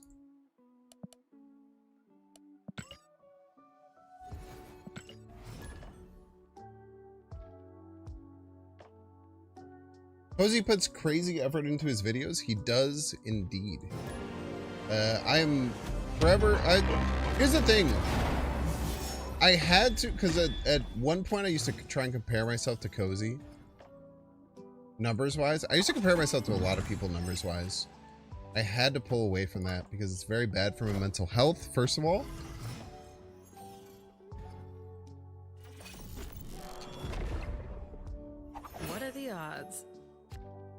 But also, I just have to respect and understand that Cozy is way more skilled than me at video editing. He's way more skilled than me at video preparing. And Cozy loves video editing and making very well-made, very high-quality videos. He loves that shit. And I've talked to him a lot about stuff like that. And he fucking loves it, which is awesome. And I don't. I don't love doing that. Video editing is literally my least favorite thing about being a content creator. I do not like video editing at all. It's not fun, in my opinion. I think we have the sage too. I mean, this is crazy. I don't like that aspect of I don't like that aspect of content creating at all. It's by far my least favorite aspect of it. So, as someone who doesn't like that aspect of it, and someone who's not particularly skilled nor wants to be very skilled in it, comparing myself to Cozy is it's just a bad mental thing for me to do. But yeah, that's why Cozy doesn't stream, is because he's very good at video editing. He likes video editing. He can make a very good living for him and his family video editing.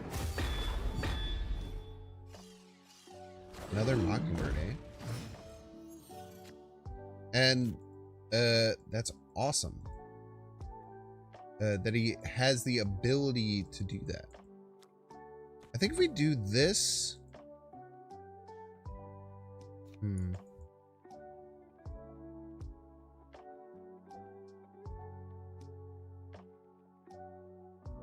I think we just pass. I do want New York. Oh, snap. Snap. I don't think they leave. If I compare myself to someone like that from a YouTube perspective, it does nothing good. Okay, they turn off. Their New York Turner offer would appear.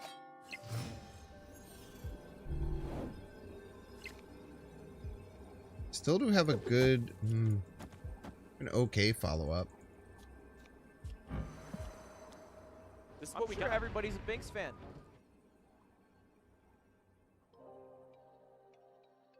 I have to think about how they attack here.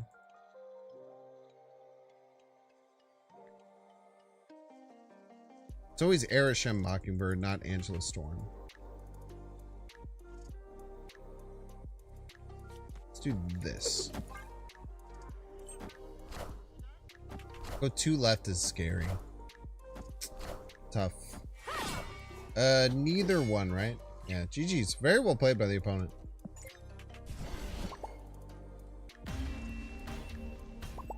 Yeah, it's SnapCon. There was a there was an award show for SnapCon, and Cozy did win Best Video Editing for sure. But yeah, what I was saying is just like, I respect and I really like Cozy. I really love. I've had so many chances to hang out and talk with Cozy. I respect and adore everything that he does, but comparing myself to someone who is better than me at something and more experience in something and who enjoys something when I don't, is something that's not good for mental health, which is something that I've tried to get very good at. A lot of people, I mean, I'm guessing most people who are watching me right now aren't content creators, or of even smaller sect are career content creators. But if you are getting into content creating, it is something that you want to do for a long time. I think that one of the best pieces of advice I could give you, because I was very prone to doing this early on, is not let yourself, don't compare yourself to others too much. You obviously can in some aspects, and in some points can be good for you, and it can motivate you. But if you can get in this locked bad state with it, I guess is the thing.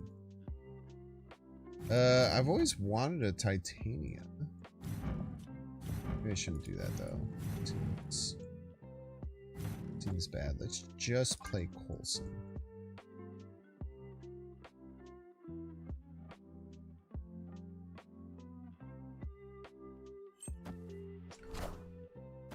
I mean, it's just a very different thing, right? Like, the other big thing I had to do was like, I would always compare myself to like Regis and Dexter and Cozy and all these people, right? I would get really locked in caring about stuff like that and making that feel like it was so important. Okay, this is a super giant turn. Something you must remember.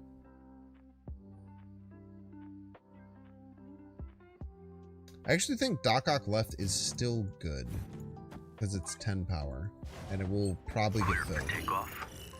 But like, I used to compare myself to all these people and care very, very much about all these different things.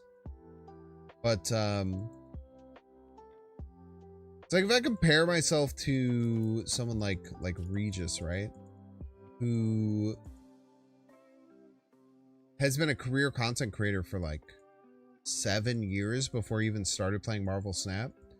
There's literally no good that can come from it. There's absolutely no good that can come from that comparison or try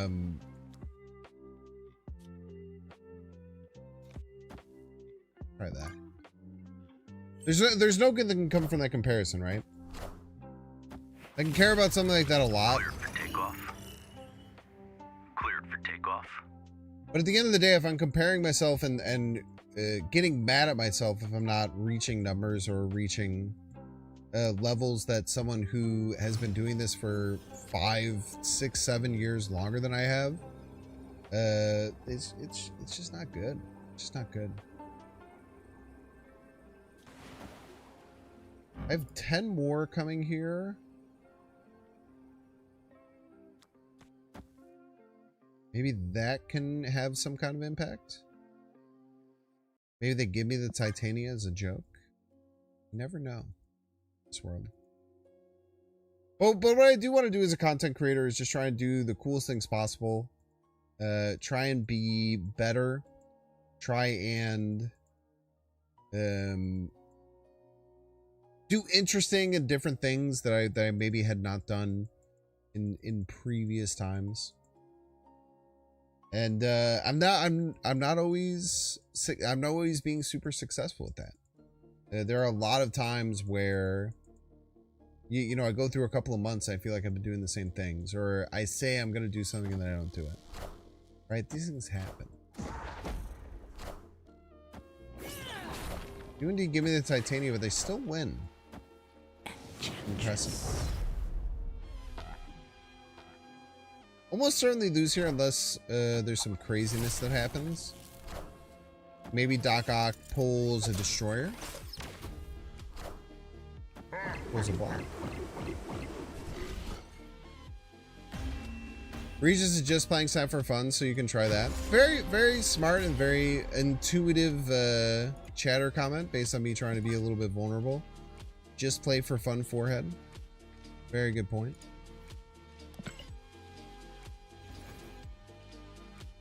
That's exactly what I'm talking about. I love what you do, but being in camera gives you anxiety. Yeah, it's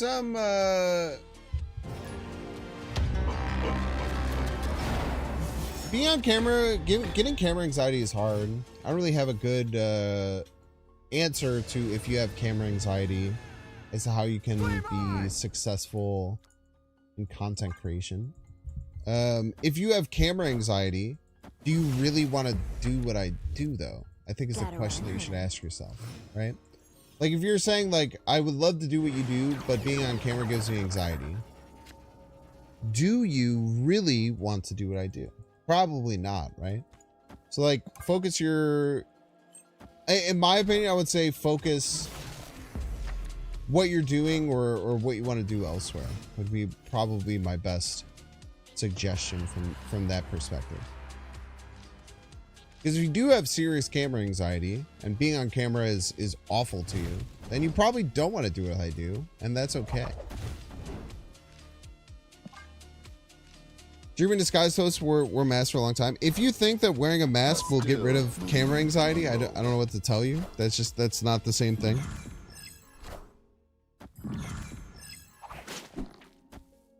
Having cam anxiety isn't fixed by wearing a mask. Which is also just like okay, you know, but it's certainly not fixed by being by wearing a mask by any means. Okay, here is what I'm gonna do. I'm gonna snap. Next turn, I'm gonna play Arnim Zola middle, and I'm gonna play Legion right. Like just wearing a mask doesn't rid you of camera anxiety.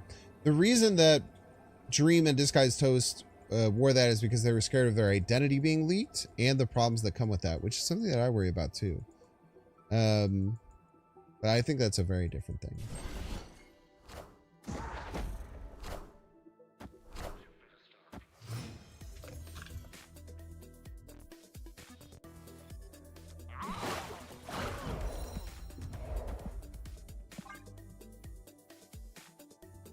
I do have some concerns about being a public figure.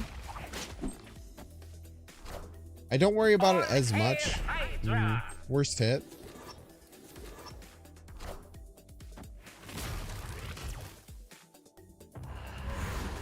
We should have kept the Jeff there.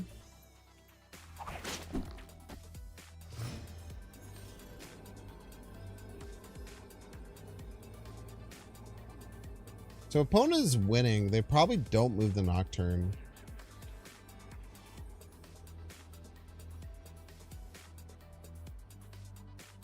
Let's think about this. If I'm the opponent, I probably don't move the Nocturne. But if you don't move the Nocturne, you leave yourself open to a 50-50. Really sucks. If you Nocturne right, play a card right, you don't leave yourself open to a 50-50. You do leave yourself open to me playing Doc Ock right and winning.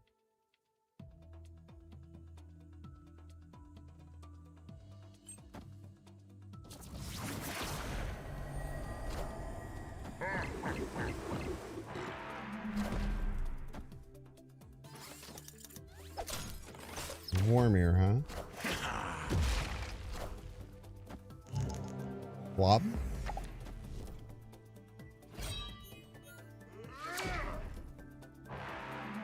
I don't think it won either way most of the time. But it was a possibility. And I called them out very well.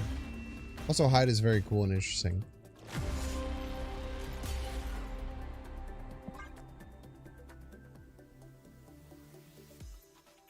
Had we hit the Mockingbird, we were maybe in a better position. Maybe I shouldn't have moved the Jeff. I think that the Jeffs would, even if they had gotten a hit, I could have moved both of them. I could have opened up things in a different bit.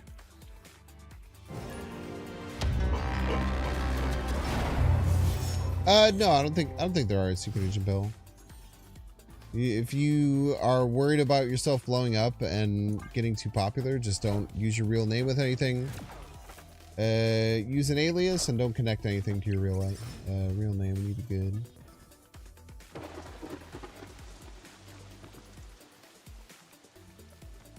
Snap.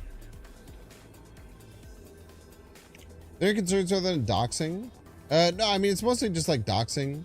I try not to let, I mean, I don't, I mean, I'm Binks, right? I'm not my real name. I try not to talk about exactly where I live. We'll talk about the areas that I live and stuff like that. I certainly don't think that I'm at the point where I have to be super worried about any one I'm not big enough so that like if I go anywhere I'll be like recognized. If we go to Snap or TwitchCon or SnapCon like I have in the past, I will be recognized. That's a very different thing, you know.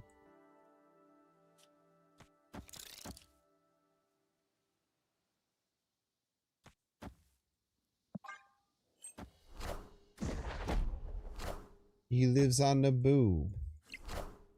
Very true. I do live on Naboo. I do hang out with Queen Amidala on the reg. Many people say this about me. They just left middle open to lose so easily. Very surprising.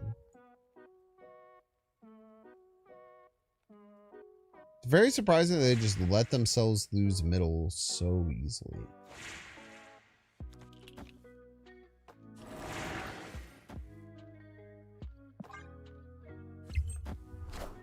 So I don't think they can do anything to win middle, right? They obviously have blue Marvel, but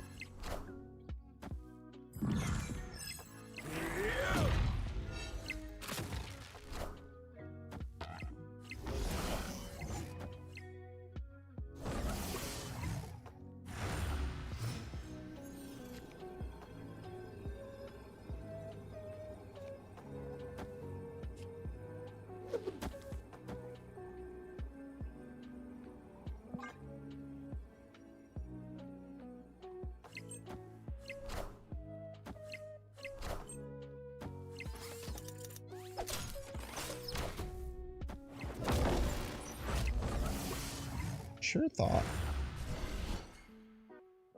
All right, chat. Well, I feel like it was a very successful stream. Thanks you for dealing with my drunken ramblings. I appreciate y'all. Usually whenever I do this, I very rarely will get intoxicated on stream, but almost always when I do, everyone's very cool. So I super appreciate that. I hope that you all have a wonderful rest of your evening. I'll be back Sunday night. Probably Sunday night might be a late-ish stream. Make sure if you the signups are closed, but if you are competing in the Airsham Arena tomorrow, if you're a Binks fan, you join the Airsham Arena because I told you to. Make sure to show up. Please show up tomorrow. Please be there. Please be on time. Please listen to the rules. Please, please, please make the tournament go as smoothly as absolutely possible. I would super appreciate that. I hope that you are joined up for the Arsham Arena. And I please hope that you read the rules. Make Rainbow Pit's life as easy as possible. It would mean a lot to me. I really hope you do that. I hope you like the vibe. Thank you all so much for being here. We will find someone to raid. And thank you all for having a wonderful evening with me here. If you're watching on YouTube, like and subscribe. White Queen. Schnurp is streaming. Welcome to the stream. I hope you like the vibe. If you're watching on YouTube, like and Raid subscribe. Schnurp. We're We love gonna Schnurp. play Yes, we some do, games. folks. We're gonna clap some cheeks. Now be a good chatter and don't be a piece. Binks, binks, binks, binks, binks, binks, and don't. Hope be you all a want to rest your piece. evening. I'll be back. Sunday might be really late. I have some obligations and stuff I'm doing on Sunday. But I will see you very soon. And watch the YouTube videos that come out or your I hope piece. you like the vibe.